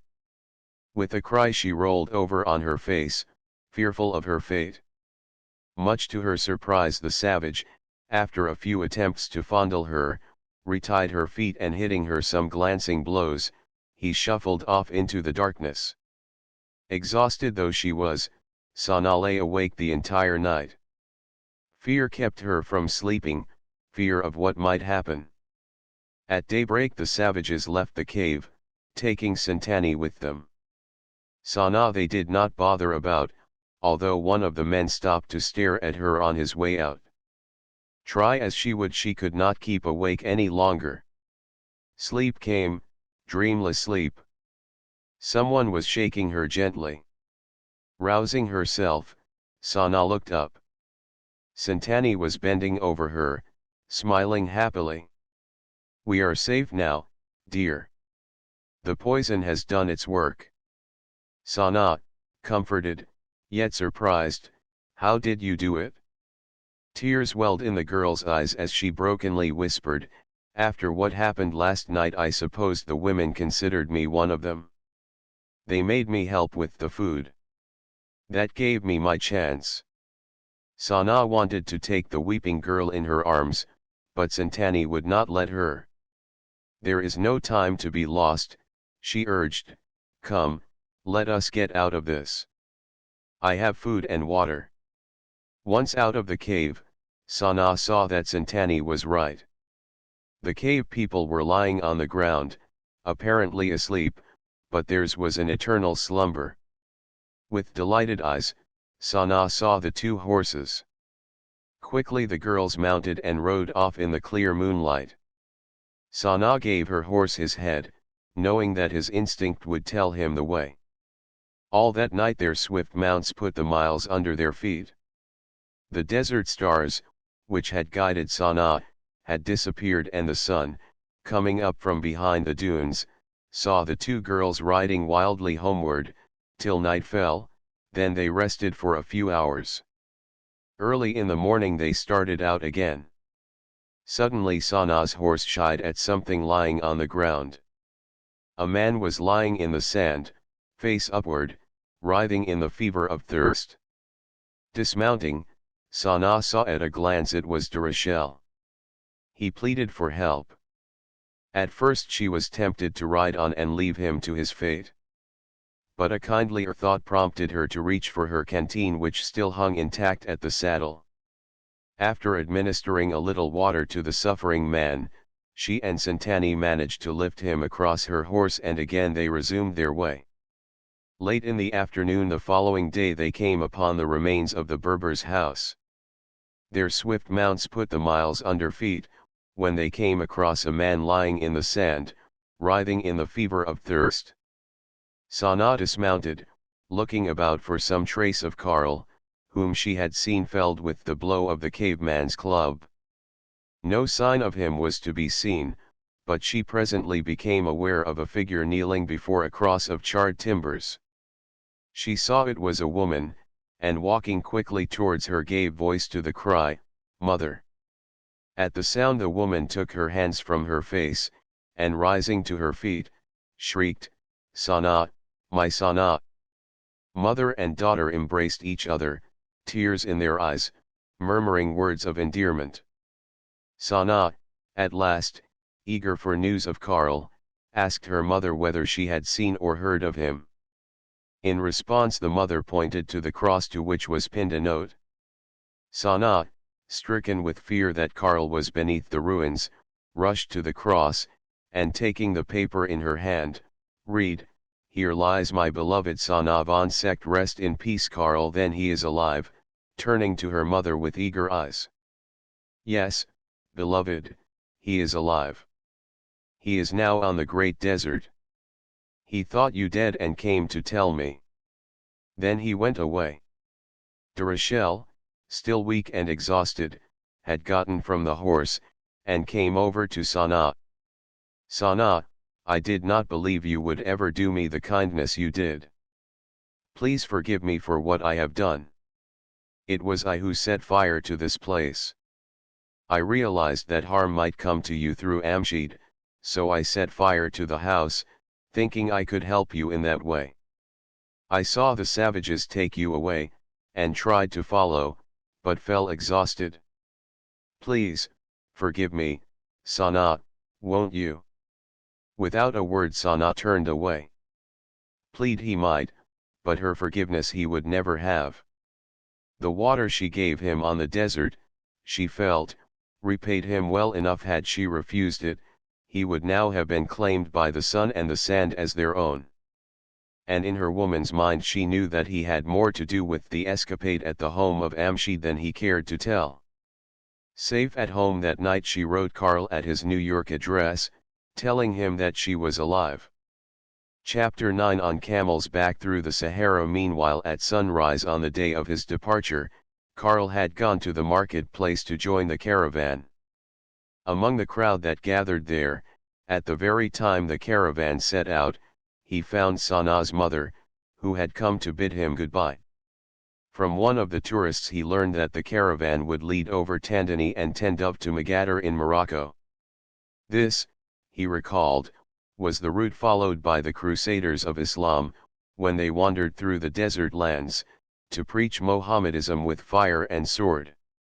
The caravan itself consisted of some 25 racing camels, the true ships of the desert, capable of making from 60 to 80 miles a day. Besides these there were 4 freight camels, each loaded with about 400 pounds of food and water, the latter being especially important, as for days they would not pass any wells. Karl had noted with a smile that the tourists as well as the guides were dressed in Berber outfits, wide skirts and the gaily striped burnous, with its big collar. He saw, too, that there were several French officers in uniform in the party. Like himself, everyone in the party was well armed. The guides, as well as some of the tourists, were provided with bandoliers of cartridges and carried rifles, while he noticed several of the others, not so visibly equipped, adjust cartridge belts and holsters. Taking the hint, he saw to it that his own automatic was fully loaded and his spare clips readily accessible. Such precautions were necessary, of course, to enable them to repulse the attacks of any wild animals that, through pangs of hunger, might become daring enough to attack the travelers. To be dreaded, too, were the attacks of the bandits roving the sand hills. The chieftains of the larger bandit tribes had already received the regular tribute from the famous Sheikh Tanhajidani, who in turn would be doubly paid by the wealthy merchant who furnished the camel and ran the show. While these would be satisfied to let the caravan in peace, there might be others not so inclined. At last, with a great hullabaloo, the caravan was underway. At first Karl experienced much discomfort, but he found that by relaxing and allowing his body to sway with the jogging steps of the camel, it wasn't as bad as he had expected. Far ahead of the caravan rode 2 guides, whose duty it was to lead the way, and at the same time keep a sharp watch for unfriendly visitors. Long before the main body of travelers would reach a village or camp, the inhabitants would swarm out to meet them, offering fruit or drink for sale, while at friendly camps water was offered to everyone. To refuse to drink was considered an unfriendly act, and the guides cautioned all to be sure to partake of the hospitality. Otherwise the journey that day was uneventful. There was nothing, outside of a few tiny camps or villages, to greet the eye but sand, desert sand. Tents were pitched that night under the desert stars. The campfire gave forth a grateful warmth, for the night air was bitter cold. Karl was sorry that he was not outfitted with a woolen burnous, but knowing he would have to be up at daybreak, was soon comfortable between his blankets. With the first rays of the sun peeping over the horizon, the caravan broke camp. Karl was amazed at the speed with which the camels were saddled or loaded, the tents folded away, and the caravan gotten on its way, accompanied by the singing of the guides and the jingle of the lead camels' bells. Thinking of Sanaa, he recalled of the manuscript he had taken with him. He would have the whole day to himself, with nothing to do, so he took it from his pocket to read. The manuscript, written in a careful hand, was entitled, The Conception of Our Universe. 200 years before Christ, the great mathematician Archimedes said, "Give me a fulcrum and I will move the earth." Our earth is a huge ball, about 8,000 miles in diameter, and it weighs some 600 trillion or sextillion tons. To remember this, place 21 ciphers after the 66,000,000,000,000,000,000,000,000,000,000,000,000,000,000,000. It is composed of rock, sand, and water. 73%, or about 3/4, of the earth is water. The balance, 27%, or about 1/4, is solid matter, that is, rock or sand. The entire surface of the earth measures nearly 200 million square miles, and in contents the earth is about 260 billion cubic miles. The earth is covered with a thin envelope of air and clouds which travels with the earth. If such was not the case, a balloon rising in Europe could stay up 3 hours, and without moving from its position, land in North America. Furthermore, if the air blanket did not travel with the earth, it is probable that the earth would burn up, since the friction between the earth's surface and the air would develop great heat, a heat in which nothing could live. The earth, traveling in a magnetic field like that of a huge dynamo, speeds around its own imaginary axis, which lies at an angle of 23½ degrees, once in 24 hours. This is at a speed, when one stands at the equator, say in North Africa, of more than 1,000 miles per hour, whereas a few feet from the poles, the speed is not more than 19 feet in 24 hours.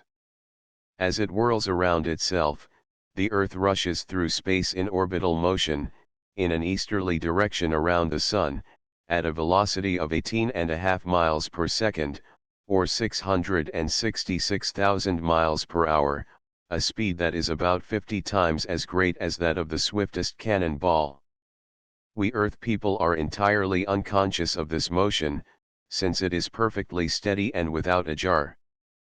Once in a year, that is in a little more than 365 days, we travel around the Sun, but remain away from that planet at a distance of about 92 million miles.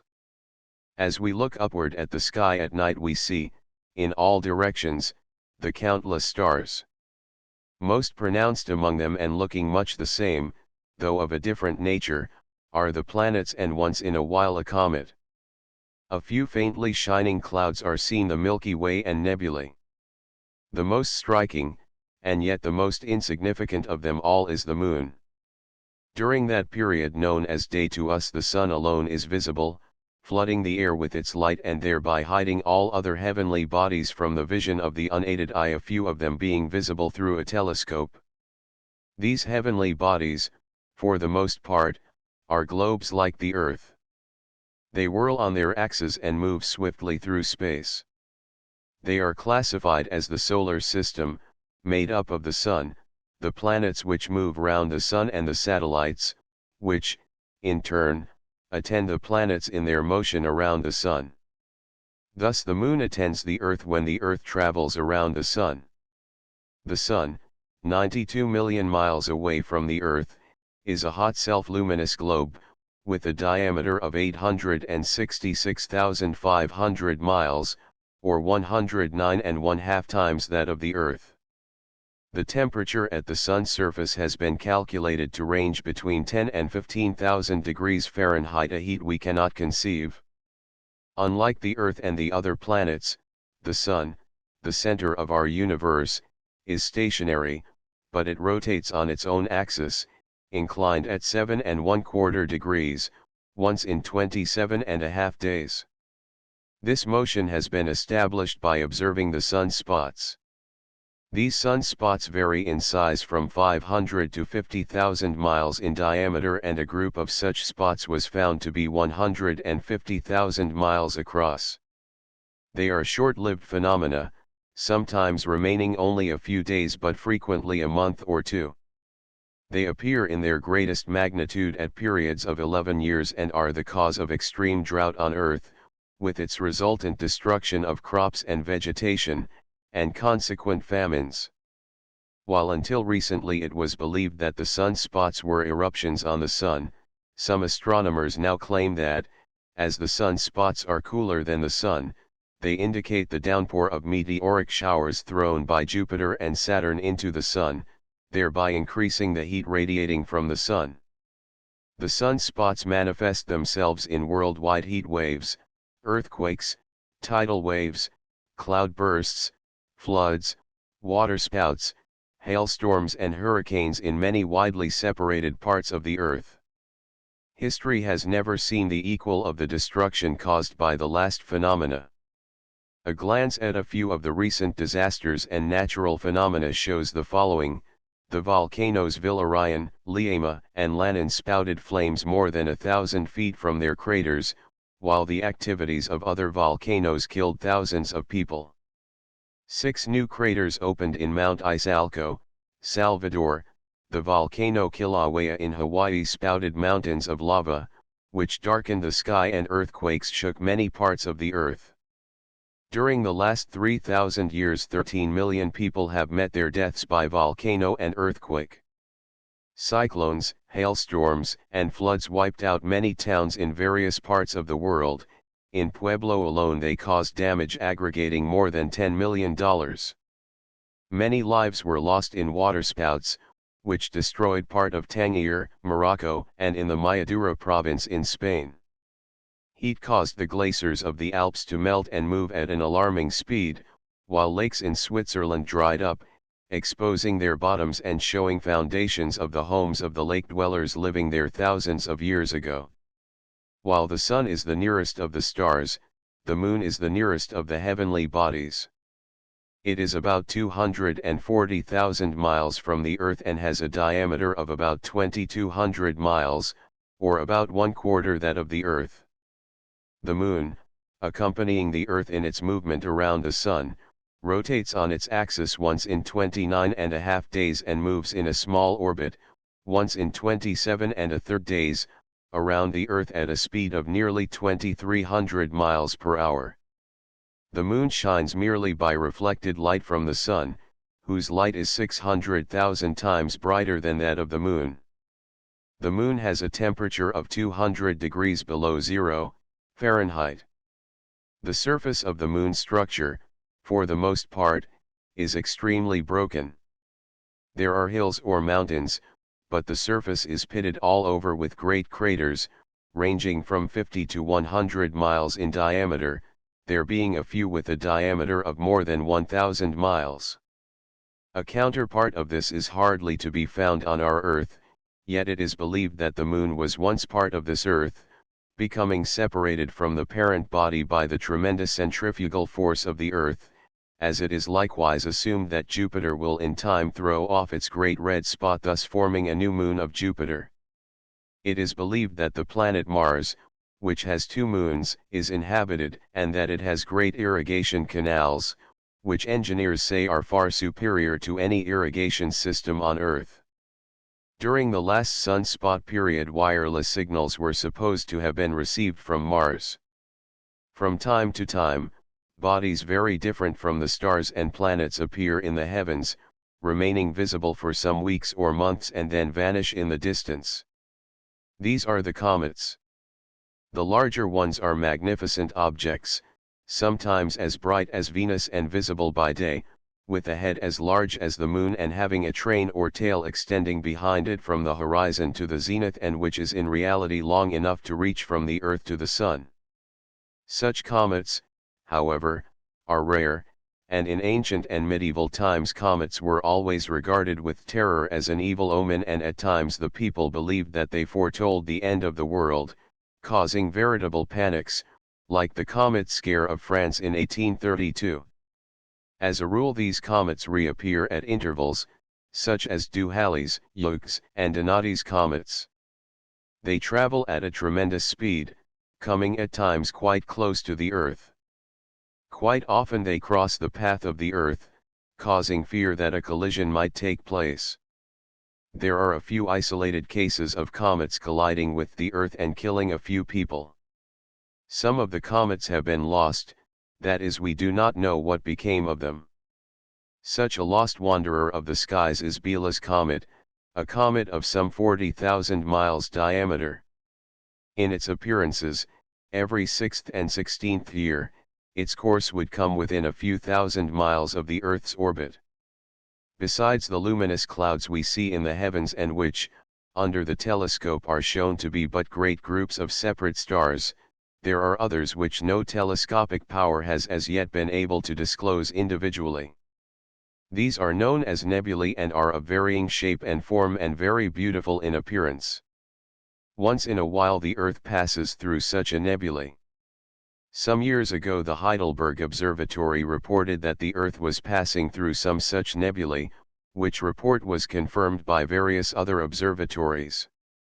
In that case there was no noticeable effect on human life, but it is believed by astronomers that some of these nebulae are composed of strong poisonous gases and that if ever the Earth passes through such a nebulae all life on this planet will be destroyed. Occasionally bodies fall upon the Earth out of the sky. These are the meteors. They are not noticeable until they come within our air zone, when the friction between them and the air causes them to become red hot, often being entirely consumed by the heat before reaching the Earth itself. They travel through the air zone at a speed ranging from 10 to 40 miles per second, accompanied by a heavy continuous roar, emphasized now and then by violent detonations. These meteors are solid bodies, containing a large percentage of iron and copper, and single pieces have been found to weigh as much as 75,000 pounds. It is believed that these meteors are fragments which, ages ago, were shot out from now extinct volcanoes, with so great a velocity that they were thrown out beyond the attraction of the Earth, and so becoming individual planets or heavenly bodies for the time being. Such being the case, they have traveled in independent orbits, until they at last encountered the Earth at a point where her orbit crosses theirs. It may also be possible that these meteors were thrown from the planets or the stars, and as meteoric showers occur at intervals of 33 to 34 years, it is often believed that they are connected with comets and that therefore the comets, too, must be solid bodies like our Earth. The number of meteors falling upon the Earth adds continuously to the Earth's mass at a rate of about 40,000 tons per year. Our Earth is older than 500 million years, according to Professor Maureen of Bourges Observatory, France, who holds that for half of that time, 250 million years, some form of life has existed on its surface. Man, however, can boast of only some 10,000 years of ancestry in direct lines. In other words, in the life of this little globe he is, even in his most primitive form, a very recent arrival.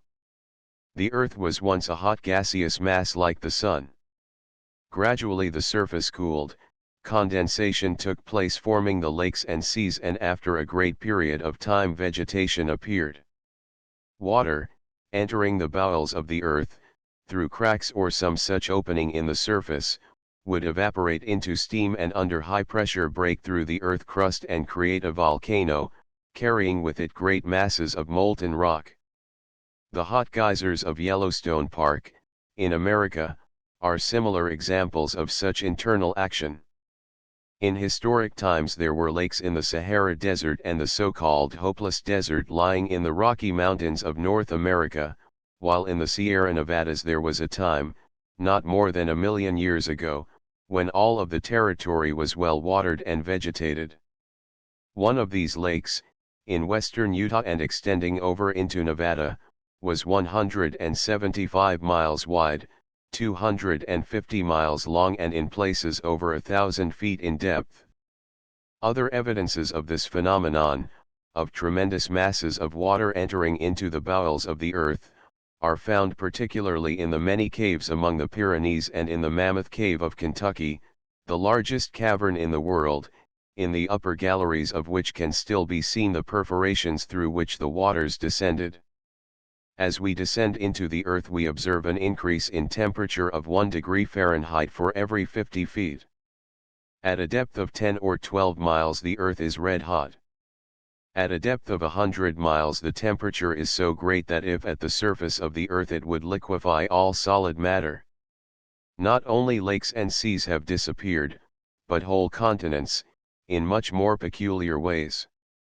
Where the Atlantic Ocean now lies, there was once, some 4 million years ago, a continent which we call Atlantis, connecting America with Africa, and believed to have been peopled with a race far more intelligent than any now existing upon the earth.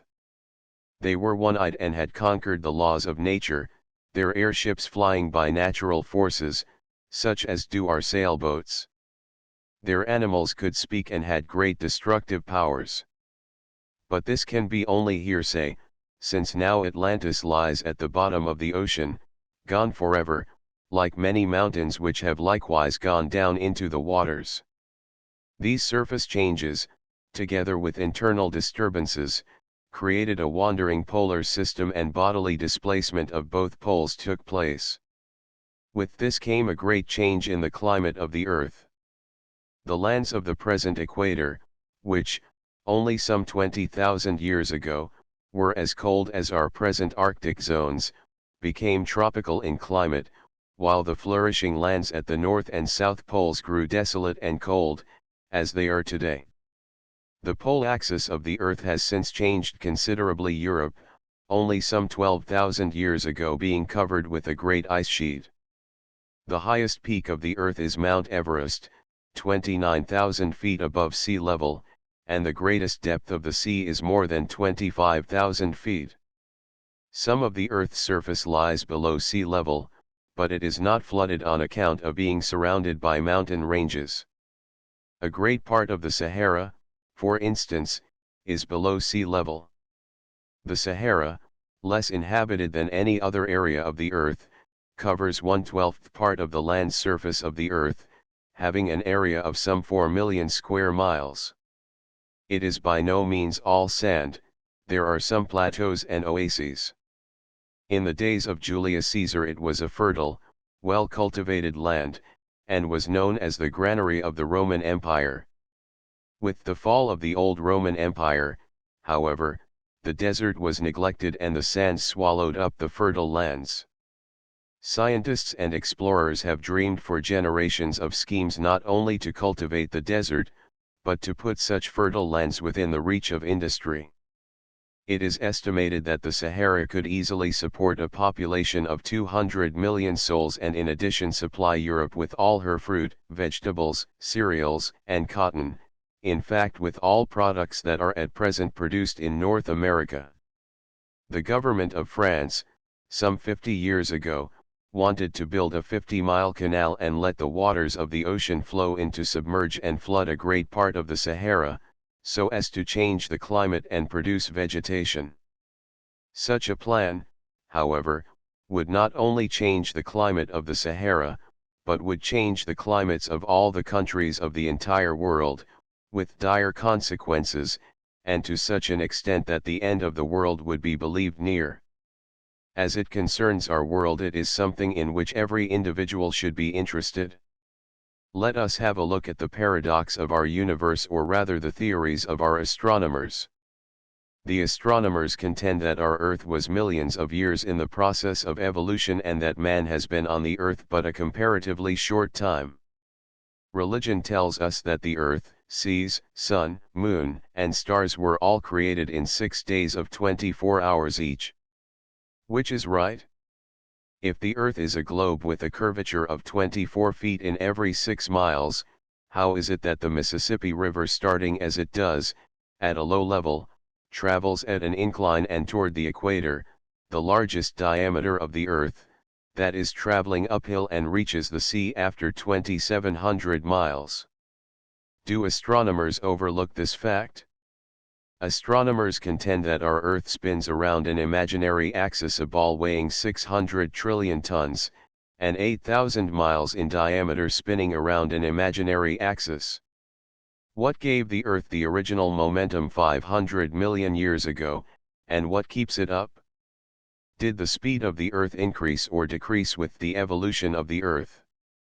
These same men of high learning say that the Earth, composed of rock, sand, and water, travels at the equator at a speed of more than 1,000 miles per hour, or 150,000 feet per second.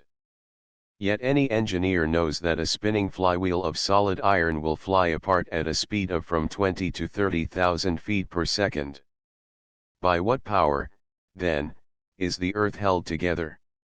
Then again they say that the lands at the North and South Poles spin around like a merry-go-round. Did the men who discovered the poles make any report of being made seasick? If the sun is stationary and the earth moves around it, how could Joshua have commanded the sun to stand still and was obeyed, as the Bible says?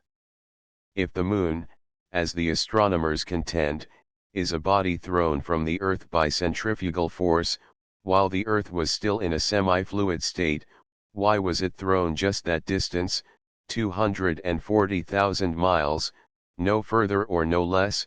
Why did it then change its course and float in empty space, ever since accompanying the earth in its travels around the sun? What becomes of the ocean waters at the high point of the equator? Do they flow by gravity, like the waters of a stream, toward the lower levels, the north and south poles? Who and what holds that water in place between the poles and the equator?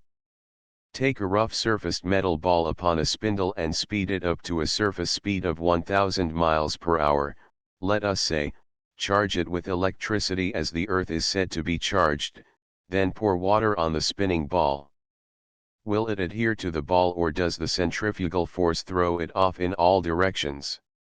If standing water has not a uniform level, let our astronomers build a tank, several miles long, such as the watering channels used by the railroads. Would the level of the standing water be higher at one end than at the other?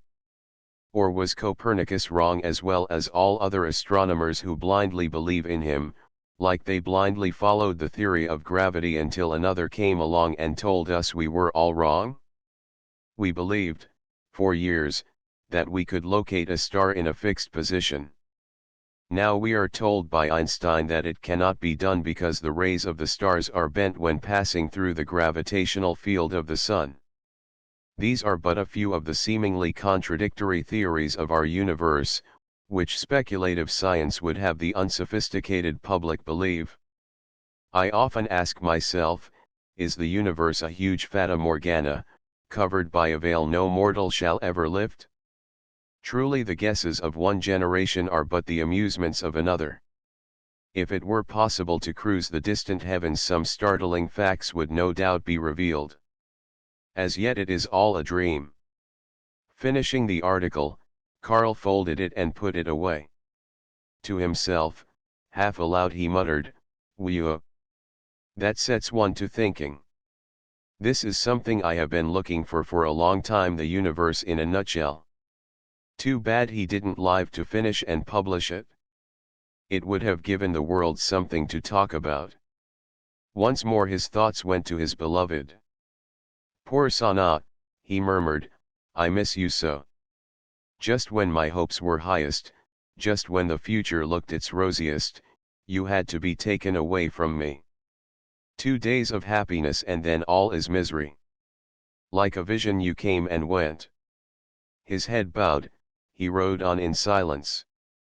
Sanaa had been very dear to him and the hurt was great. Suddenly, shots ringing clear in the desert air, roused him from his dreams. From behind a large sandhill rode a band of Arabs, shaking their rifles and crying loudly. The caravan halted, and the travelers made haste to return the fire of the bandits. Unslinging his automatic, Karl accounted for 2 of the attackers, while some of the others fell before the rifles of the guides and the army officers. It was all over in a few minutes. The bandits, outnumbered 2 to 1, rode off, leaving half their number behind, dead or badly wounded. Fortunately the caravan suffered little. One of the camels had been killed, while one of the travelers, an elderly Englishman, suffered a slight wound in the arm. This was immediately treated by one of the guides, and after the excitement had died down, the caravan again set out across the desert. Chapter X The lovers dream. Day after day the caravan moved slowly on, under the blazing sun of the desert. One day was much like the other, just sand and sun, sun and sand. Days of intense heat, nights of extreme cold. It was getting too monotonous for Karl. Inaction of body allowed too great a freedom of mind. His days and nights were filled with thoughts of Sanaa, thoughts that became maddening as he realized the futility of life. Thoughts which made him more and more morose as the days went by. Only once did he show a mutual interest in the things that occurred about him. That was when one of the travelers called his attention to a beautiful oasis nearby, to which, however, the guides paid not the slightest attention. Questioned as to why the caravan did not stop, the guides replied to the effect that this was but a mirage of the Gurara oasis, some 500 miles away. For a few minutes they watched it, shimmering in the sunlight. Then it was gone as quickly as it had appeared. Fata Morgana, mused Karl, life and it are the same, just an illusion. That night they reached Tendov, having placed 1,000 miles of desert behind them. The following day they reached the sandhill region of Ajiti. Here the desert looked as if on fire. The sands glowed red beneath the blazing sun. In the distance one could see great whirling clouds of sand, rising hundreds of feet in the air. The caravan halted. For a time it looked as if the storm would pass in another direction. Suddenly, however, it was upon them. The sky was darkened with the flying sand, the very ground itself seemed to be shifting under the fury of the storm. Instinctively the camels had lowered themselves to the ground. The travelers, under the direction of the guides, quickly threw themselves on the sands alongside of their beasts, covering themselves as best they could with their cloaks. For 2 long hours the storm raged, hours that seemed eternity to the suffocating men. Try as they would, they could not keep the dust-like sand from entering their eyes, nose, and mouth. It was necessary, too, that they rise up for a minute or two to keep from being sanded in. The sky was darkened with the sandstorm. Instinctively the camels lowered themselves and the travelers threw themselves on the shifting sand, alongside of their beasts. At last the storm was spent and the air once more fit to breathe. Man and beast stood up, shaking off their burdens of sand, to resume their journey. But 30 miles had been covered so far that day and they faced 20 more miles before they could rest. Karl was worn out. The storm and his general indisposition had got the better of him. It was with difficulty that he mounted his camel, and once up, it was harder still for him to keep awake. For a time he struggled with the desire to sleep, but it was useless. Gone now was the caravan, gone the desert. Sanaa and he were in a huge aeroplane. It was their first flight together in the Meteor, as he had named it. Long had he worked to perfect this machine. Nothing similar had ever before been devised. Its large bullet-shaped body and spreading wings gave it the appearance of a gigantic bird. It flew without an engine, propelled by an invisible force, the secret of which was his, alighting and soaring at will, through wind or calm. It would hover in the air like a hawk and at the pressure of his hand on a lever would rush through space at an unlimited speed. He had gotten 1,000 miles an hour out of it, but that was nothing compared to what it could do. Below them lay what was once the Great Sahara Desert. But how different now? The Great Canal had been dug and the waters of the sea let in but a short year before. Already the country had changed, great fertile fields had sprung up on all sides. Gone were the sand hills, gone too, Sanaa cried, was her Gurara oasis. Swinging southward they soon passed over the great jungles of Africa. Here, too, a mighty change had been wrought. The tropical climate had gone, the jungle life was dying. Ice was forming on some of the swamps. Strange beasts were wandering about aimlessly, seeking a warmer land. Among these were animals of which modern man knew little or nothing, the unicorn for instance, an animal existing only in the imagination of writers and artists, or as Carl noted, through his powerful field glasses, a monstrous dinosaur, walking on its high legs. He had seen many skeletons of that primitive beast in museums all over the world, but he had believed, with the rest of the world, that no such animal existed in modern times. Yet here it was, driven from its jungle haunts by the ever-increasing cold. The natives, too, he saw bewildered and afraid huddled close to their fires, filled with wonder and dismay. In Europe they found similar climatic changes. It was July, but everywhere the people were wearing their heaviest clothing to keep warm. The vegetation of the land was being slowly but surely destroyed by the terrible frosts. People were dying by millions because of the lack of food and the diseases that swept the land. Forgotten were the hatreds of war, forgotten the enmities of society. Nations were striving with each other to maintain life. In Germany, Karl found the entire resources devoted to the manufacture and distribution of a chemical preparation which was to take the place of food for the Germans and other peoples of Europe. Throughout Europe all communication by wireless, by telegraph, or telephone was halted. This was caused by the continual display of the so-called Northern Lights, now of much greater intensity in Europe than ever witnessed before, even at the North Pole. In a flight over the Arctic regions they saw the great ice floes break up and drift southward, exposing land that had never been known to exist. Volcanoes, long thought to have been extinct, suddenly came to life, belching forth numerous pillars of ashes, smoke, and molten lava. On the western coast of North America a great earthquake took place, throwing up a range of mountains thousands of feet high, accompanied by untold loss of life and property. So frequent and great were the earthquakes that shook the globe that it was feared by the learned men the world over that the world would be literally shattered to pieces. Large bodies of water, which had accumulated in the Sahara, seeped through the dry sand into the hot bowels of the earth, where the water was converted into steam and under high pressure caused the eruption and explosion of numerous volcanoes. Ocean steamers fortunate enough to avoid the great icebergs that were daily gathering their toll of life or the terrible waterspouts that occurred in every part of the sea would not respond to the compass. Their masters reported that the needles pointed far away from what had been north. The earth had been thrown out of balance. This explained to some extent the change of climate the world over. Lands that had been in equatorial regions were thrown north or south with regard to their position in relation to the sun. The saying of Archimedes, "Give me a fulcrum and I will move the earth," had come true. But instead of a lever and fulcrum, a counterballast of water, flooding the Sahara, had done the work. Scientists began to speculate as to the course the earth would follow in its yearly movement around the sun.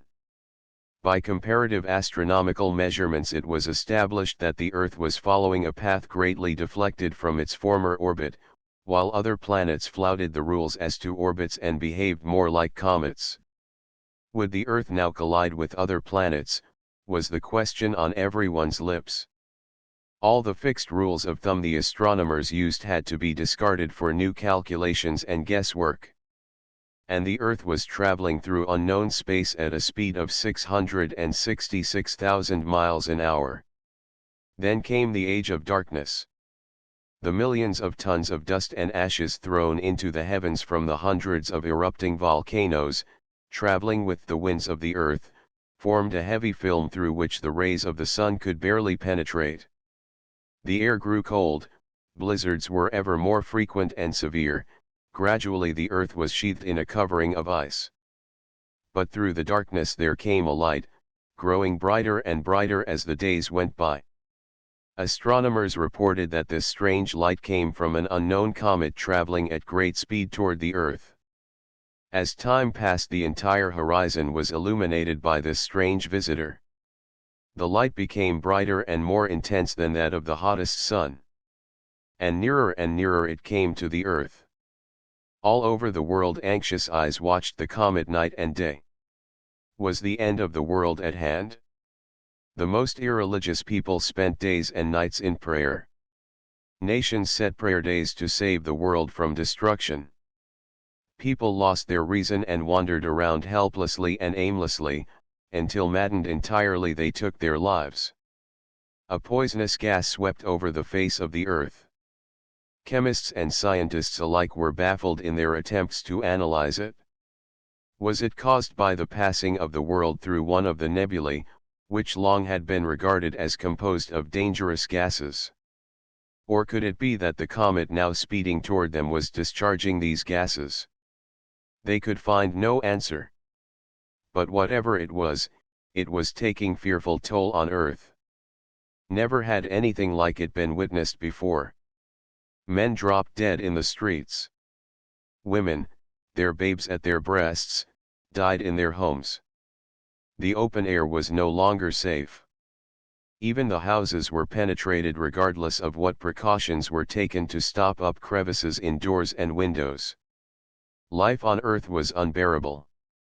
Karl, disgusted with the miserable condition, determined, then, that he and his wife, Sanaa, would leave the now inhospitable Earth and seek a haven of refuge on some other planet. It was but a matter of hours to make arrangements. A generous supply of the artificial food was put into the machine. They did not have to worry about fuel, as the meteor would generate its mysterious power as it traveled. Karl had explained this to Sanaa, confidentially. Fuel for the engines, if such the delicate apparatus might be called, was secured directly from the atmosphere. The higher the speed of the plane, the more rarefied the atmosphere, the better the quality of fuel. Furthermore, Karl did not have to attend any steering devices. The plane traveled in an electric wave zone, driven forward by this new device, and once headed in any desired direction would continue in that direction indefinitely. Helping Sanaa into the enclosed body of the meteor, Karl bade farewell to the Earth. Soon they were speeding heavenward at a tremendous pace, going in the direction of the Earth's rotation. Looking out of the porthole-like windows of the plane, Karl and Sanaa saw that they had already passed through the dust cloud which enveloped the Earth. As they watched, they saw the Earth and Moon whiz past them with the speed of falling comets. From this time on their mentality was severed from that of the peoples of the Earth. They were independent of the conception of time, which, really, exists only in the minds of the human race, according to Einstein's theory. An unusual sight now presented itself to the flying couple. The great comet that had caused so much consternation on Earth was in plain view. Behind the tremendous sun-like head trailed a most imposing tail, millions of miles in length, and from all appearances composed of gases and without any sharp lines of demarcation. This tail had not been visible to the watchers on Earth because of the great dust cloud. To Karl and Sanaa, however, it was quite distinct, looking much like a great inverted comma, imprinted on the endless depths of the sky. It was necessary for Karl, after a while, to go to the pressure chambers to replenish the air supply of their cabin. This done, he idly fingered the tuning dials of the wireless apparatus with which the plane was equipped. To his surprise, the cabin was filled with the sound of incoming messages. He endeavored to interpret them, but they were in a language unknown to him. Somewhere out in the ether there existed people, he realized, of an intelligence far greater than that of the Earthmen. Tuning down the wireless, he returned to Sanaa, who was again peering through the windows of the plane at the myriads of stars that went flashing by. Now a great planet came into view. Karl recognized Saturn, 750 times the size of the Earth. Around it traveled a broad concentric ring. It was accompanied by 10 moons. They kept up their wild flight, passing, after some days according to Karl's watch, at a great distance, Uranus. In the distance they observed Neptune, and realizing that upon reaching it, they would be some 3 billion miles from home, so they decided to turn homeward. With a great sweep taking several days, the meteor shot around Neptune, and again after 2 weeks they passed Uranus and Saturn. After a while the great planet Jupiter passed them, or rather they passed the planet. Although flying at their terrific speed they were unconscious of motion. In the distance loomed up the Milky Way, comprised as they saw, of billions of stars closely grouped together. Not wishing to encounter any of these stars, Carl swung the plane in a wide detour. This danger past, the plane hummed along for a few hours, when Carl, looking downward, saw beneath them the planet Mars. Throttling down their speed they hung suspended above that planet at a few miles height.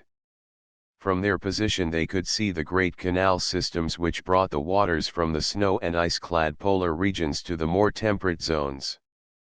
These zones, they saw, were covered with large areas of vegetation, nesting among which were what appeared to be cities.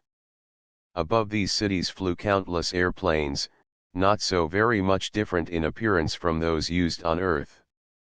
With "Let us land here," Carl guided the meteor Marsward, landing shortly in a field covered with moss and strange plants. Immediately their plane was surrounded by a host of strange people. In form they were very much like the people of the Earth. They were, however, much smaller and had heads large out of all proportion to their bodies. Clothes, too, were not to be seen. Before they left the plane Carl warned Sana to be very careful how she moved about. As Mars is only 1/10 the size of the Earth in volume, gravitation is likewise less. Carl, who, on Earth weighed about 160 pounds, would weigh but 64 or 5 pounds on Mars. He told Sana, jokingly, that she could easily step over their huge airplane, while a Martian would break his neck if he tried to jump over an ordinary soap box. To the Martians, Sana and Carl must have appeared quite strange, both as to size and clothing.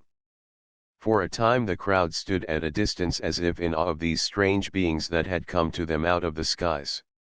At length, however, one of the group stepped forward and spoke. Much to his surprise Carl realized that he understood him perfectly. And stranger, still, Carl found himself answering in a language that was new to his ears. Courteously they questioned him as to his desires, and being informed that Carl and Sana had flown through space from the Earth, their amazement was without bounds.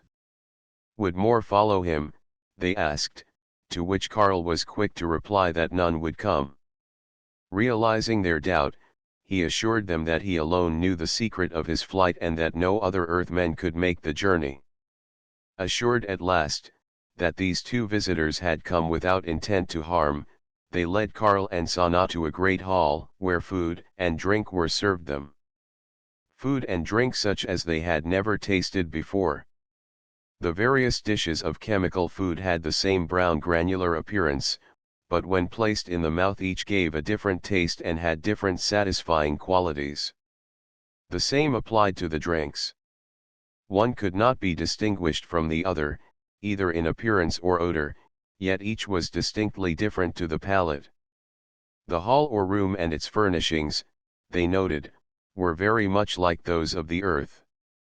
While this was indeed strange, Carl reasoned that there was no good reason why two worlds of people, although separated by untold miles, should not conceive things along the same lines.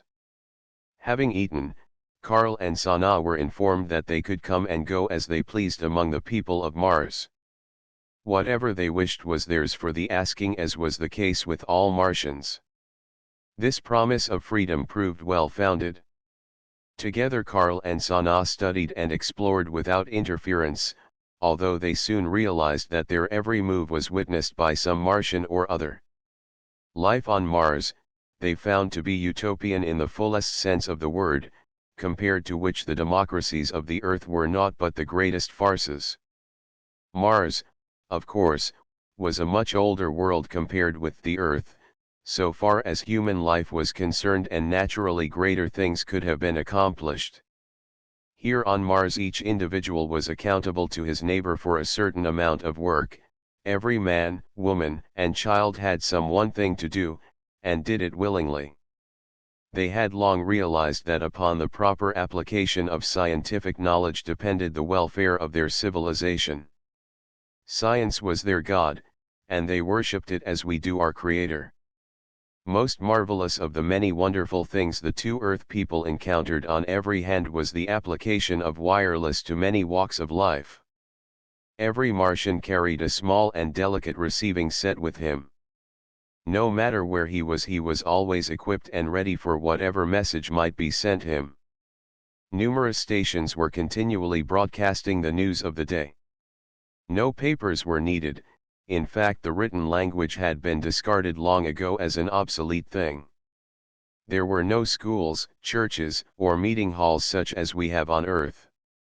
The people sat in their homes and were informed of all there was to know. Transportation, too, differed greatly from that of the Earth. All the railways were underground, and instead of tracks and wheeled cars, such as we have, cylindrical tubes were shot forward like pistons in a cylinder, or rather these cylinder-like cars were sucked from one station to another, at a terrific speed, by means of great solenoids, the electrical current for which was secured from the numerous hydroelectric generating stations that dotted the banks of the canals, which served the Martians a double purpose.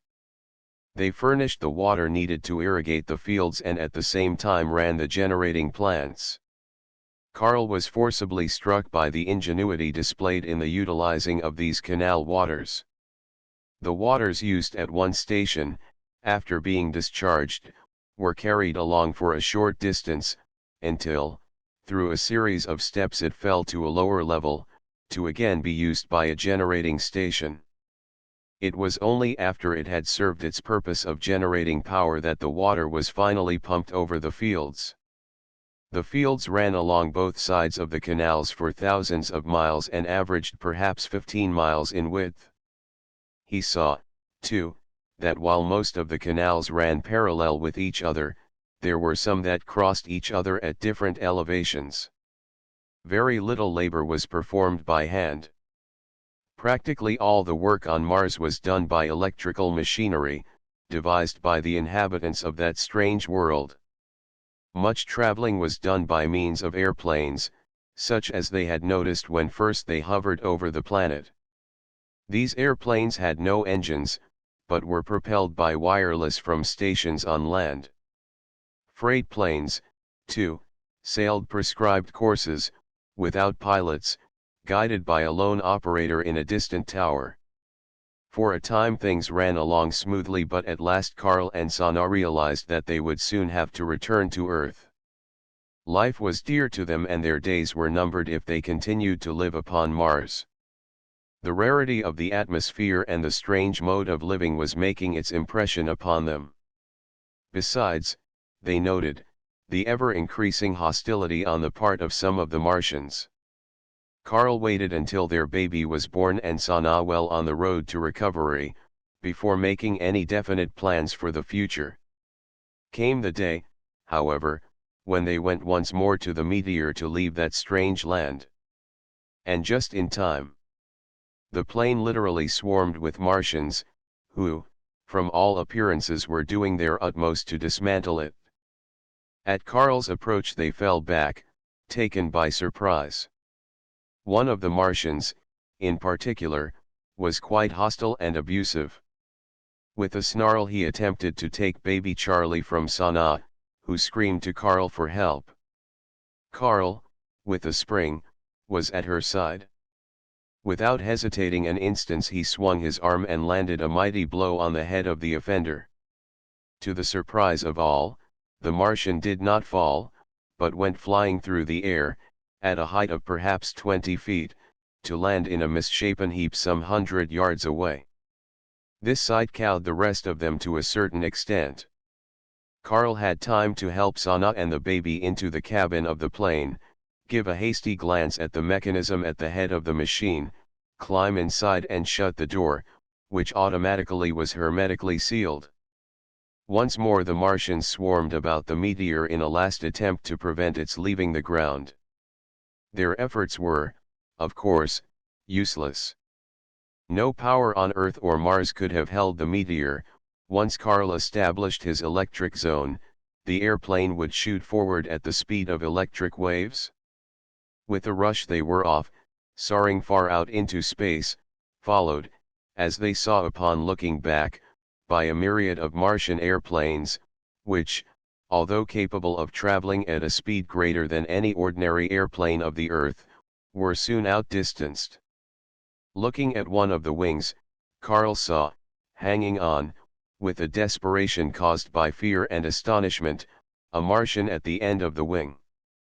Apparently he had been unable to scramble off when the meteor had started. Without saying anything to Sana as to this, Carl flapped the encumbered wing in the way a bird would, and saw the Martian torn from his grasp and catapulted far out into space, only to describe a wide arc and fall like a plummet down into the limitless depths. Would he, Carl mused, too become a wanderer of the skies? Putting the countless miles speedily behind them, the meteor at last came in sight of the moon. Calling Sana to his side, Carl let their ship hover above that cold dead world. The sight below them was fearful. The planet was a veritable charnel house. Countless circular mountain ranges, looking like great inactive volcanic craters, some of them hundreds of miles in diameter and with ramparts more than 25,000 feet high, studded the surface of the moon. Between these mountain ranges the surface of the moon was scarred with great clefts or crevices, evidently caused by the sudden cooling of that planet. Recalling that among the various books they had with them, was one containing photographic maps of the moon, compiled by the greatest of the Earth's astronomers, Carl procured it and with Sana's assistance, compared the pictured maps with the planet itself. Yes, there was the great Copernicus crater, with its strange central peak rising some 11,000 feet from the bottom of the pit, although the peak rose only some 2,500 feet above the surface of the moon. There was the Plato crater, 60 miles in diameter with peaks over 7,000 feet high, Clavius, 140 miles from rampart to rampart with peaks 16,000 feet high, Herschel 90 miles in diameter, Gauss and Humboldt each about 100 miles across.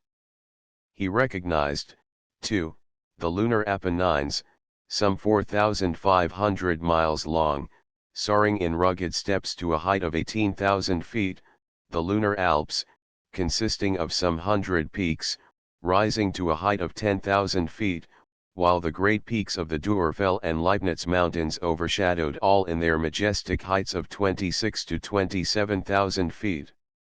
Gleaming white, dull red, and brilliant yellow the peaks and craters reflected the rays of the sun.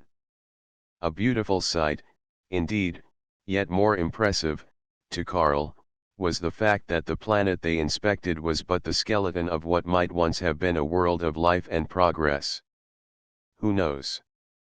Leaving the moon behind, they headed for the Earth. The dust clouds had disappeared and the land and water surfaces were clearly visible even at their great distance. Their Earth home was once again in sight. A feeling of happiness stole over the returning wanderers.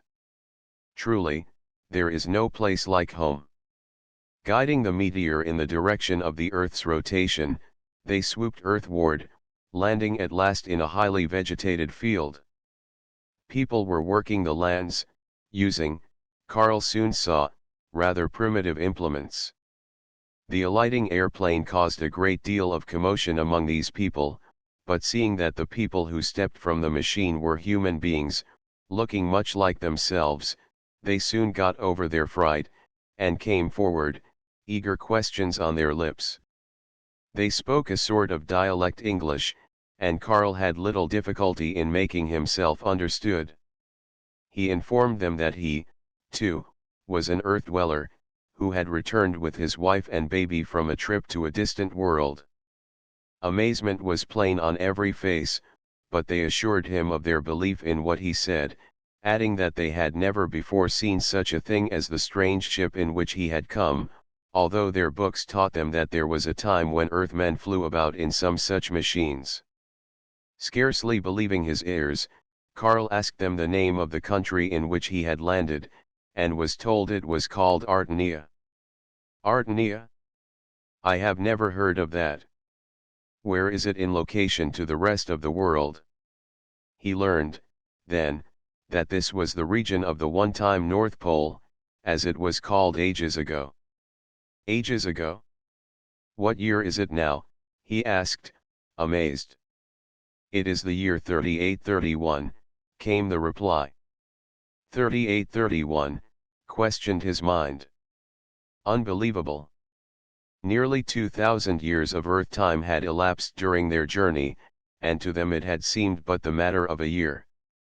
Turning to Sanaa, Karl said, is it possible that Einstein was right? If such changes had been wrought at the pole, what had happened to the rest of the world? What had become of the great cities of the world and their people? Sadly they realized that they alone of the old order of things existed. This world, their home, would be as strange to them as Mars. They might as well utilize their means of travel and visit the other parts of the globe. The meteor, although badly strained by the severe use to which it had been subjected in their flight, would still suffice them on Earth.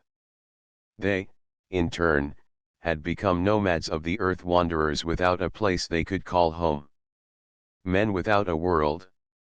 Their supply of the artificial food had about been exhausted, and Karl questioned the strange folk as to where he could purchase food. At his remark, "But I have little money," they asked curiously, "Money? What is that?" Karl tried to explain, but they did not understand. He knew then that they, in their primitiveness, had not yet reached the stage where a standard form of exchange was required. So he reverted to their method of barter. He had not much choice in the way of what to offer. In fact, the only things he had were his books. Perhaps they would serve his purpose. And serve his purpose they did. Cooked meats, fruits, and vegetables galore were given him in exchange for a single book, a book of wild game hunt in Africa. He noted with a smile, that it was the pictures that interested these people. They passed the book from hand to hand, looking at the highly colored illustrations, like so many amused school children. Promising these new-made friends that they would return to them, to tell them of what they had seen in their tour of the world, they said goodbye, and headed for Europe. The Europe they had known was gone. Gone were the great centers of population, gone were the peoples they had known, swallowed up, all, in the relentless march of time. Gone too, were the great nations of Europe, as Karl and Sanaa knew them. All that remained of the once great British Empire was the little Isle of England. The rest of her domains had shaken off the yoke and were independent countries. In France a greater change had taken place. The one-time French race had completely extinguished itself generations before. The land was now overrun with a polyglot race of Russians and Germans, who were more phlegmatic than ever. Germany and the other countries of Europe, too, were changed to such an extent that there was no comparison between the order now in existence and the order that had passed. In all Europe laws of equality of man had been established, so that now all men were equally rich, or rather equally poor. Equally poor, because there was no longer any incentive or inducement to strive to gain. The people had become drones to an extreme degree. There was no reward for labor, so none labored. No man tried to outdo his neighbor, for in the end, his neighbor had as much as he. Hence progress had ceased long ago. There was no industry worthy of the name. Civilization, as Karl and Sanaa knew it, was, too, a thing of the past. To all appearances, the people existed only because they did not die. Nothing mattered to them but food, and as eating was a necessary evil, they procured their food, individually, with as little exertion as was possible. Too lazy, in most instances, to even cook the fish and game they caught, they ate it raw, and having filled their bellies, would lie down beside their mates to sleep until they were hungry again. Landing in North Africa, both Karl and Sanaa were astounded at the changes that had taken place. The once barren wastes of the desert country had been converted, as if by the wave of a magic wand, into a great agricultural country. The terrific heat of the days and the freezing cold of the nights had gone, and in their place was a mild climate, similar to that of the central United States.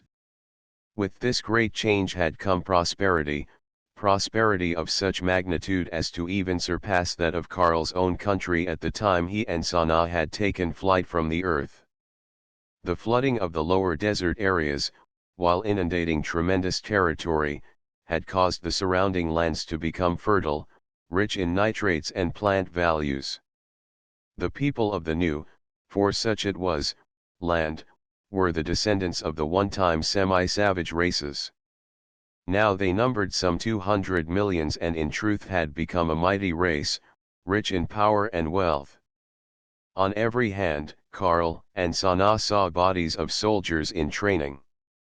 On inquiring as to this, they were informed that ages ago France had taught them the military arts. Today these people believed the entire world was in fear of them.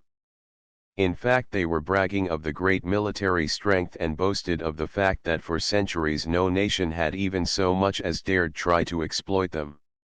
Sanaa pointed out to Karl that these people were not as dark of skin as they were when the land was still a desert.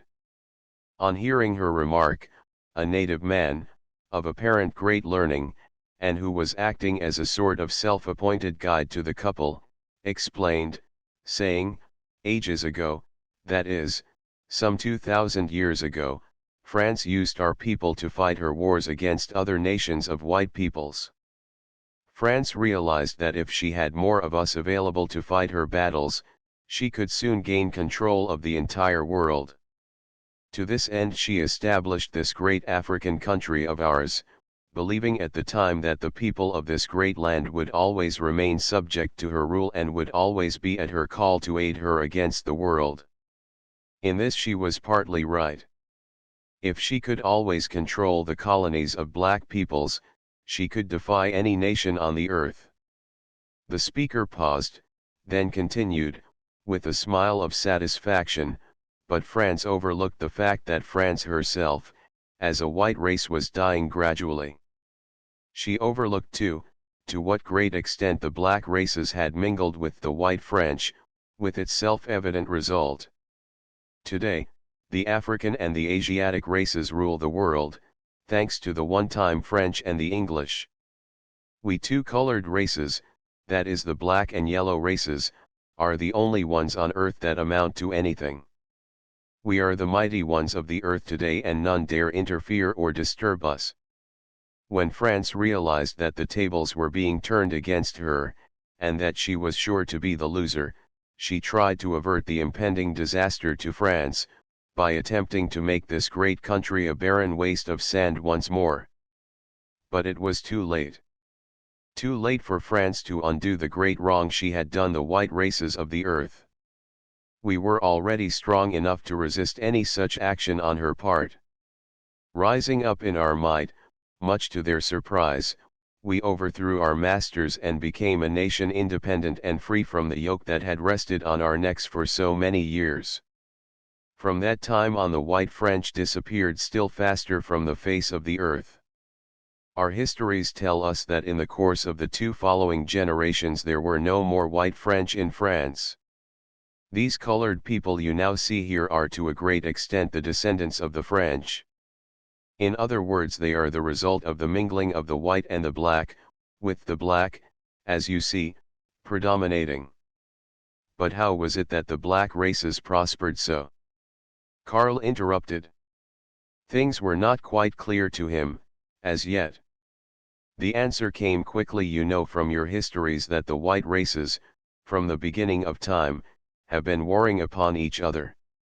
You know too, that the colored races have never fought each other as have the whites. That is the answer. England aided the growth of the yellow race by letting Japan overrun Russia. France conscripted the black race to fight the white. What other outcome was there to expect? Sooner or later the two races must dominate. When the black and yellow races are allowed to kill off the white, there could be no other result. And, because that result was inevitable, so it has come to pass. Today where are the whites? Scattered over the earth. But they are nobody. Their ambition lies dormant, they are even too lazy to procure their food. They are a dying race. But we colored people are different. We are the civilized peoples of the earth. Our civilization has taken the place of that of the white peoples some 2,000 years ago. The truth became clear to Karl and Sanna as they listened to the speaker's words. The hypocrisy of nations, like that of individuals, ends with disaster. Asking whether all these great changes had been wrought in a natural way, Karl was told not quite so. At the time when the Sahara, as it was then known, was changed from a desert into a flowering garden, there was, according to history, a great astronomical upheaval, destroying great cities, and killing millions of people. Ever since, the great comet, which will soon be visible in the sky, has appeared daily. Then our colored people with the mixture of the French blood get excited. They cannot lose their fear. Sanna smiled, saying, after 2,000 years they are still excited and afraid. In the days that followed, Karl and Sanna, in their wanderings about this strange country, were soon convinced of the truth of the things they had been told. Much as they would have liked to remain here and study the civilization and people about them, they desired to hasten to America. Of Sanna's homestead on the Guerrera Oasis there was nothing to be seen. Ages ago all that was dear to Sanna had been buried deep beneath the waves of the great inland sea. So getting once more into the meteor they set out for Karl's beloved country. America, too, had changed, Karl found to his great regret, when the meteor alighted at the site of what was once the world's greatest city. Gone were the towering buildings of New York, gone were its millions of people. In its place was naught but a great sandy plain, or better, a plateau, extending for miles in all directions, and unpeopled save for a few straggling groups of rude hut-like shelters. In landing the meteor had come to a stop at a point that Karl figured was approximately Lower Broadway. Nearby some excavating work was being done by a group of white-bearded men, who at the sight of the airplane dropped their implements and came hurrying towards it. Upon questioning these men, Karl learned that they were scientists who had come from the cities that lay in the distant west, to learn something about the civilization that had existed on the Atlantic coast in the days of the past. To the best of their knowledge, they explained, some 1,000 or so years ago the entire coast had been devastated by great tidal waves, followed by terrible earthquakes causing untold destruction. Volcanic eruptions, too, had added to the havoc, burying the lands, for thousands of square miles, under millions of tons of lava and rock. Leading him to the pit where Karl had first seen them, the excavators asked him to peer down the deep shaft they had dug. At the bottom, some 200 feet below him, Karl saw the tower of the great Woolworth building of old New York. Asking them what they sought, the answer came, knowledge. We of today have little need for the material things of life. Ours is a search for the truth, and we must hurry. The spokesman of the party pointed heavenward. Karl, following the directing finger with his eyes, saw in blazing brilliance, the great comet whose first appearance had caused Sanna and he to flee the earth. While in Europe he had noticed it, but had paid little attention to it, being too absorbed in the things around him. The peoples of Europe, too, had taken it as an accepted thing of life. The stranger continued, that has been there in the heavens as long as man can remember, but we who know, realize that it is coming closer and closer to the earth. Just when that final rush will come, the rush that shall bring destruction to this world, we do not know, but we fear that the day is not far off. For myself I care not. The day can come any time and I will be ready. For the sake of the truths we are seeking, however, I hope that that day will never come. A strange world indeed, mused Karl, when the knowledge of truth dominates and man's personal ambitions are secondary. Wandering around, Karl and Sanaa saw how complete the destruction had been. The wonderful palisades of the Hudson had disappeared, the river itself having been turned from its bed many miles away. The East River, too, was gone, having been filled with lava and rock, as had a great part of Long Island Sound. While on one of their wonder-filled trips of exploration, they came upon an extinct volcanic crater, very similar in size and appearance to some they had seen on the moon. The air, that day, seemed more oppressive than usual and the heat terrific. Seeking coolness in the shadow of a great boulder on the rampart of this crater, Sanaa sat down, her baby in her arms, while Karl stood nearby studying the wonderful formations of rock and lava at every hand. Suddenly the air was filled with a great roaring sound, a sound so terrific that it was deafening. A light, brighter than that of 100 suns, illumined the earth. With a rush the realization was upon them. The comet was fast approaching the earth, the end of the world was at hand. Then the collision, the earth shook under the impact, the air was filled with dust and smoke. Fearful for the safety of his beloved ones, Karl sprang to them, to clutch them tightly in his arms. Then darkness. Someone laughing? Karl opened his eyes. Of course they were laughing at him, lying at the feet of his camel, from whose back he had fallen in his sleep, with his arms tightly hugging the camel's legs. Chapter 11. Under the knife, Karl, endeavoring to get to his feet, was aware of a severe pain in his side.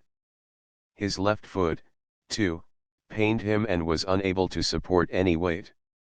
Struggling at last to an upright position, he staggered forward a few steps, only to lurch headfirst into the burning desert sand. Immediately the other tourists were off their camels and at his side. A hasty examination proved that his left ankle was badly broken and that, from all appearances, he had suffered internal injuries in his fall from the camel. Everything possible was done to relieve his pain and make him as comfortable as possible. With great care he was literally hoisted aboard one of the camels, and strapped on its back, where he was held secure from a further fall by one of the guides who rode behind him. The place of Karl's accident was near the Wadi Dra River, flowing past the southern end of the Atlas Mountains, so they were still some 250 miles, about 4 days' ride from Mogador, the terminus of the caravan. Accordingly the caravan headed for the nearest town, Glissim, but here they found only a native doctor, to whose care none was willing to entrust the sick man. Securing an automobile, the only one to be had and a ramshackle bouncing affair at that, Karl was driven to Mogador. Here, too, disappointment was in store for him. Suffering although he was from the pain in his side and ankle, Karl would not consent to gamble his chances on the more or less speculative knowledge of the only doctor in that locality. Another 100 miles of pain-tortured automobile ride and he reached Marrakesh, the beautiful southern capital of Morocco, lying at the foot of the Atlas Mountains, whose snow-covered peaks provided a wondrous contrast to the great groves of palms that formed a background for the city. It was at Marrakesh that the celebrated feudal chieftain of the southern country, El Hadj Thami Gloyuri, made his home, being attracted to the city by its great groves of cypress and olive trees and its wonderful gardens of tropical beauty. At the hospital, Karl, much to his delighted surprise, was placed under the care of the prominent French physician Dr. Thuillier. After a thorough examination, which confirmed the belief of the tourists, Karl was placed in bed. The hospital was rather crowded with soldiers wounded in the war, but room was found for him in one of the wards. That was on a Thursday night. The following morning X-ray pictures were taken to ascertain the true nature of the fracture in his leg, and Friday not being an operating day, but a meatless one, as was laughingly explained to him, Karl had to wait for Butcher Day, which was Saturday, for the operation. Among the nurses at the hospital there were a few white women, one of whom, Karl soon learned, was an American, Grace Huntington. She came from New York, where she had been employed as a stenographer and secretary prior to the outbreak of the war. When the war came she went to France as a nurse, like so many of her American sisters. During her service with the armies she had met Dr. Thuyer, who had accompanied a regiment of semi-savage Moroccan soldiers to France. He, seeing that she made a wonderful nurse, made her an attractive offer, which, in her enthusiasm, she readily accepted, going to Marrakech at the termination of her work in France. Grace was young and very attractive, as Karl soon noticed. Karl was attractive, too, it seemed, as from the outset complaints were made that she paid more attention to him than was necessary. Karl was much interested in the sights about him, and particularly in the behavior of several men, who, still under the influence of the ether, were brought back to the ward from the operating room. One of these was a young Englishman who, coming out of the ether, became very restless and talkative. So restless was he that two nurses had to hold him down, but all the while he kept talking of and to his sweetheart. This made Karl wonder whether he, when coming back from the plane of unconsciousness, would talk of Sanaa, his beloved, for whom his heart was crying bitterly. He hoped not, after hearing the jeers that greeted the words of the soldier. Furthermore, he could not reconcile himself to the thought of having Grace hear anything of Sanaa. But he reasoned to himself, that if what he had heard from others was true, he would talk. Much of this talking on the part of a patient he had been told was induced by suggestion on the part of the nurses at hand. Friday night, much to his embarrassment, he was shaved and prepared for the operation the following morning. Grace, he noticed, was also visibly embarrassed, although he thought this strange, as it must have been a usual occurrence in the line of duty. He could not account for it, but he was too tired and hungry to bother much about her feelings toward him. Hungry he was, and much to his chagrin had to be satisfied with half a roll and a glass of water. Early the next morning Grace again came to his side to make him ready for the ordeal. Another coat of iodine, war paint she called it, was applied to his side, a white woolen shirt and a pair of long woolen stockings put on him, and he was placed upon a wheel stretcher. Blankets were put over him with his arms beneath them, and his body tightened down with two strong belts. A victim, trussed for the slaughter, Karl mused bitterly. In the operating room Karl was turned over to three women nurses, the history of his case being given them. Without further ado he was transferred to the operating table. A young French doctor was attending to the ether apparatus while a nurse came up to Karl with a book in her hand and requested his signature. Asking what this meant, he was told that it was but a matter of routine. Anticipating that he was expected to sign his life away before the operation, in case he died from it, the nurse confirmed his belief. Reluctantly Karl signed the book, knowing that he had no alternative. The doctor was having some trouble with the ether bottles and the attachment of the gas mask. While fixing things, he laughingly told a story of two boys, who were bragging about their fathers. The one had said that his father had electricity in his hair, to which the other retorted that his father had gas on his stomach. Disgusted beyond words at this lack of consideration on the doctor's part for his patient, Karl heard him say, "Come, you had better take some gas now." The mask was adjusted over his face and the ether turned on. A sweet sickening odor entered Karl's nostrils, followed by a light-headed feeling. The stuff was doing its work fast. Making up his mind that he would not say a word of Sanaa, when coming out of the ether, he began to count. The possibility of his never coming out of it did not occur to him.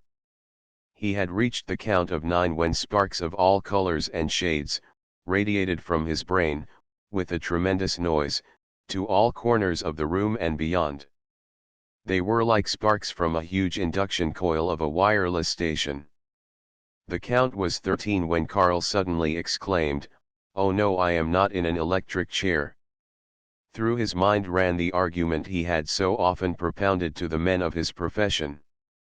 He was firmly convinced a person electrocuted in an electric chair was not dead and that he could be revived with a high-frequency apparatus. Many an electrical equipment operator has been successfully revived after receiving equally as heavy or even more powerful electrical shocks from high-tension apparatus in electrical central stations. These operators lay on the ground as though really dead, their hearts do not beat and any doctor would pronounce them dead, yet many of them are brought to life again. After official electrocutions, an autopsy is performed upon the body, and the heart removed. This, of course, kills the person, but the electrical shocks do not necessarily kill. No state, he had contended, making use of the barbaric electrocution, would dare to apply high-frequency apparatus to a criminal after he had been removed from the electric chair. It would expose the fact that many an individual had not been legally and according to law, executed in the electric chair. When Carl stopped counting, the doctor asked him, "Do you hear me?" Carl wanted to reply in the affirmative, but his voice failed him. So he nodded his head in answer to the query. The young physician promptly exclaimed, "Hell you do." Carl meekly thought, "I ought to know better." He now heard Dr. Thuyer, the chief surgeon, say, "Well, where is that young American?" Then someone placed a hand on his left arm and he became unconscious instantly. From that time on, until 3 hours later, he knew nothing of what was happening to him.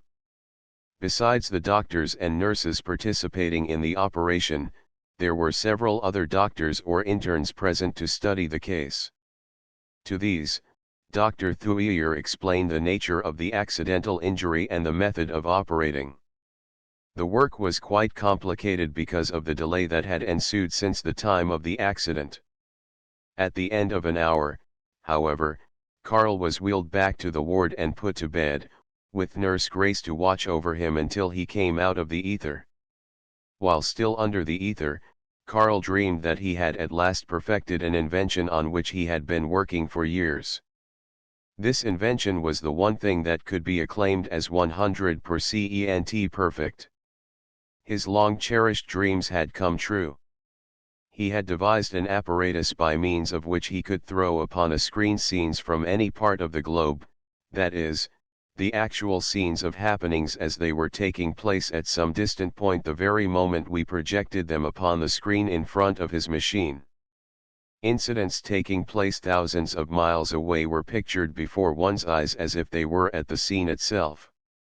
If he wanted a street scene, say of San Francisco, Tokyo, Paris, or London, all he would have to do would be to place the indicator upon the dial map, pointing to the city in question, and it was done. The scene was before his eyes. Carl had been industriously working on this telephoto device during the war. His idea was to observe the movement of the armies, believing that with it he could end the war and prevent all future wars. No military movement would be secret, no advance unobserved, with his machine. The idea was first born in his mind after a talk with a great detective who was looking for evidence against some suspected criminals. Carl had come to the detective's aid with a device whereby he could see what was going on in a closed room. He placed wires along the picture molding of the room, during the suspected one's absence, and the four ends of the wire he provided with eyes, his secret invention. These wires led from the room to a place at some distance away, where the apparatus reflected the entire room upon a large mirror. This device he had improved upon until at last, instead of wires and the eyes, he had been able to accomplish the same result by means of wireless. The war over, he continued his experiments on the device, intending to use it in connection with his lectures on city planning. In his delirium, he was addressing a large audience and demonstrating his device.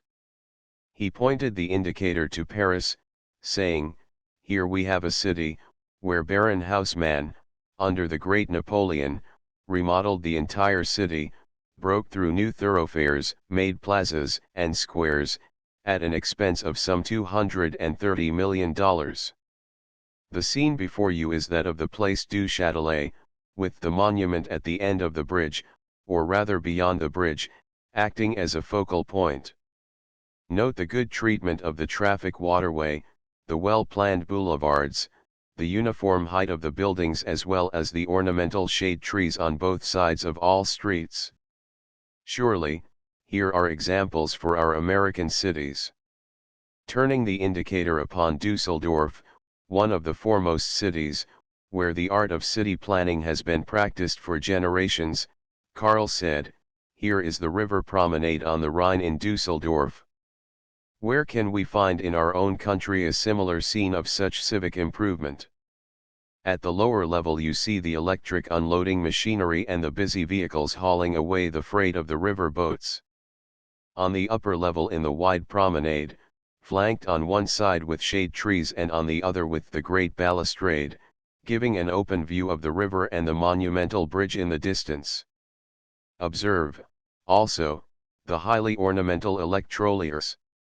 Dusseldorf is no larger than Jersey City, but whoever goes to Jersey City for the sake of seeing anything beautiful? Where could we, in our own country, find such a scene, as this, of business and pleasure combined? Yet all this could be duplicated in America if the principle were but understood. As will be seen, city planning develops artistic taste, civic pride, and patriotism. It also makes for better citizenship, adds to our comfort and our happiness, and it stimulates industrial prosperity. Of late we have heard so much of Tutankhamen, one of the great pharaohs. Let us see if we can locate him. Shifting the indicator back and forth over the map of Egypt, Karl continued, "Here we have the sand waves sweeping in their slow but inevitable march past the silent Sphinx and the pyramids at Luxor. Yes, here it is.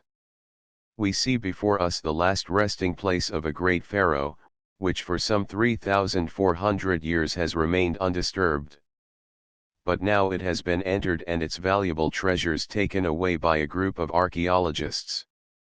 Witness the procession of visitors in carriages and on camels' back, all come to gape with awe at the funeral fittings of a king. We cannot look down into the tomb itself, but we can see the valuable treasures as they are carefully carried away on stretchers borne by native Egyptians who apparently have no scruples against despoiling the grave of a ruler of their country. We see here treasure chests, costly vases, chairs, thrones, and the like, as well as the mummy of the king. Art as well as history may gain to a great extent, but let us consider a while. Is it right? Tutankhamen, as well as the other pharaohs, was buried according to the rites of the religion of Egypt. In his mortal life he had this great tomb prepared, so that his body could be placed in it, when death came, and remain untouched through the ages. After the king had been buried and the last seal put in place, the tomb became consecrated ground, hallowed to the memory of the life that had departed. Because of this, many a logical mind will consider the ruthless digging up of the remains a ghoulish act and a desecration of the body's last resting place. Surely if it were the grave of a less notable person than an ancient pharaoh, such would be the description of the act, and the diggers would be called ghouls and grave robbers instead of archaeologists. What would be said if some wealthy or more powerful foreign nation came to our own country to carry away the bodies of our great Washington or Lincoln, or say of some of our soldiers who lost their lives on the field of battle? It may be said that the removal of these highly valuable treasures will serve mankind, but mankind could be better served if the cost of such removal were used in the aiding of needy peoples. Beneath Constantinople, the Turkish capital, are buried the treasures of the old pashas, and this is one of the reasons that makes both England and Russia so anxious to control that city. The treasures buried with kings, pashas, or pharaohs were buried in accordance with the beliefs of the people, and no other nation, especially a nation of a different religion, should have the right to exploit these graves and treasures to their own advantage. However, that is but a matter of opinion and has nothing to do with my new invention, the telephoto device, which has enabled you to see these things for yourselves. Tremendous applause greeted Karl as he finished his lecture. Immensely elated, he shouted, "I am satisfied. I have a machine that is 100% perfect." The words were hardly out of his mouth, when a great 7-league boot kicked him off the globe, while a voice said, "The hell you have." Falling through space, he looked back and saw another man, a young fellow he had seen in his audience, pick up the machine saying, "Here we have it, 100% perfect." And again came the gigantic boot and the voice, "The hell you have," and he, too, slid off the planet. A second man, one of the type termed Nut, came along and seeing the device, called out gleefully, "Years ago I invented this, but could not make it work. Now I shall claim it mine." And again that sneering "The hell you will," followed by so forceful a kick that the old man flew in a wide arc over Karl's head and descended rapidly to the depths beneath. All the while Karl noticed that it was becoming hotter and hotter. At first he could not grasp the meaning of it, but then came the dawning of the truth that Hades was his destination. He turned around and screamed, "What is all this about?" From somewhere in the far distance, he heard a deep even voice respond, "Young man, if everybody should come into the possession of 100% perfection, which by the way is an impossibility, there would be no incentive for improvement, and that would stagnate all possible progress." Karl became intensely hot and was perspiring dreadfully. His very vitals were burning and a terrible thirst was consuming him, but he managed to say, "But I have it and I am going to hold on to it." A hand was on his arm, and a melancholy yet sweet voice barely audible came to him, saying, "Please, Mr. Lohman, have a drink." Karl was but half awake, his mind still floating in airy regions, but he managed to rouse himself, and opening his eyes, he saw his charming nurse, Grace, standing at the side of his bed. A teaspoonful of warm water was poured between his parched lips. That was all he could have just then, but to the fevered man it was nectar of the gods. Karl, on regaining full consciousness, was anxious to know whether he had said anything of Sana during his coma. He questioned Nurse Grace guardedly, but was told that he had only grunted like a little pig for a time and then had mechanically delivered a lecture on the tombs of the pharaohs.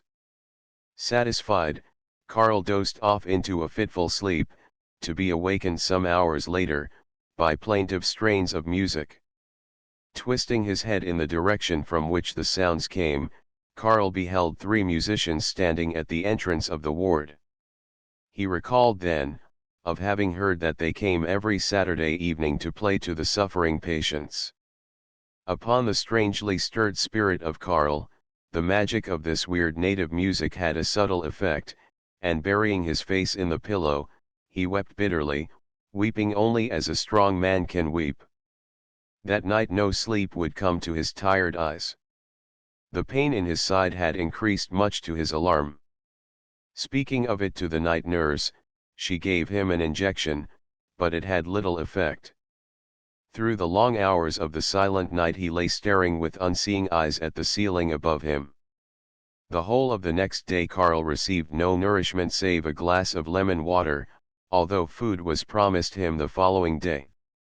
That night another injection of morphine was given him, and peaceful sleep came to the tired man. One hospital day was like another. But on the 6th day Karl became very ill. His pulse raced and his temperature rose rapidly. A high fever set in, torturing his very soul. Karl noted that the night nurse had spoken to Grace of his condition when she arrived in the morning. Her serious face, when asking him how he felt, worried Karl greatly. He began to ponder on the success of the operation. Was it likely to end fatally? But then he did not care. Sanaa was gone, burned alive, and in a large measure due to his own fault. Ever since that fateful hour he had been thinking of how he could have saved his beloved if he had only acted the part of the hero of storybook and screen. He had saved Sanaa from the clutches of Amshid, and he blamed himself for not having taken sufficient precautions when leaving the burning building. As yet he did not know how he had been put out of action. All he remembered was the blow that sent him reeling down in a heap. Such thoughts depressed him, and he cared little whether he lived or not. Although puzzled at this turn of affairs, Grace assured him that he was in no great danger. 2 assistant doctors, in the absence of the head doctor, were called, but they could not say just what was the matter. When Dr. Thuyer came, however, a hasty examination was all that was necessary to disclose the nature of the trouble. An abscess had formed in the wound, and it was necessary to reopen it. This was immediately done, the abscess removed, and the incision closed. After this second operation Karl's fever left him and he was much easier. For 3 long weeks after that Karl remained at the hospital, gaining in strength slowly but surely. During this time Grace was constantly at his side, tenderly nursing him with all possible skill and patience. At last came the day when he was pronounced fit to leave. During the weeks of his convalescence, Grace had often told him of her desire to return to New York. She was tired of the desert, of the hospital, of everything in this foreign land. She wanted to go home. So it had been mutually agreed that they would go home together. So together, Karl and Grace bade goodbye to their friends at Marrakesh and left for Mogador, where they hoped to find passage by steamer to New York. Chapter 12 The Rum Runners. Karl and Grace had luck in catching the boat. Sailings from Mogador are few and far between, but the English freight steamer Resolute was at the wharf, loading for a return trip to New York. Inquiring of the vessel's master as to the chances of securing passage, Karl was directed to the purser's office, where he made arrangements for himself and Grace. Besides themselves, 3 other passengers had been booked for the trip. Shortly afterward the steamer weighed anchor, and Grace and Karl, standing at the rail, waved farewell to the shores of Africa. Karl soon made friends with the other men passengers, and much to his amazement, soon discovered that the Resolute was a rum boat, operated by a New York bootlegging gang. Captain Billings and the first and second officers, he learned, were in the pay of this gang and were known to be ruthless in their methods of dealing with any member of the crew who saw fit to disagree with them. Billings was an American, who prior to taking up this calling, had been master of a Gloucester fishing schooner. Although legally without right to take charge of a steamer of the size of the Resolute, he had been given papers by the English concern, which, to all appearances, operated the steamer as a freight boat, but which, in truth, was but a subsidiary of the rum-running organization. He learned, too, that the vessel had stowed away in its holds some 90,000 gallons of whiskey and brandy, with a value of perhaps $750,000. This liquor had been taken aboard at Cadiz, in Spain, to which port it had been originally shipped from England and France. From Cadiz the ship had gone to Mogador, which was listed as one of its ports of call, to take on a miscellaneous cargo. This, Karl was assured, was but another step in the concealing of the true nature of the steamer's operations. Karl was told that if trouble arose he must not be surprised. Out of Cadiz, the crew had mutinied, but were subdued by Billings and his gunmen, who even now were somewhere on board the boat, ready at an instant's notice to quell whatever disturbance might arise. At Magadar, the crew had deserted the vessel, and a new one engaged from the riffraff of the wharves.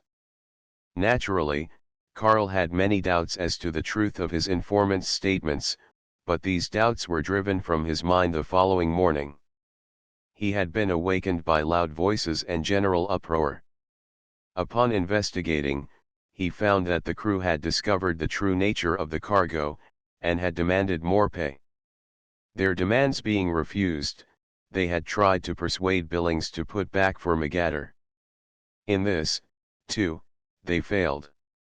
Then they had tried more direct action to obtain their just rights as they called them. But, to their chagrin, the 4 gunmen, of whom Karl had heard, were upon them, with threats of gunplay if they did not go aft.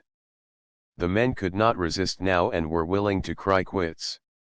Billings, however, wished to set his new crew an example, so 3 of the men, at his command, were clamped into irons and made prisoners below deck.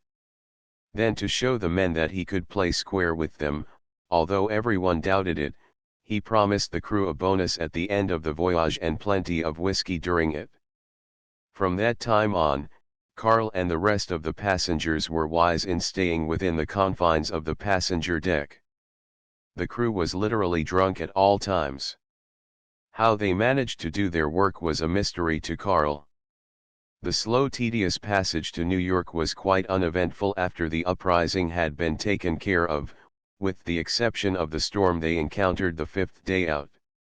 Early that morning a gale sprang up, increasing in velocity until, by noon, it was a roaring hurricane. The Resolute was slowed down to almost a standstill, her engines running just enough to keep her head onto the wind.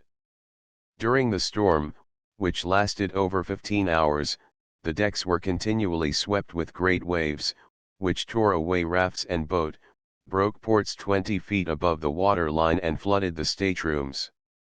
One of the passengers ventured out on deck during the storm and was picked up with a broken leg, having been thrown heavily against the cabin walls by a great mass of water. The crew sobered up considerably during the storm, while the 3 men in irons were willing to promise anything if they were released. Some 17 days later, Karl was told that they were nearing New York. Long before reaching port, however, wireless messages were sent out to the effect that the ship had developed some slight boiler troubles, at the same time giving her location, but adding that no assistance was needed. Knowing that there was nothing wrong below decks, Karl figured that this was but a code message intended for the bootleggers, who were awaiting the arrival of the vessel. When the ship was about 10 miles from New York, Captain Billings gave the command to cast anchor. At 9 o'clock sharp that evening, a red rocket was sent up. Within half an hour, an auxiliary schooner, the Viking, commanded by a former customs guard, was lying alongside the Resolute. Under the direction of the captain and the watchful eyes of the gunmen, the crew was immediately set to discharging the treasure of liquor. This work kept the men busy the entire night. Early the next morning 2 fast motorboats came up and drew alongside the steamer. The men boarded the Resolute, and with the aid of the latter's crew a large number of cases of whiskey were put on board the motorboats, which then sped away. Hardly had they departed with their treasure, however, when one of the motorboats was stopped by a large power boat. This took place near enough to the Resolute to enable Karl to read its name, Buzzard. The crew of this latter boat was heavily armed, and resistance being useless, the cases were transferred from the smaller boat to the Buzzard, which Karl now recognized as one of the much spoken of pirate outfits gotten up to terrorize other rum-running vessels. The commander of this vessel no doubt had an understanding with Captain Billings so that the latter's employers, the New York bootlegging gang, would be cheated out of the liquor as well as the price the rum runners had paid for it. The other motorboat, as well as the schooner Viking, got away, but the Resolute was picked up by a government dry navy patrol boat. This patrol had been on the lookout for a fleet of 5 English rum-laden vessels, some 20 miles out at sea off Fire Island. These English ships were supposed to be the mother ships of the rum runners. The patrols had been given orders to board and capture the English vessels at high sea in order to test out a custom house ruling to the effect that the federal authorities had the right to seize and search beyond the 3-mile limit. A comparatively small quantity of liquor was found on board, but a list was found of the foremost New York hotel managers, evidently bootleg customers. The vessel and cargo, as well as some $300,000 in gold, found in an iron chest, was seized by the authorities and taken to New York, where the officers and crew were confined to jail. At the court hearing the next morning, the captain explained, "I delivered the liquor on the high seas and not within the jurisdiction of the United States government. The liquor still on the ship is bound for Bermuda and not for your country. I was at the wheel, and when the prohibition boat came along I took it for a pirate ship. Even when I heard the voice through the megaphone, 'Heave to, we are revenue men,' I thought they were pirates, and at first I intended ramming their ship. On second thought I demanded that they turn their searchlight on their flag and crew. When this was done I could see that they were indeed revenue men, and I was glad to have them come aboard a British boat outside the 3-mile limit." The judge questioned Billings as to how he had come into possession of so large an amount of gold, and was informed that it was customary for rum-running captains to demand gold, because of the large amount of counterfeit money the bootleggers had succeeded in passing in payment of the liquors. However, the prisoners were soon released. After a visit from the British ambassador, the wheels of official Washington began turning, and it was ruled that the 3-mile limit must be observed in the search of foreign vessels. The pressure brought to bear probably did not have the freedom of the seas so much in mind as the fact that 3 miles from shore meant easier work for the rum runners in their efforts to land the contraband. In the meantime Carl had landed and re-established himself in New York.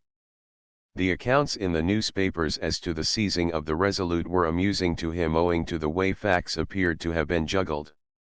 He related his story at the club that night to several of his friends. One of them, a Dr. Rowland, was rather surprised and proceeded to tell his side of the story. "My chauffeur, John, was arrested last night by a dry agent, while he had 20 cases of brandy in his car, which came from the Resolute. He had gotten the liquor at an East River dock, from a motorboat, the crew of which was dispensing the liquor to a number of customers who had paid for protection. However, John's load was seized just as he was about to enter my garage. The cases were unloaded into a truck standing nearby, and John was placed under arrest and ordered to accompany the agent to the police station. After they had ridden a block or so, they let him go. The joke of the whole affair was that John was arrested by a man undoubtedly posing as a dry agent. He might have been one, but how do we know? I inquired and learned that the seizure of the liquor had not been reported to the authorities. So I am the loser, to the extent of $2,000. The two men enjoyed a hearty laugh as Dr. Rowland continued, "Last month, our friend White's chauffeur was held up by 2 gunmen just as he was leaving the dock with a load of liquor in the evening. You know, certain policemen are tipped off to stay away from that particular section for an hour or 2 on certain nights. The gunmen jumped into his car and, pointing their revolvers at him, forced him to drive past an empty lot. When there he was kicked out and the thieves drove off with the car, liquor, and all. White found the car standing in front of his home the next morning. There is no questioning the fact that certain men accept bribes to have the booze removed from the boats, then put the hold-up gang onto the trick, for a consideration, and still further benefit probably by dividing the booty itself. Just plain double-crossing. Last week the federal grand jury censured several dry agents for taking large quantities of liquor out of government warehouses where it had been stored after seizure. These agents, however, claimed that they did not sell the stuff, but gave it away to their friends and relatives. Who wants to believe them? There are all kinds and forms of rum selling going on, and the men engaged in it make big and easy money. I understand that a certain party here in New York bought several yachts and is sailing them between New York and nearby English possessions, engaged in the bootlegging business. His yachts keep outside of the 3-mile limit where the rum runners meet them with hard cash. He is making a lot of money and is running no risk. Once the stuff is on land, there is no lack of buyers. And some way is always found to supply their wants. In fact, a friend of mine told me that in one of our boroughs whiskey is distributed from oil delivery wagons in the conventional oil cans. These wagons have regular routes, calling on their established customers once a week. "Look here," said Carl, "you are a good writer, why don't you write a story about these pirates, the double-dealing crooks and dishonest dry agents? It would make corking good reading, and the people would see that our country, after all, is not as dry as the Sahara." "No, thank you. I don't want to be a marked man. You know they would get me in the long run, even if they had to frame me, and frame me they would. You, as everyone else who wishes to, know too well the custom in this respect. And if they did frame me, they would have so very little respect for decency and honor that they would call me a liar, even if I had made a sworn statement in advance that such would be the case." "Yes, thinking it over," said Carl, "it seems best that we raise no objection to their crooked business and simply pretend that we know nothing about it. But it is a fine state of affairs when a law, such as the dry law, causes untold evils. It not only makes law and home breakers, but it makes liars and hypocrites.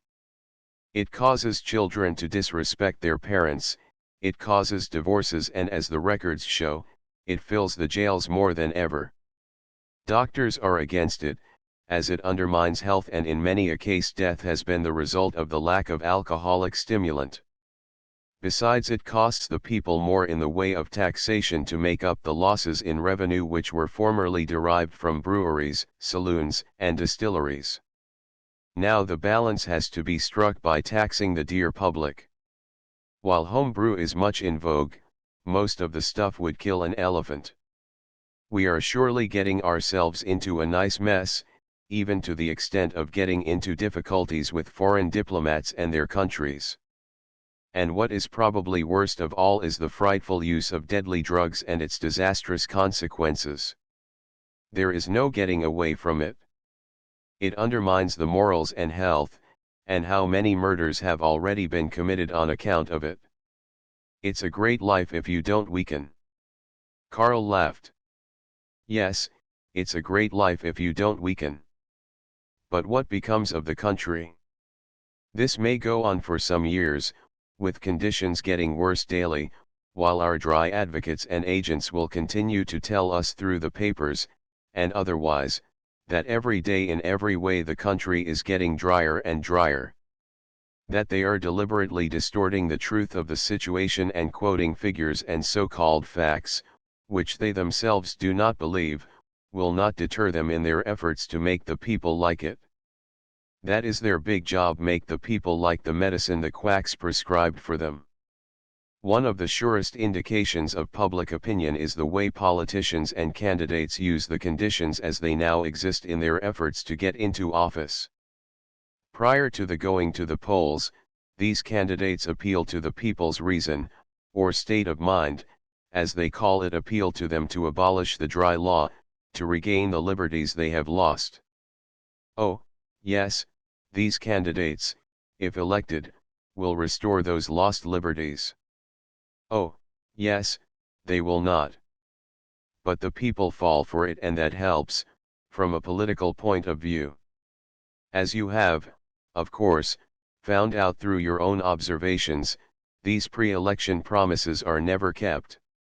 After election, promises are memories only, and then often only in the minds of the people who elected that particular candidate to office. He immediately even discards the memory of his promises. From the voter's point of view, the outcome is to be regretted, as is true of many other issues that arise from time to time. but it shows the sentiment of the people. If they were for prohibition and the consequent results of such enforcement as we have had foisted upon us, office seekers would never dream of appealing to them as they do. But to get back to those who do preach prohibition, even if they do not practice it? Do you know that many of these private dry agents get big pay from wealthy individuals, who accumulated their wealth while the country was wet? You mean to say, questioned Karl, that individual contributions are made to make the country dry? Of course. Where do you suppose these fanatics get the money with which to carry on their lecture tours and campaigns? They haven't any money of their own to speak of, and the government doesn't pay them. The government has its own dry crusaders. Oh, I see, Karl resumed. These private individuals are making a good living by advocating, for a price, the doctrine that it would be a good thing for the welfare of the people and the country, if they were deprived of a glass of beer or wine. I have no objection to the abolishing of strong drink such as brandy and whiskey, but it is idiotic hypocrisy to believe that 100 million people should change their custom overnight. Did you ever think it over?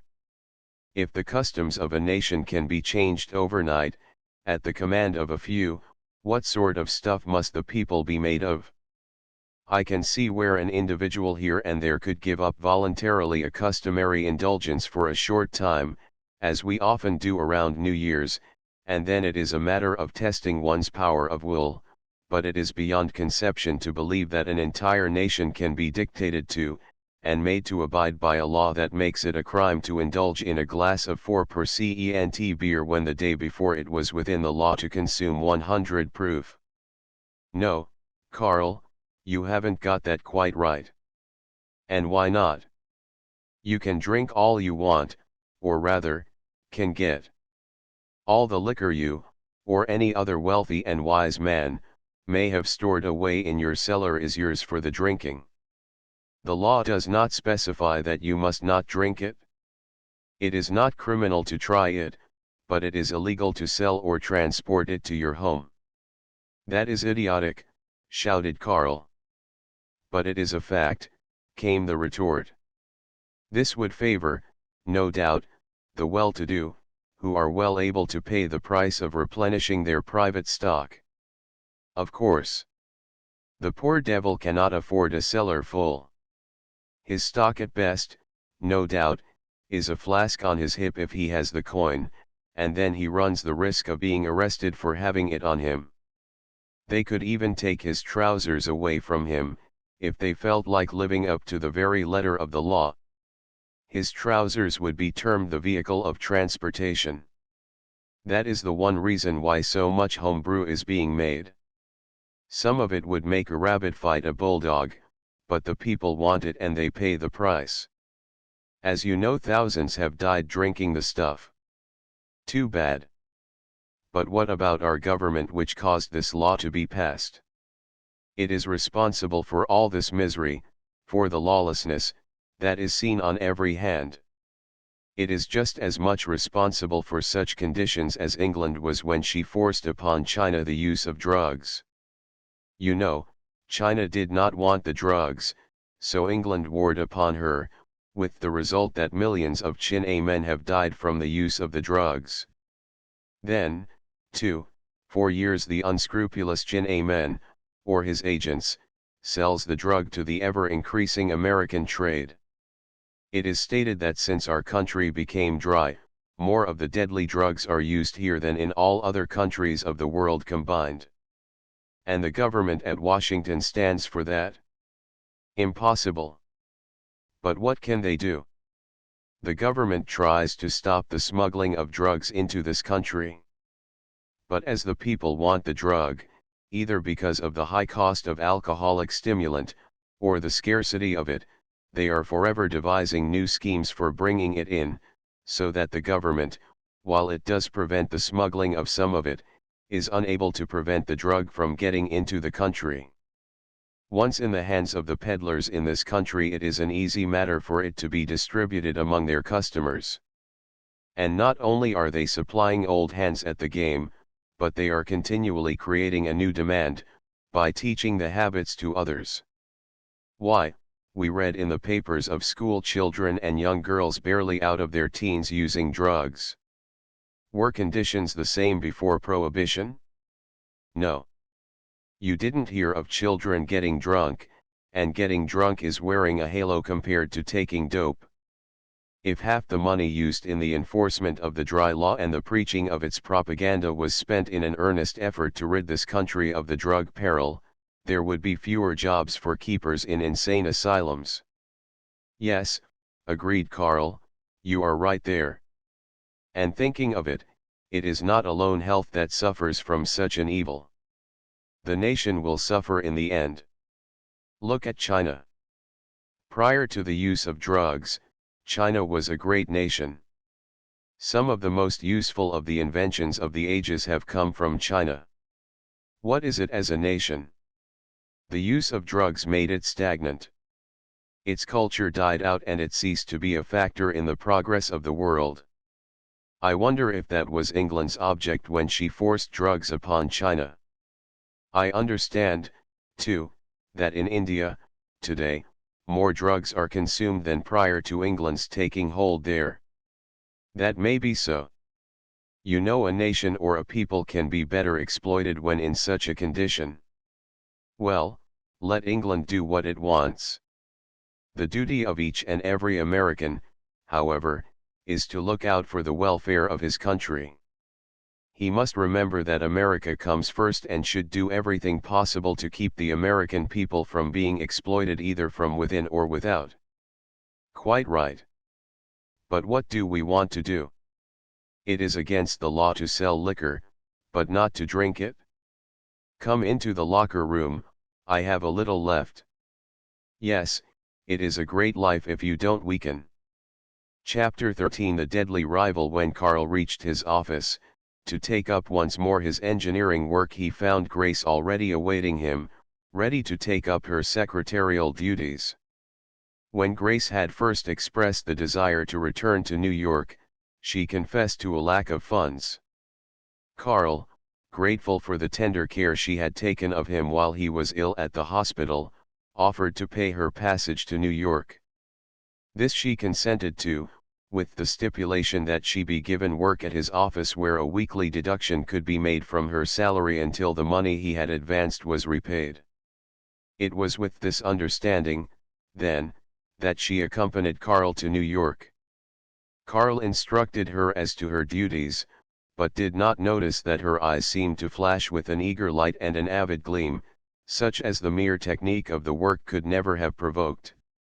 She seemed to bask in the favor of his presence and look, to wither and wilt when he withdrew from her gaze, as a flower might do, if withdrawn from the light and the glow of the life-giving sun. While his business mail had been attended to during his absence, quite a collection of personal mail awaited him. He was too busy for the moment to pay much attention to it and gave the envelopes but a passing glance, as if looking for something of a special interest or note. Not finding what he desired, the entire lot was set aside for more leisurely perusal. During the homeward journey, he had laid plans for the irrigation of the Sahara, and with his assistant, in his private office, he discussed the making of these plans for a scientific irrigation system, to take the place of the French plan for flooding the Sahara by means of a canal from the ocean. With this work thus auspiciously commenced, Carl was at liberty to give more careful consideration to his private matters, including that stack of mail. On second thought, however, he waited until the evening when the office force had left before he sat down to the task. The contents of the letters were practically all alike, only that the meaning in each was differently expressed. Some were clever, some witty, some downright dull. But Carl was used to that. Among them were invitations to affairs that were already numbered among the annals of the past and others of a future time, which he made note of in anticipation of attending them, if circumstances permitted. He had started his plans for the Sahara irrigating scheme, but with Sanaa gone there was not the same enthusiasm and initiative as there was prior to that fateful trip into the desert when they had been trapped by Amshid and when he had so utterly failed to play the hero, the rescuer of his beloved one. The spur was gone. Again, there came to him Sanaa's promise that she would give anything a woman could give to the man, who of course was Karl, who saved her homestead at the Gurara oasis. But now she was dead and his desire to work on the Sahara plan was likewise dying. He cursed the hour when Sanaa and he, on the pretense of requiring refreshments while in reality it was Sanaa's desire to listen to the music, came to the spot destined to prove so fateful. And after all, it was but the monotonous tones issuing from the flute of a snake charmer. The minute attention Grace paid Karl in her first week in the office, was not, in her mind, sufficiently reciprocated, so she thought, although she realized that she was but an employee. But had she not done her level best to bring him back to health, when he was lying prostrate in the hospital? That this was her duty as a nurse, did not occur to her. She loved Karl and was determined to secure his love. In what way she secured it, did not matter to her. Well, she knew that Karl in paying her passage home had unconsciously stepped into a trap, from which he would have difficulty in extricating himself once the meshes of the net had enfolded him. The Mann Act deals severely with any offender, whose offense comes within its provisions, and Grace knew how easy it would be to lend color to the story of her passage home, even though it were an act of charity on Karl's part. She did not care to entertain this thought, yet it occurred to her mind time and time again when Karl, busily engaged, appeared to be paying no attention to her. His seemed an iceberg attitude, which made her shiver. But she was ready to dig the flame out of the ice. For some time Grace had become anxious, fearing that Karl knew or might come to know of the cablegram she had withheld from him. Yet, how could he learn of it? Did she not receive it early in the morning, just after she had unlocked the office and when she was entirely alone? It was her duty to open the mail, telegrams, and the like. Thus she reasoned she had done no wrong, insofar as reading the cablegram was concerned. But to withhold it from her employer, even though she considered him more in the light of a friend and even though it came from a woman she felt to be her rival, equally if not more in love with Karl, was this not a wrong of a hideous kind? Was it not even branded with the name of crime? Beloved Karl, I am home again. Nothing serious happened. Letter will follow. Your loving and longing Sanaa. These were the words that flashed across the mind of the guilty girl, whenever her eyes rested upon Karl. They seemed to be graven on her mind in letters of flame. To be near him in the taking of his dictation was one of the uncertain pleasures of her daily life. She knew that Karl had been deeply in love with Sanaa, but she knew too that he believed Sanaa was dead. At the same time that she feared, she also was angered by the fact that Karl's affection even now seemed to be inevitably riveted upon a thing which for him death had long since claimed. She, Grace, was still young and comely, yet he passed her by in his worship at a shrine wherein the image lay crumbling to the dust. This thought alone caused the girl to pursue the course, which even to herself was no source of joy, but a hideous curse, an insidious menace that seemed to follow her as a shadow even on the brightest day and as a blighting curse even in moments that should have given a small measure of joy and happiness. To use the effect of the Mann Act as a stepping stone, to gain her desires often occurred to her, but, although she did not mind the notoriety attached to it, she did not know how to go about it other than to openly accuse Karl. At this she balked. She would bide her time. He did not know Sanaa was alive, and if she could help it, he would never know. And who could tell but what with the passing of the days Karl might turn to Grace for friendship. The change in Grace became so obvious, that even Karl was forced to take notice of it, but he could not account for it. Grace watched every incoming mail very closely, for the cablegram had stated, a letter would follow. That letter must never reach Karl, as that would mean the failure of all her plans. No amount of watching, no amount of worry, would be too great a price, Grace reasoned, to pay for the opportunity of getting that letter in her possession. Then, at last, came the long-watched-for missive. There it lay on the desk before her, with its African stamp and postmark. The woman's hand with which it had been addressed spoke plainly that this letter was from Sanaa, Karl's true love. What should she do with it? Should she play the game squarely and place the letter on Karl's desk for him to read? The good in her made a vain effort to fight down the evil. She would keep it? Karl must not have it? No, 1,000 times no. All that day she kept the letter hidden at her bosom.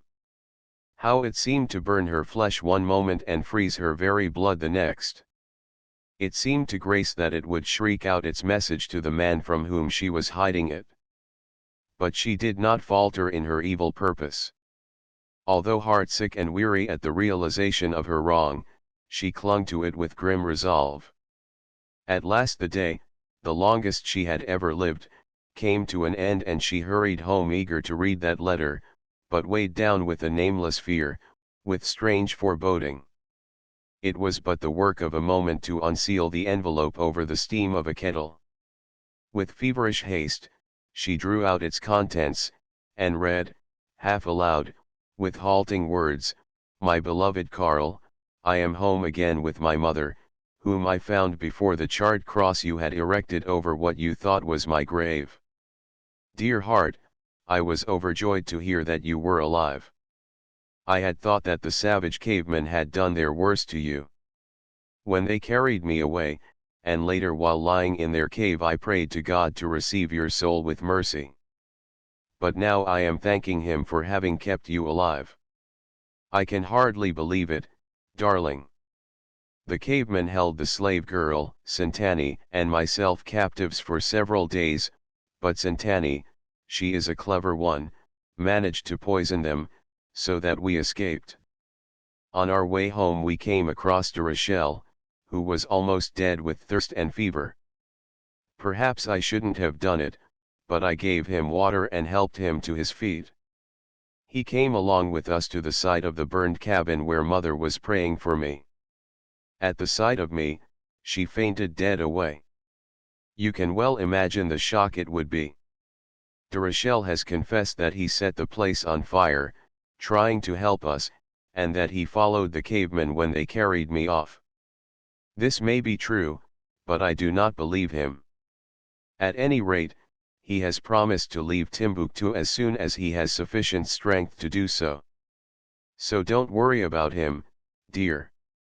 In the desert a fountain is springing, in the wild waste there still is a tree, and a bird in the solitude singing which speaks to my spirit of thee. I shall write you more in a day or two.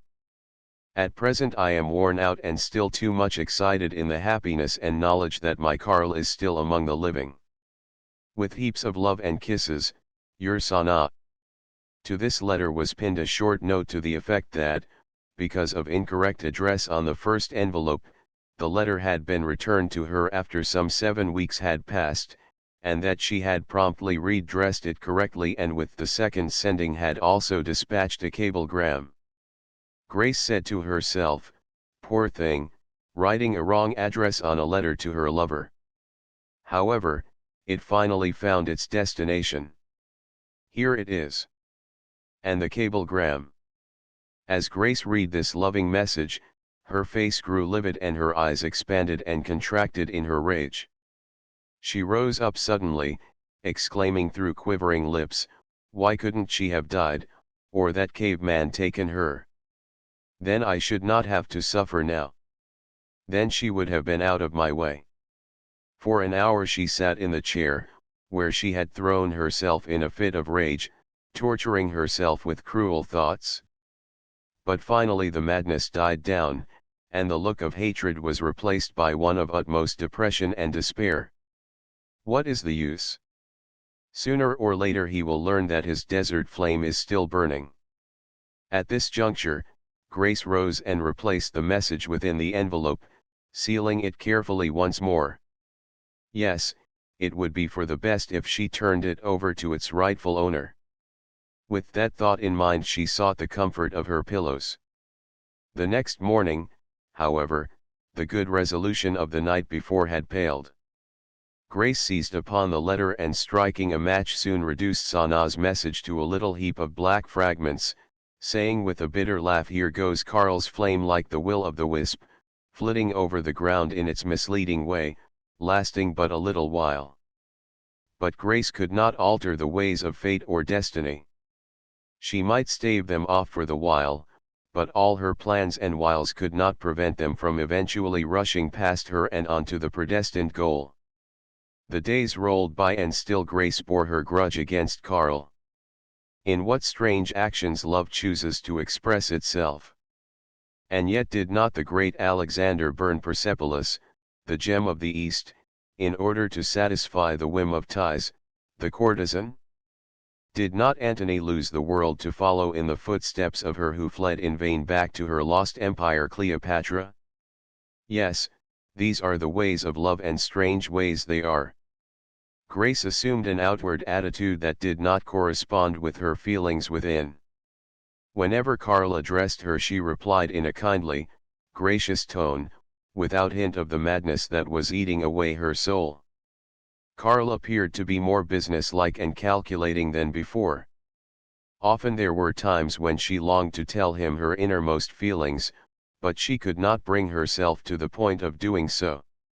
And then fate took a hand. What had brought Karl to the office so early that morning? Why should he have been there in the outer office when the postman delivered a second letter from Sanaa? Grace asked herself these questions as reluctantly she passed the letter over to Karl. He took it mechanically and, not recognizing Sanaa's writing, laid the missive aside for a few moments while he took up duties of greater importance to him than any personal letter possibly could be. His evident non-recognition of the missive struck Grace rather forcibly as she watched him closely from her desk. No opportunity presented itself whereby she could secure this letter, and much to her chagrin she was obliged to watch Karl at last pick it up for reading. He studied the stamp and the postmark, and as he did so became very restless, excitably so, and with more than eager fingers he tore open the envelope. A small slip of paper fluttered to the floor. Eagerly he stooped to pick it up. Unfolding it, his surprised eyes were confronted with, "Here lies my beloved Sanaa von Secht, rest in peace, Karl." It was the note he had pinned to the charred cross on Sanaa's grave. His face grew pale, and scarcely able to control his emotions he seized the letter itself and unfolded it. As he did so he stared with eyes that could not believe what they saw.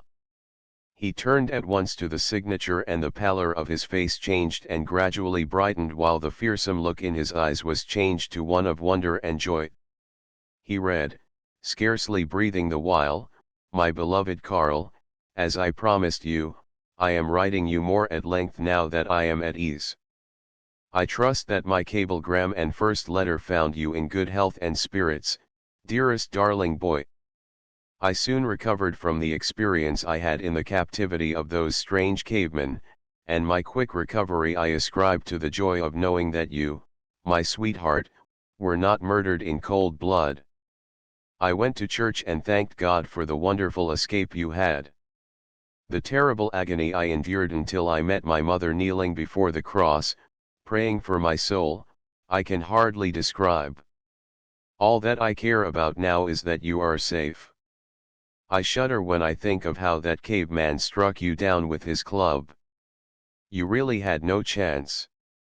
And with that same club, while I was prisoner, he tried to make love to me. It is hard for me to realize today that such a brutal man should have let me off so easily, but then I suppose I should thank Santani for this.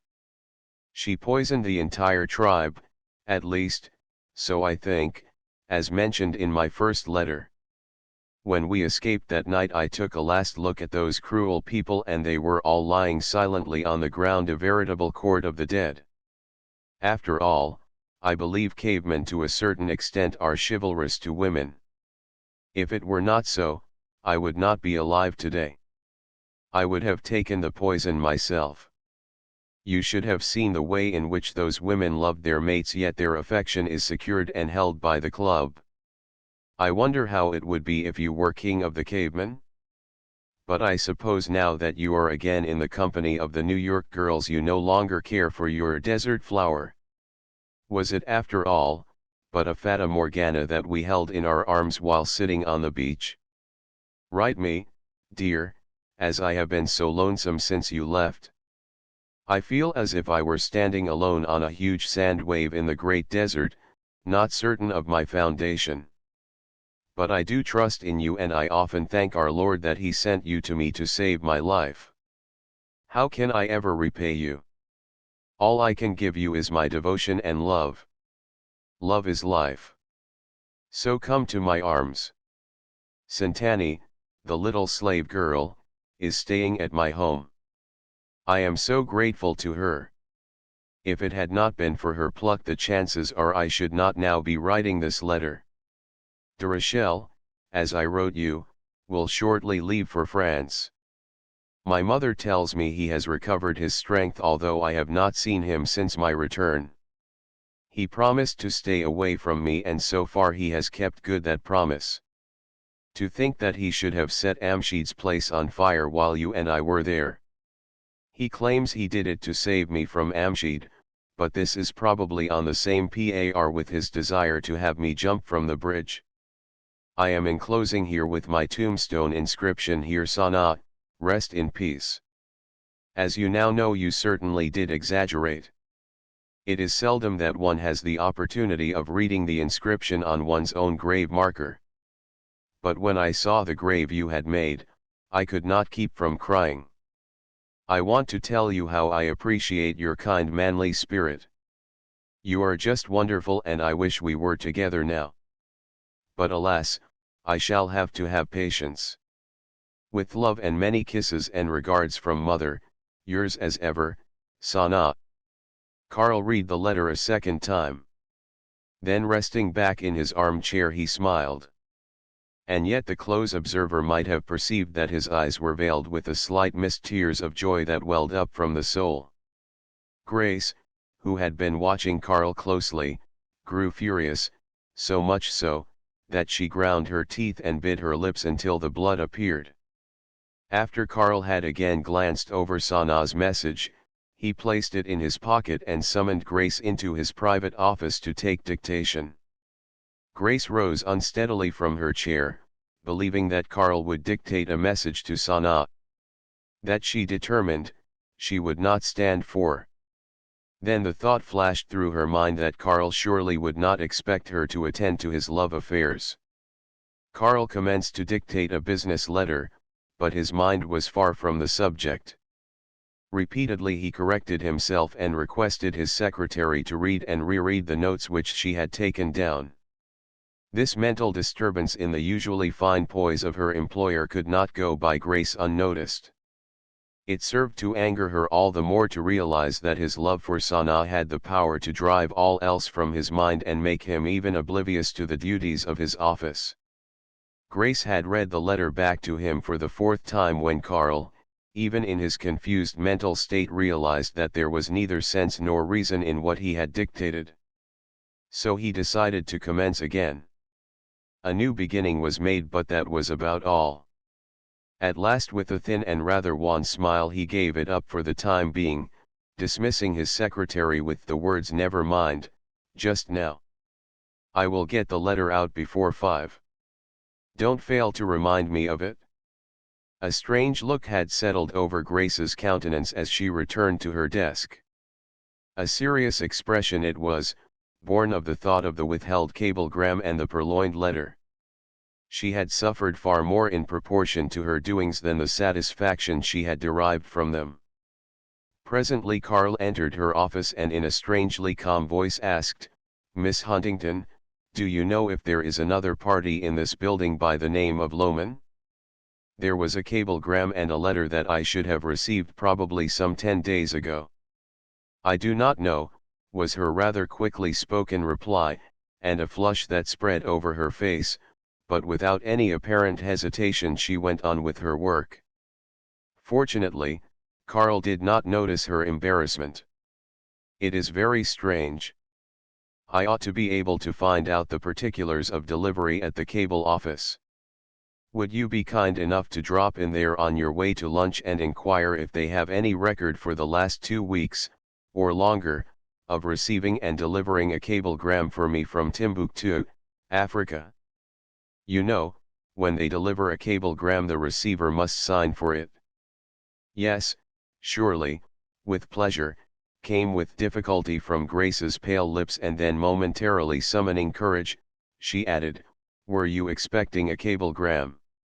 "No, but I received a letter in which it was stated that a cablegram had been sent." "Was it an important message?" "Yes and no. Probably the sender confirmed the cable wording in the letter you received this morning." Karl turned without an answer, as though he had not heard this final remark, and stepped into his own office.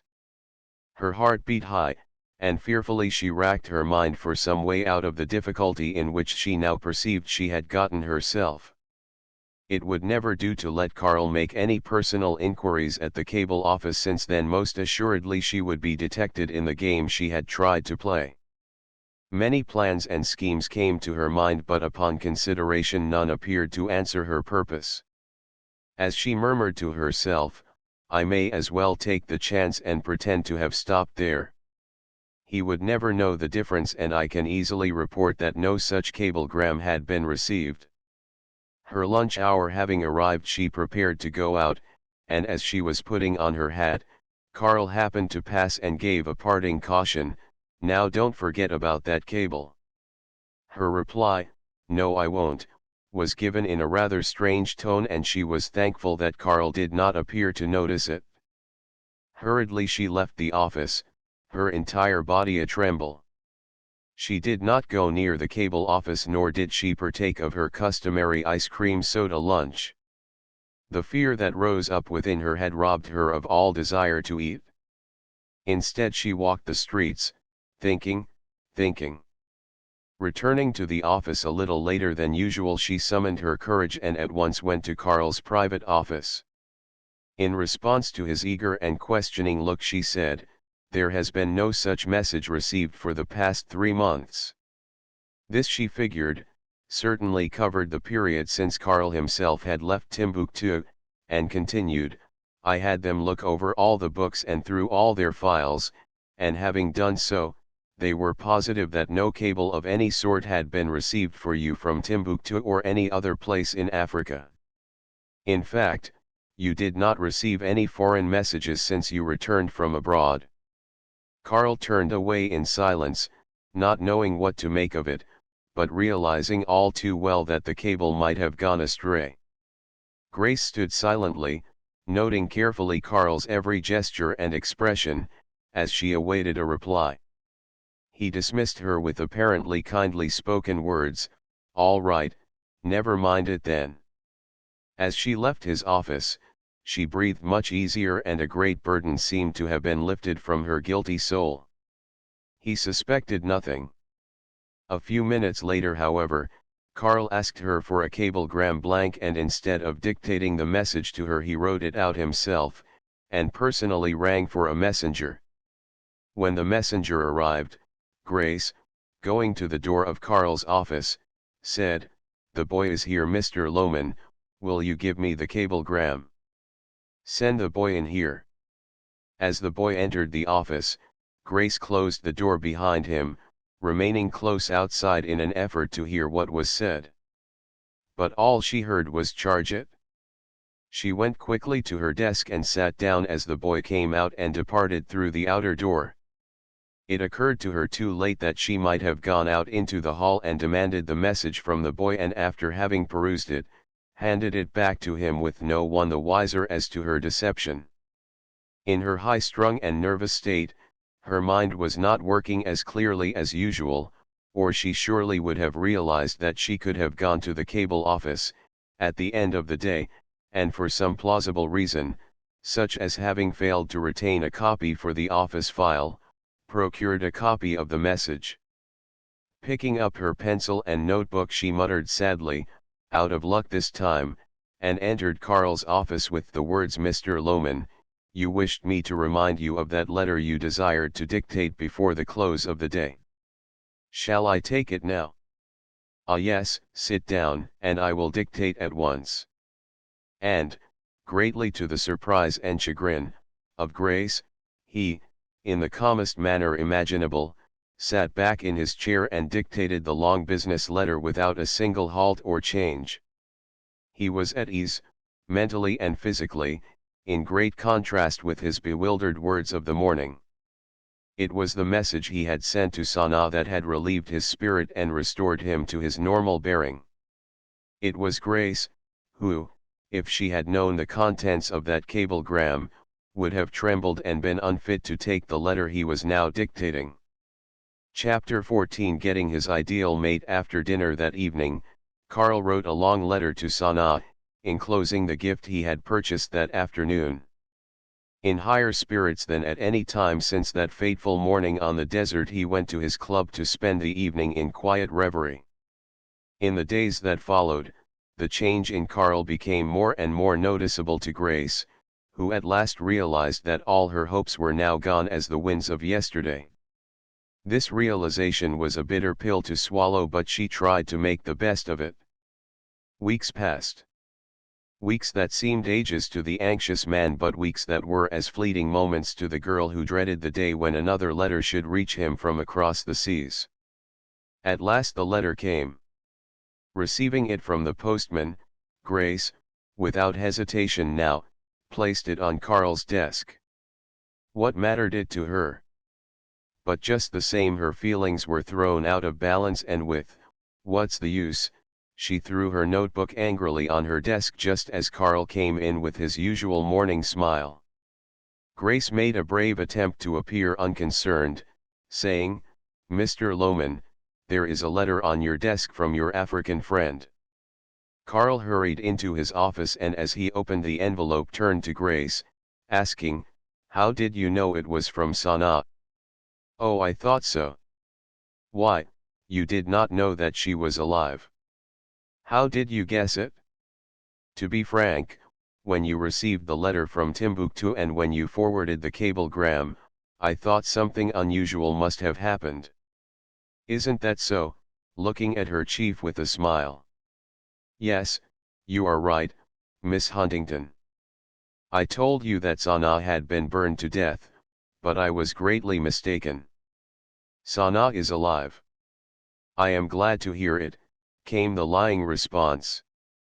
Karl was reading the letter for a second time, when he was called to the telephone, and while still engaged in conversation over the wire, a business friend dropped in requesting Karl to accompany him uptown, without delay, to attend to some important business matters. As they left the office, Karl informed Grace that he did not believe he would be back until late in the afternoon. Later on, Grace, when placing some papers on his desk, noticed Sanaa's letter.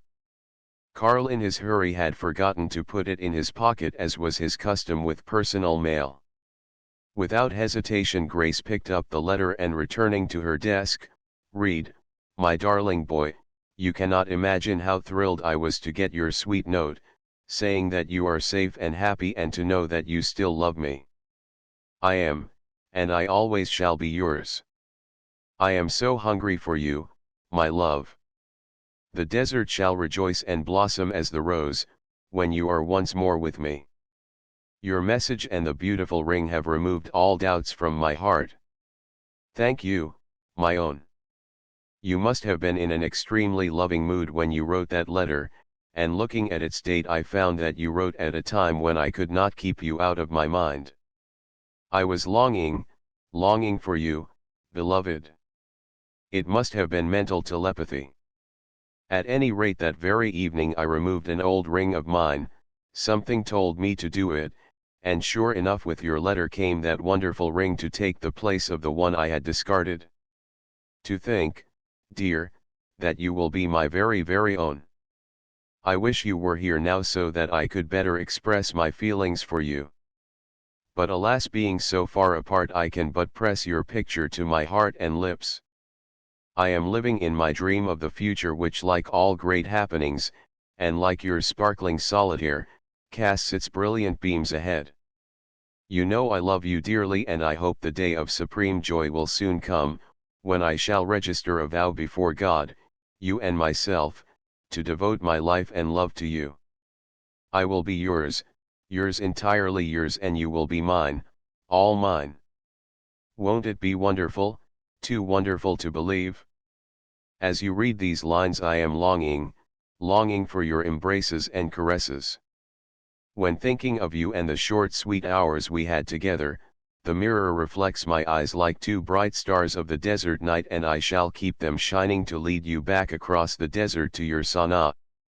Many thanks again, Karl, for the lovely surprises of today. Having now your splendid photograph to make clearer my mental picture of you, I am reading your character and writing down my observations and comparing them with what astrology has to say. This is my Karl. You are a keen observer, quick in thought, practical, energetic, patient, good-natured, self-controlled and determined. You are a planner and a diplomat. The finely chiseled features of your head and hands, as well as your silky hair and fine skin, show natural refinement, love of beauty, harmony, and quality. This is also proven by your voice. Your forehead, nose, and eyes prove your intellectual power. Zodiac says, born between August 22nd and September 23rd. You have a fine and discriminating mind, great endurance and aptitude in acquisition of knowledge. You are capable of attainments in whatever line you undertake, but if you follow literary pursuits or astronomy you will obtain decided distinction. Whatever you do is done in an orderly, systematic manner. You are fond of variety. You possess great rallying powers, and it would be hard to keep you down. You are emotional, generous, large-hearted, fond of music and the arts. You are instinctively discriminating, having likes and dislikes, but do not care to be restrained or opposed in your inclinations. You like things tasty, rich, and elegant, but are still a strict observer of the rules of health and nature. While the stars say you are fond of art and tasty things, they do not say you are fond of the feminine sex. I suppose that those old astrologers who always looked at that imaginary belt in the heavens containing the 12 constellations of the zodiac, to forecast human destiny, did not care anything about us women. So, this is my Karl. Well, goodbye then for a while, with much love, your little girl of the desert, Sanaa. Grace, having finished reading the letter, realized that Sanaa was much cleverer than herself in expressing her feelings, and able to say far more than she would have ever attempted to put down on paper. Comparing herself with Sanaa, Grace appeared to herself as a hypocritical Puritan. She hated herself now for having let Karl slip away from her. Yet, she no longer bore him any grudge. She realized that he had treated her more kindly than she deserved. It did not occur to her that the greater the intelligence and culture of a person, the greater the expression and the appreciation of love. The less intelligent cannot understand it. The lower the plane, the less refined, the fewer and feebler are the inner feelings. The imagination of women plays a great role, and it is just this that the dull, unsophisticated human being is unable to comprehend. Even the mating of the intelligent with the dull does not help the latter, it is beyond their power to learn. That they miss joys of life, they cannot see, or know why. Society would do well to teach the public the true meaning of love and the part it plays in the progress of civilization. Unadvised, most people plunge blindly and madly along, not realizing the truth and heading straight for destruction. Much of this could be avoided were we of today but properly versed in the real meaning of life. Of course, Such teaching would deprive many so-called vice crusaders and other self-appointed fanatical apostles of an easy way to make a living, but the world would be wiser and happier. Karl was more than anxious now to have his plans and specifications finished. Several weeks of hard work went by quickly, then came the message that made Karl forget all about engineering problems and sent him hurrying across the ocean to Sanaa's side. Upon going to his office one morning he found a cablegram awaiting him, telling him that von Sarnoff and de Rochelle were causing Sanaa a great deal of annoyance and that she wished he could come to aid her in her distress. Grace, too, had read the cablegram from Sanaa. Although she had long realized that the man was slipping through her fingers, she was determined now to go to whatever extreme might be necessary to obtain her end. Once more the temptation of using the machinery of the law, by means of the Mann Act, occurred to her. Should she take advantage of it? The more she studied the situation, the more promising did the invoking of this law appear to her. Surely, she mused, she was in a position to make things disagreeable for Karl. Her word, she knew, would carry more weight with the minions of the law than his. His denials would be useless once she had stated her case and started the wheels a-turning. Karl had certainly set the trap for himself when he had refused to allow her to repay the money he had advanced for her passage from Africa. Grace could not refrain from laughing aloud as she thought of this. At any rate, she figured, there was enough against him to prevent his leaving the country, at least for the time being. And in the meantime, what of Sanaa? If Karl could not get to her side to protect her from de Rochelle and von Sarnoff, they would, no doubt, take care of her. With Sanaa out of the way, Grace saw better chances for her own cause. At her home that night Grace gave much thought and consideration to the matter. Several schemes came to mind, but at last she came to the conclusion that it would best serve her purpose to consult a lawyer.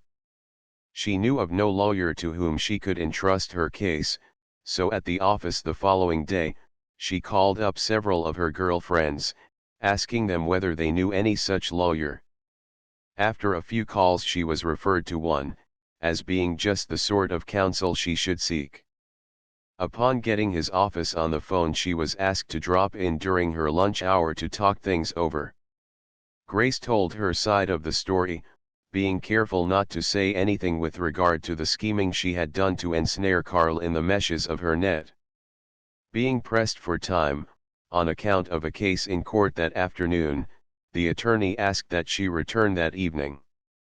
At the end of her office day, Grace again visited the lawyer. After relating her story once more in detail, Grace was assured that she had a good case. "I would advise that you sue him for at least $25,000, the lawyer suggested, craftily adding, "You can easily get several $1,000s anyway." "Is that all?" questioned the girl, now quite mercenary, at the thought of getting easy money. "Yes, that is, unless you happen to have something in writing to hold against him." "I have nothing." "Too bad. If you did, it would be worth 100,000 to you." 100,000? "Yes, easily, but never mind, I can make it worth your while, as it is." "Are you sure we have a good case against him?" "Positively. When he paid your fare to this country he committed a criminal offense, if we want to look at it that way, and when it comes to a showdown that is the way we look at it. He has a year of imprisonment staring him in the face. I believe it will be well worth his while to pay you to keep quiet." "Yes," replied Grace, thinking of Karl's eagerness to get to Sanaa, "I think he would." "Well then, do you want me to take your case?" "Of course," responded Grace. "Why do you ask?" "You know, without doubt, that the profession cannot handle cases of this sort without a retainer being paid in advance." "Oh, I see. What retainer would you like?" $1,000. "As soon as you pay it, I shall proceed against Mr. Lohman. There will be no notoriety attached, simply a case of making him come across on the quiet. But I haven't $1,000, Grace objected faintly. No? Then I'm sorry that I cannot be of assistance to you. Grace had had visions of fur coats and luxurious gowns, purchased with the gold she and her attorney would squeeze from Carl. Blackmail, you may call it if you wish, but the nastiness of the name means nothing in the life of a gold digger. Now those fanciful dreams were fading from sight, just because she did not happen to have a paltry $1,000 with which to satisfy the greed of the lawyer. She called it greed, as she sat there, trying to find a way out of the quandary, giving no thought to the fact that even gold diggers are often played for all they are worth. The attorney, too, saw some easy money slipping through his fingers, so turning to Grace he said, in rather a patronizing tone, "Well, I could consider 500. But that sum was just as unavailable as the first, and Grace hastened to tell him so, suggesting that he take the case on a 50-50 basis. "Nothing doing," came the quick response. Although he didn't tell her, the lawyer wasn't so positive that they would get anything out of Carl, as he had appeared to be in his conversation. Why then, should he waste his time on a far-fetched gamble? This outcome of her plans took Grace rather by surprise. She had hoped to hold Carl by hook or by crook, and failing to hold him, the next best thing seemed the getting of some of his money. Now it looked as if she would have neither the man nor the gold. So far she had not struck pay dirt in her gold digging. But like all fortune hunters, one failure did not mean utter disaster en route to Grace's plans. There must be some way, she told herself, on her way home. Yes, there must be a way, and she would sooner or later find it. Then she would show Carl she was not to be trifled with. Suppose there was notoriety and scandal connected with it? What cared she? Like so many other women she would, no doubt, gain by it. And that alone was her object.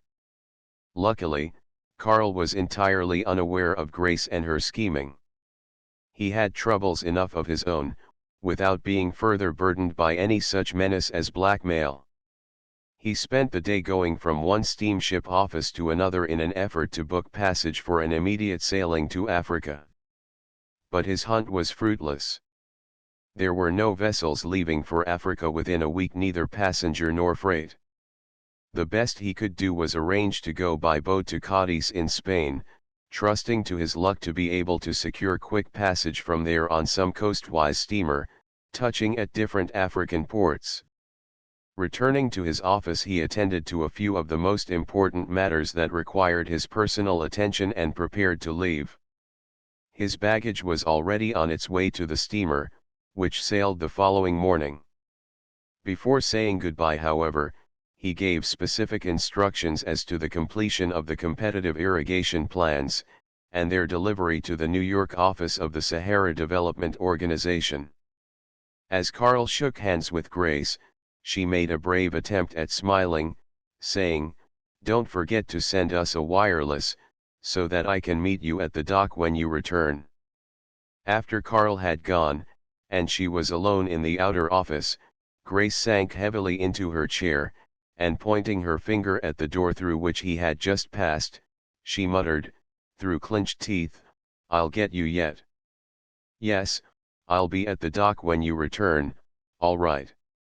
And what will happen then will be some surprise to you and your desert vamp. When one is in a hurry, delay sets in." Such were Carl's thoughts when the hour of sailing had long passed, and still the steamer remained in her berth. But all delays come to an end sometime, and at noon the vessel was warped from the dock, and soon Carl was waving a farewell to New York's skyscrapers. As the boat steamed out to sea, Carl thought of the rum runners he had encountered on his last trip. He wondered whether the boats he saw on the horizon were of that calling. But these were but passing fancies. His thoughts were in Africa, beside a little lake, and of a girl, who even now might be in grave danger. The passage to Spain was a slow one, it is true, but to Karl it seemed as if they would never get there. The hours of sea travel became days in his fancy, and the days ages. Every low-lying cloud bank, he prayed, meant land, and when it proved otherwise, he cursed the fact that he did not have a real meteor, like the one of his dream, at his disposal. At last Cadiz hove in sight. Assured by the captain of the steamer he had come over on, that he could get passage on a freighter or cattle boat engaged in trade along the African coast, he hurried from the ship and immediately sought the offices of the steamship people named by the captain. Luck smiled kindly on him. There was a vessel leaving that day, destined to Spanish Africa. It was a tramp freighter, but it seemed a floating palace to Karl. On board, Karl made plans on how to reach Timbuktu in the quickest possible way. The steamer would take him to Senegal. From there he could take the railroad that runs along the Senegal River, for some 800 miles, into the African interior. So far so good. At the terminus of the railway, however, he faced a journey of some 300 or 400 miles on horseback. That was the part he dreaded. As good a horseman as he was, he realized the strain such a journey would place upon man and beast, especially so if they were in a hurry. But the journey itself did not worry him as much as the procuring of sufficient relays of horses to carry on. Slow as the trip across the Atlantic had seemed, the passage of the freighter along the African coast was still slower and more tedious. Languidly the vessel crept from port to port. Being a tramp, her holds held a general cargo consigned to hundreds of different points in the interior of the continent, which meant a stop at a half-dozen different coast towns. The mere calling at these varied ports would not have displeased Karl as much as did the fact that the captain of the boat saw fit to lay up at each of the ports for a day or two. To plead with him for a more hurried journey was useless. He had made the trip 100 times, he told Karl, and it was always fast enough to suit him. And when an African coaster says that, he means it. Karl was desperate, when, one rainy morning, some 4 weeks after leaving New York, he finally left the steamer at the port of St. Louis, lying at the mouth of the Senegal River. Inquiring at the railroad station as to the first train for Sego Socorro, the last stop, on the road, he was told that it would be some hours before the train left.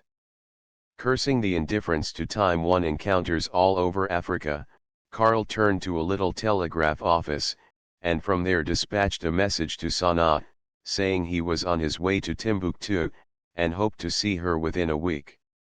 At last the train started its weary journey up the Senegal River.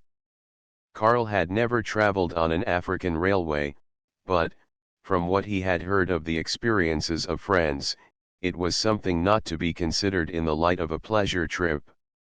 Just how many stops it would make from time to time, for water and wood it used for fuel, he dared not picture in advance. Suffice to say, they would be too many to suit anyone in as great a hurry as he was.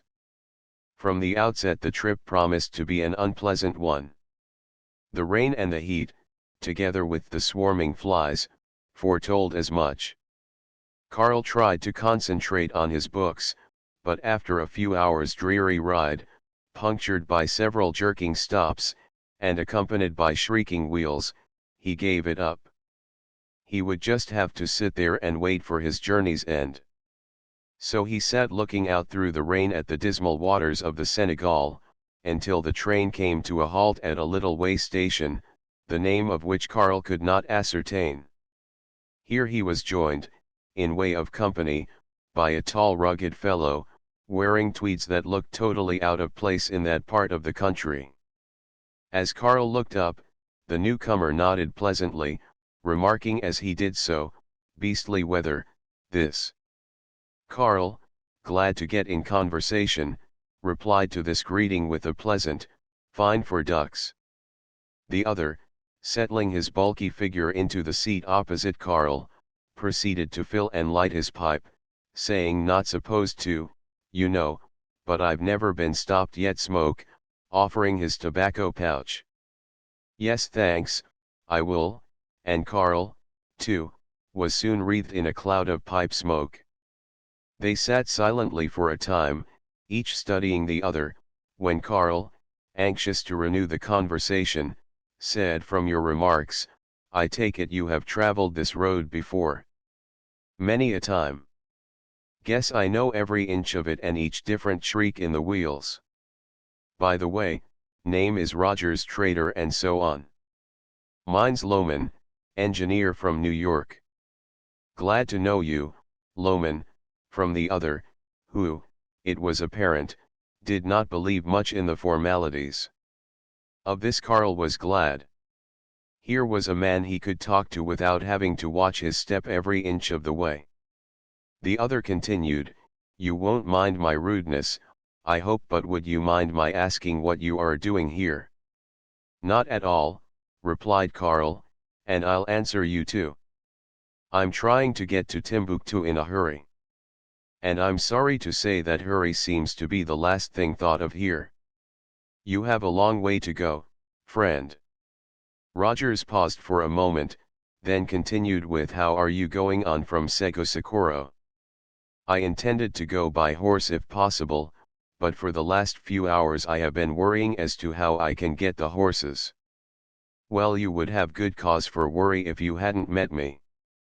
But having met me, you need not worry." To Carl this sounded like bragging, but he felt, from within, that the man was sincere. Without waiting for Carl to say anything, Rogers added, "My place is but a few miles from the station, and a servant will be waiting for me with a buckboard.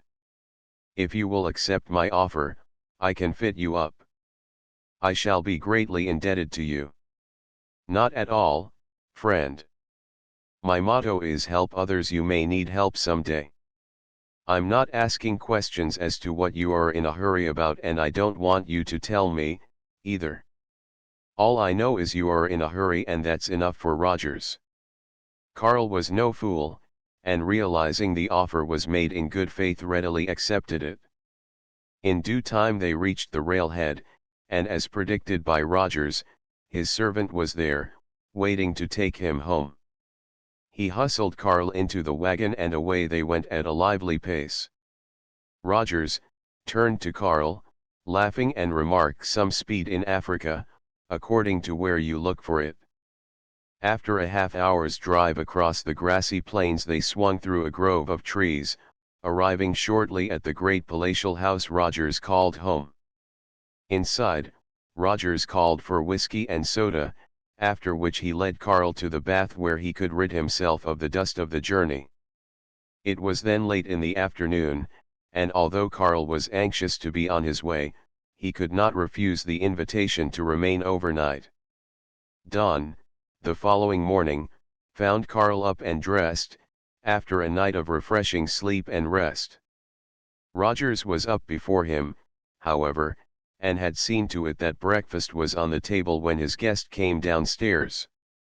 While eating, Rogers outlined his plan to Carl. A native servant, who knew the country as only a native can, would accompany Carl the entire distance. They would take two of Rogers' best saddle horses and ride to a distant ranch.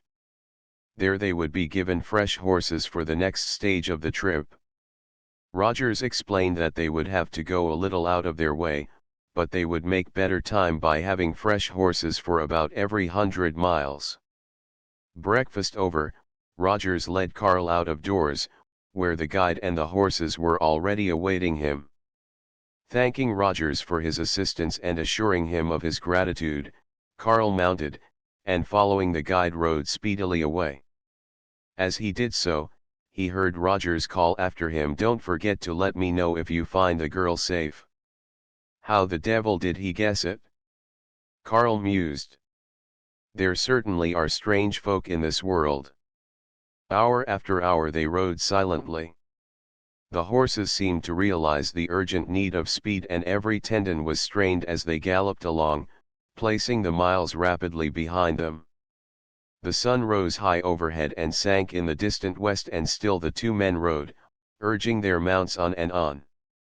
Twilight, the short misty African twilight, came and was swallowed by night, and yet there was no halting in the ride.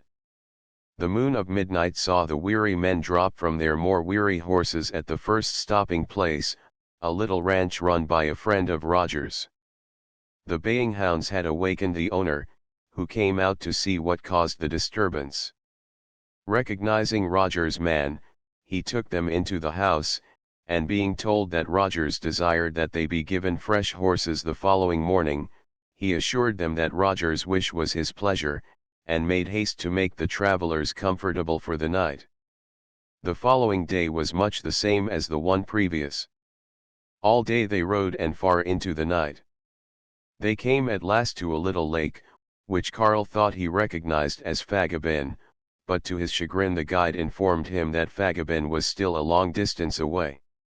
They stayed overnight at a lonely ranch, and set out, once more, the following morning, before the sun had risen above the horizon, on the last stage of their ride.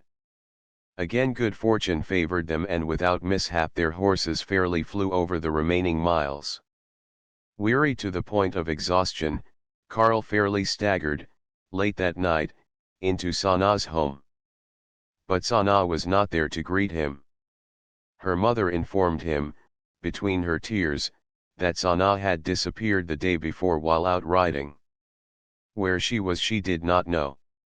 All she knew was that Sanaa was not to be found in the village, and that she believed Sanaa had been spirited away by someone in the employ of de Rochelle. She directed Karl to the hotel where von Sarnoff was staying, saying that he was getting up a searching party and that no doubt, he would assist Karl in anything he would do to find the lost one.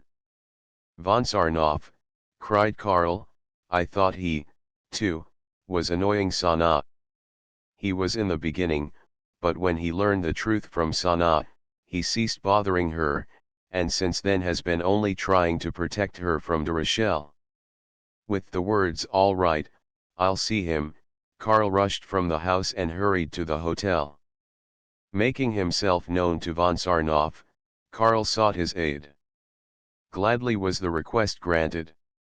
The searching party would start out early the following morning, Karl was informed, and as von Sarnoff expressed it, they would find Sanaa even if they had to sift the desert sands. No time was lost the next day in getting away on the search. As they proceeded, von Sarnoff told Karl that he had learned that the local telegraph operator had been bribed by de Rochelle and had handed Karl's message to Sanaa over to him. The village had been searched thoroughly for Sanaa, and the leader of the searching party directed the party to the jungle that lies close to the town, believing that it was there that de Rochelle would take his captive. Sanaa was too well known and too well liked in Timbuktu for de Rochelle to risk keeping her, against her wish, anywhere in the city. All that day the little group of searchers beat the bush, but in vain. Sanaa was not to be found, nor were they even sure that the hoof prints they saw in the soft soil were those of the fugitives.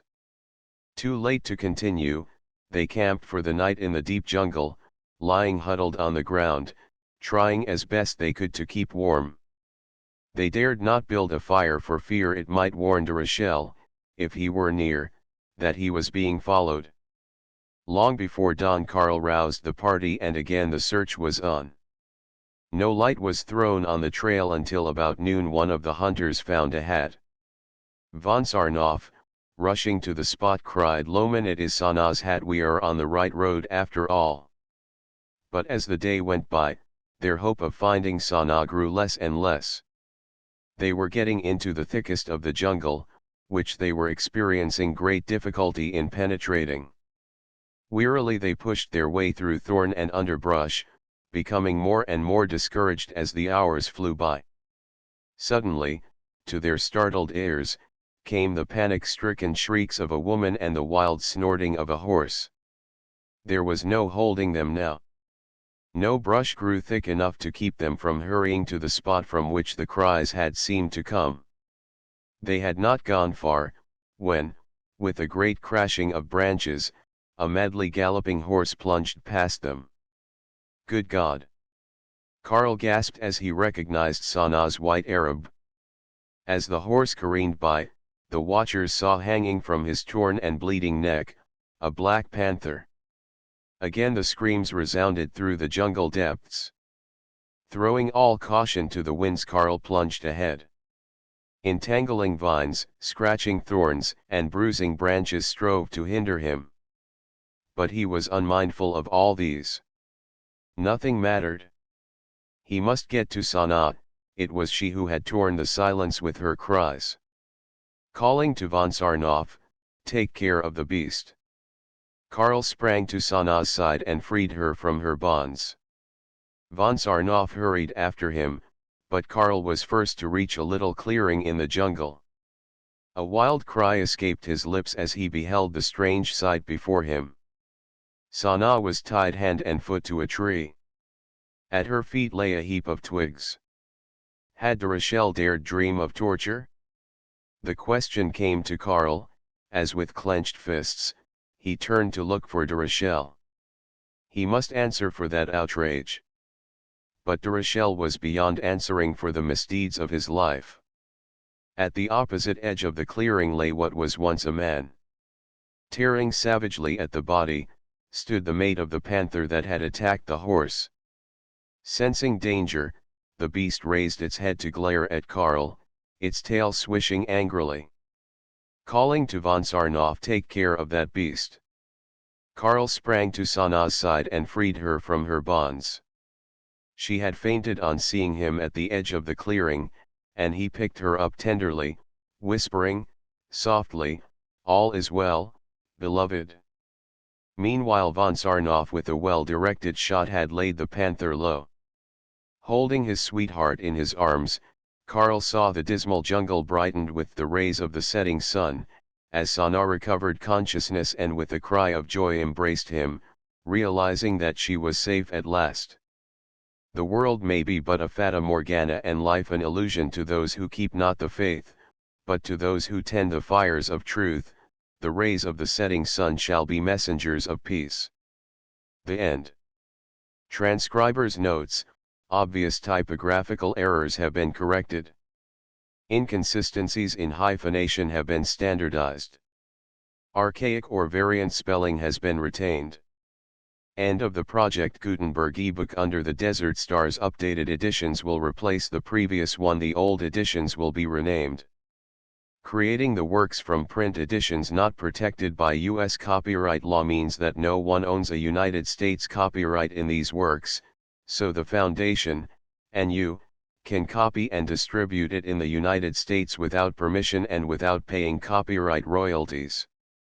Special rules, set forth in the General Terms of Use part of this license, apply to copying and distributing Project Gutenberg trademark electronic works to protect the Project Gutenberg trademark concept and trademark. Project Gutenberg is a registered trademark, and may not be used if you charge for an ebook, except by following the terms of the trademark license, including paying royalties for use of the Project Gutenberg trademark.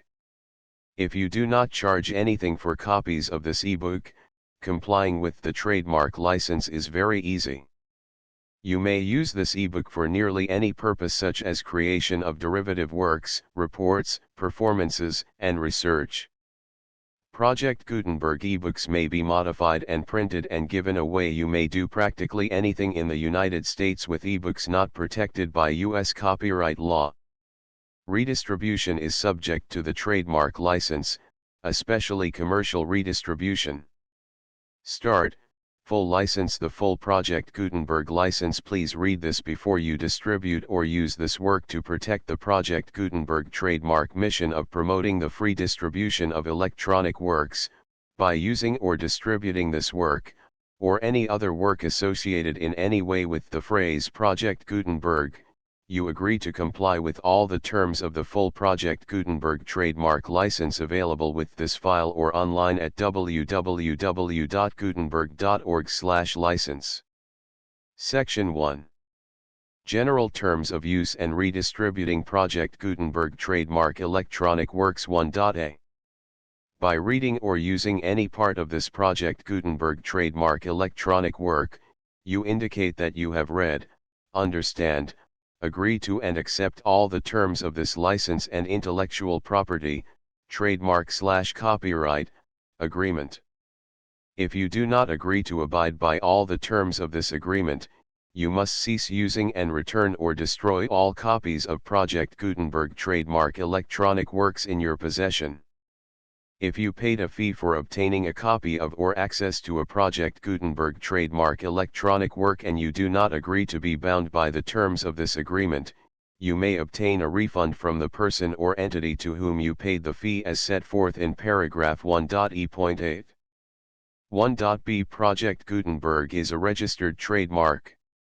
It may only be used on or associated in any way with an electronic work by people who agree to be bound by the terms of this agreement.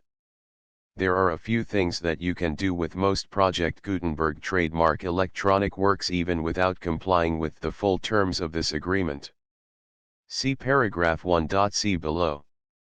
There are a lot of things you can do with Project Gutenberg trademark electronic works if you follow the terms of this agreement and help preserve free future access to Project Gutenberg trademark electronic works. See paragraph 1.e below. 1.c. The Project Gutenberg Literary Archive Foundation, the foundation or PGLOF, owns a compilation copyright in the collection of Project Gutenberg trademark electronic works. Nearly all the individual works in the collection are in the public domain in the United States. If an individual work is unprotected by copyright law in the United States and you are located in the United States, we do not claim a right to prevent you from copying, distributing, performing, displaying, or creating derivative works based on the work as long as all references to Project Gutenberg are removed. Of course, we hope that you will support the Project Gutenberg trademark mission of promoting free access to electronic works by freely sharing Project Gutenberg trademark works in compliance with the terms of this agreement for keeping the Project Gutenberg trademark name associated with the work. You can easily comply with the terms of this agreement by keeping this work in the same format with its attached full Project Gutenberg trademark license when you share it without charge with others. 1.d. The copyright laws of the place where you are located also govern what you can do with this work. Copyright laws in most countries are in a constant state of change. If you are outside the United States, check the laws of your country in addition to the terms of this agreement before downloading, copying, displaying, performing, distributing or creating derivative works based on this work or any other Project Gutenberg trademark work. The Foundation makes no representations concerning the copyright status of any work in any country other than the United States. 1.e Unless you have removed all references to Project Gutenberg, 1.e.1.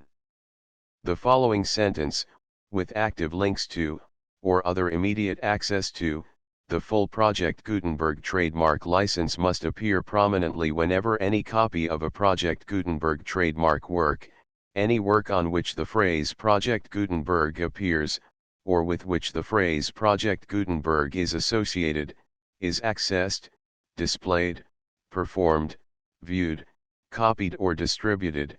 This ebook is for the use of anyone anywhere in the United States and most other parts of the world at no cost and with almost no restrictions whatsoever. You may copy it, give it away or reuse it under the terms of the Project Gutenberg license included with this ebook or online at www.gutenberg.org. If you are not located in the United States, you will have to check the laws of the country where you are located before using this ebook. 1.e.2.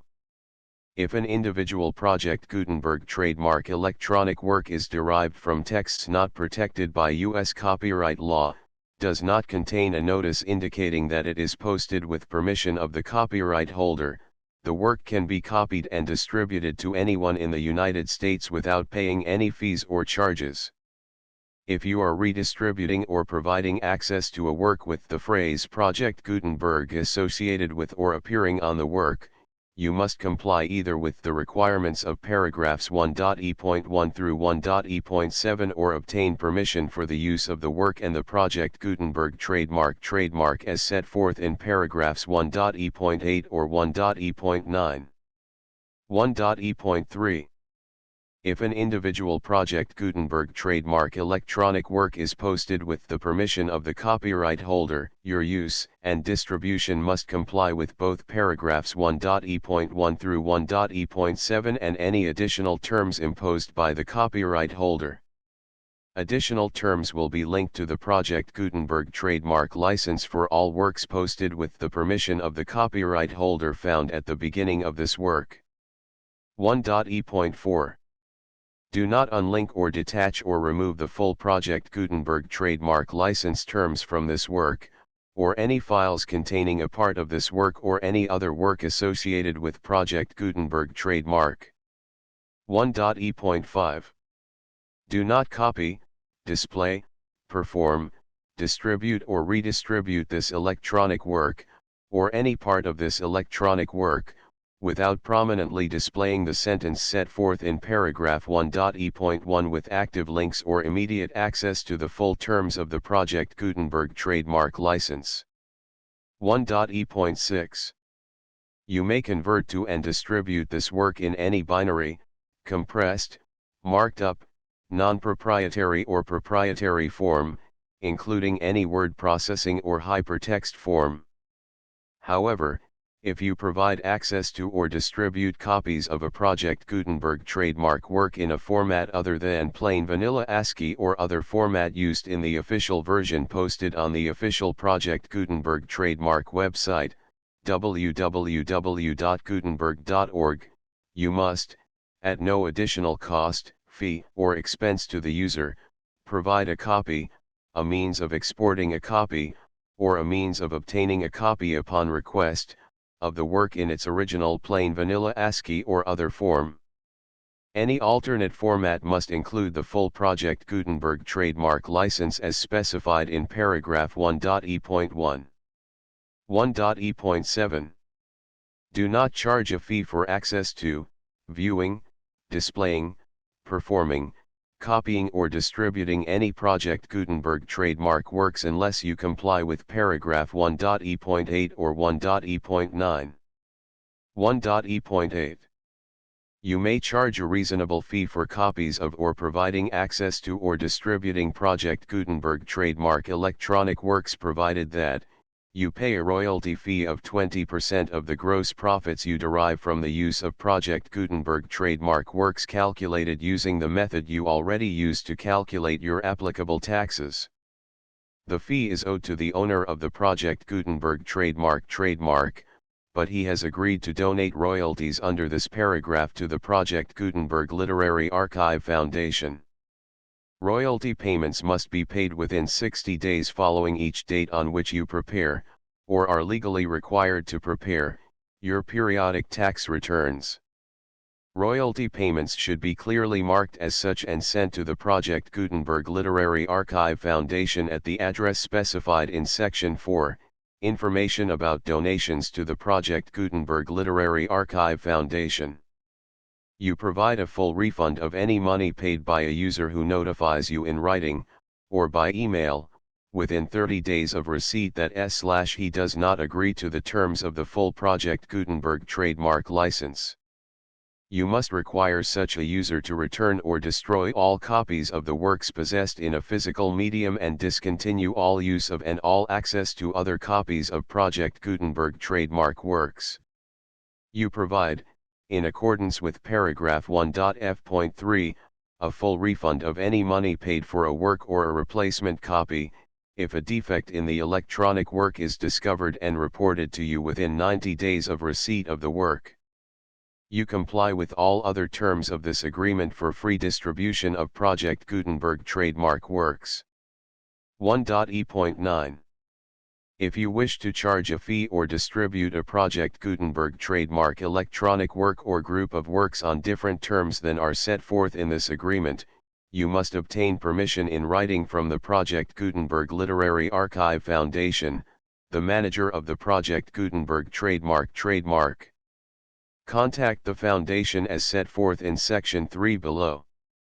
1.f1.f.1 Project Gutenberg volunteers and employees expend considerable effort to identify, do copyright research on, transcribe and proofread works not protected by U.S. copyright law in creating the Project Gutenberg trademark collection.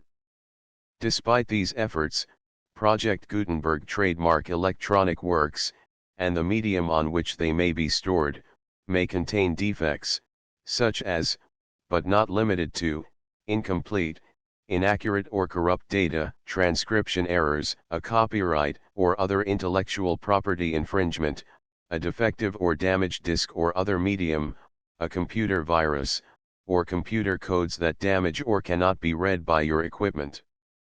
1.f.2 Limited warranty, disclaimer of damages, except for the right of replacement or refund described in paragraph 1.f.3, the Project Gutenberg Literary Archive Foundation, the owner of the Project Gutenberg trademark, and any other party distributing a Project Gutenberg trademark electronic work under this agreement, disclaim all liability to you for damages, costs, and expenses, including legal fees. You agree that you have no remedies for negligence, strict liability, breach of warranty or breach of contract except those provided in paragraph 1.f.3. You agree that the Foundation, the trademark owner, and any distributor under this agreement will not be liable to you for actual, direct, indirect, consequential, punitive, or incidental damages even if you give notice of the possibility of such damage. 1.f.3 Limited right of replacement or refund. If you discover a defect in this electronic work within 90 days of receiving it, you can receive a refund of the money, if any, you paid for it by sending a written explanation to the person you received the work from. If you received the work on a physical medium, you must return the medium with your written explanation. The person or entity that provided you with the defective work may elect to provide a replacement copy in lieu of a refund. If you received the work electronically, the person or entity providing it to you may choose to give you a second opportunity to receive the work electronically in lieu of a refund. If the second copy is also defective, you may demand a refund in writing without further opportunities to fix the problem. 1.f.4 Except for the limited right of replacement or refund set forth in paragraph 1.f.3, this work is provided to you as is, with no other warranties of any kind, express or implied, including but not limited to warranties of merchantability or fitness for any purpose. 1.f.5 Some states do not allow disclaimers of certain implied warranties or the exclusion or limitation of certain types of damages. If any disclaimer or limitation set forth in this agreement violates the law of the state applicable to this agreement, the agreement shall be interpreted to make the maximum disclaimer or limitation permitted by the applicable state law. The invalidity or unenforceability of any provision of this agreement shall not void the remaining provisions. 1.f.6 Indemnity. You agree to indemnify and hold the Foundation, the trademark owner, any agent or employee of the Foundation, anyone providing copies of Project Gutenberg trademark electronic works in accordance with this agreement, and any volunteers associated with the production, promotion, and distribution of Project Gutenberg trademark electronic works, harmless from all liability, costs, and expenses, including legal fees, that arise directly or indirectly from any of the following which you do or cause to occur. A. Distribution of this or any Project Gutenberg trademark work. B. Alteration, modification, or additions or deletions to any Project Gutenberg trademark work, and C. Any defect you cause. Section 2.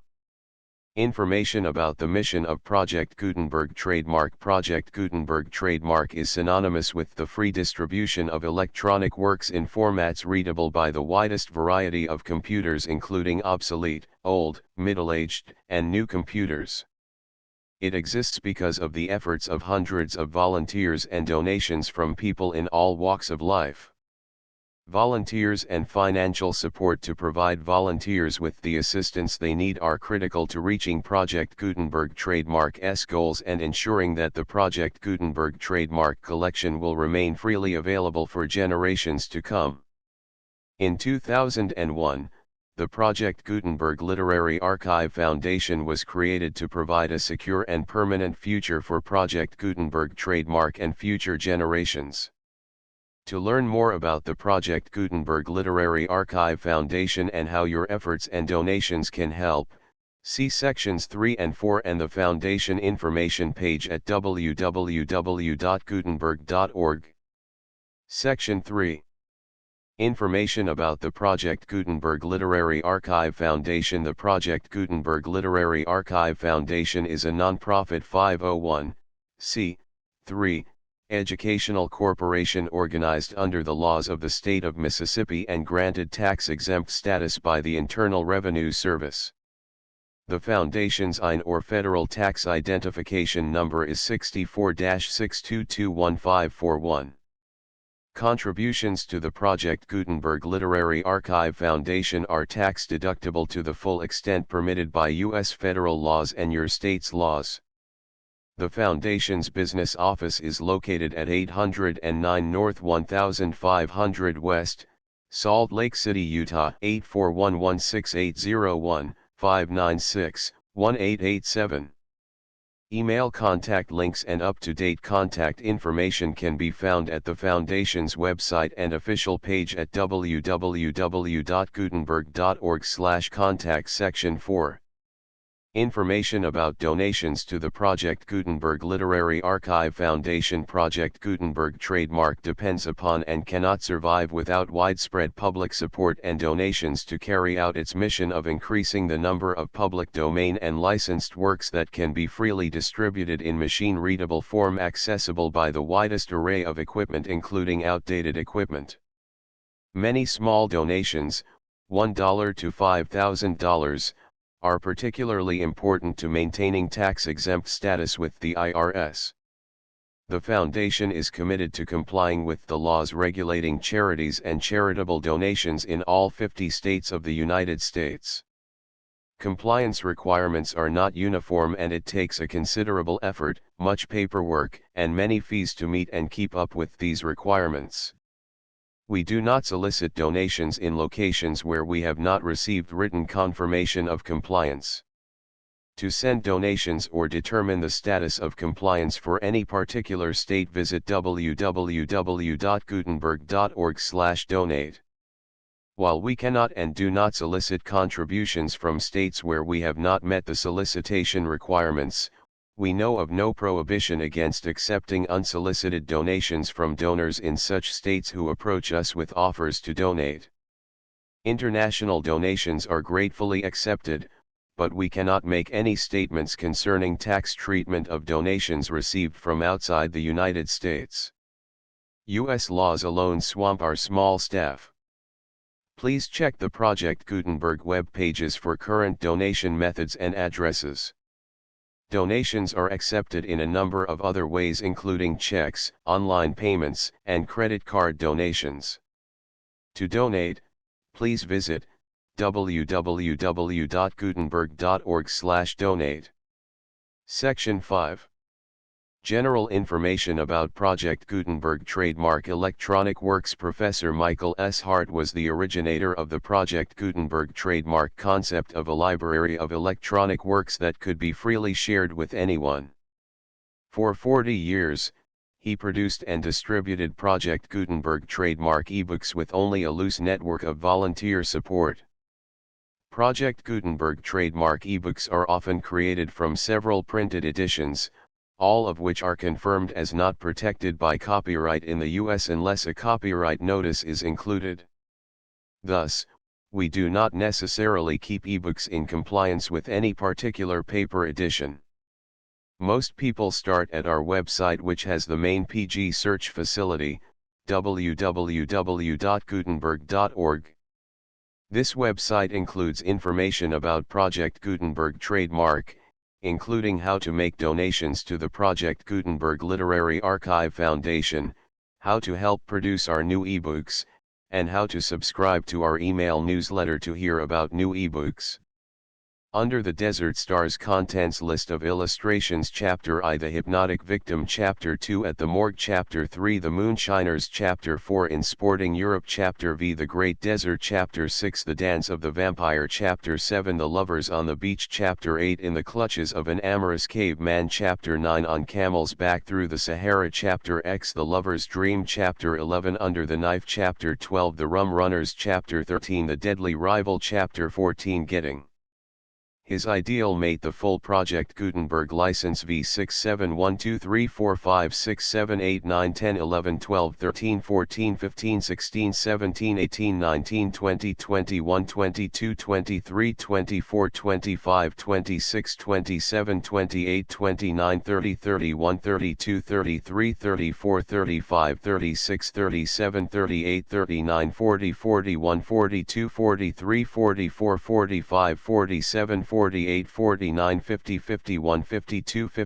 54 55 56 55 57 58 59 60 61 62 63 64 65 66 67 68 69 70 71 72 73 74 75 76 77 78 79 80 81 82 83 84 85 86 87 88 89 90 91 92 93 94 95 96 97 98 99 100 101 102 103 104 105 106 107 108 109 110 111 112 113 114 115 116 117 118 119 120 121 122 123 124 125 126 127 128 129 130 131 132 133 134 135 136 137 138 139 140 141 142 143 144 145 146 147 148 149 150 151 152 153 154 155 156 157 158 159 160 161 162 163 164 165 166 167 168 169 170 171 172 173 174 175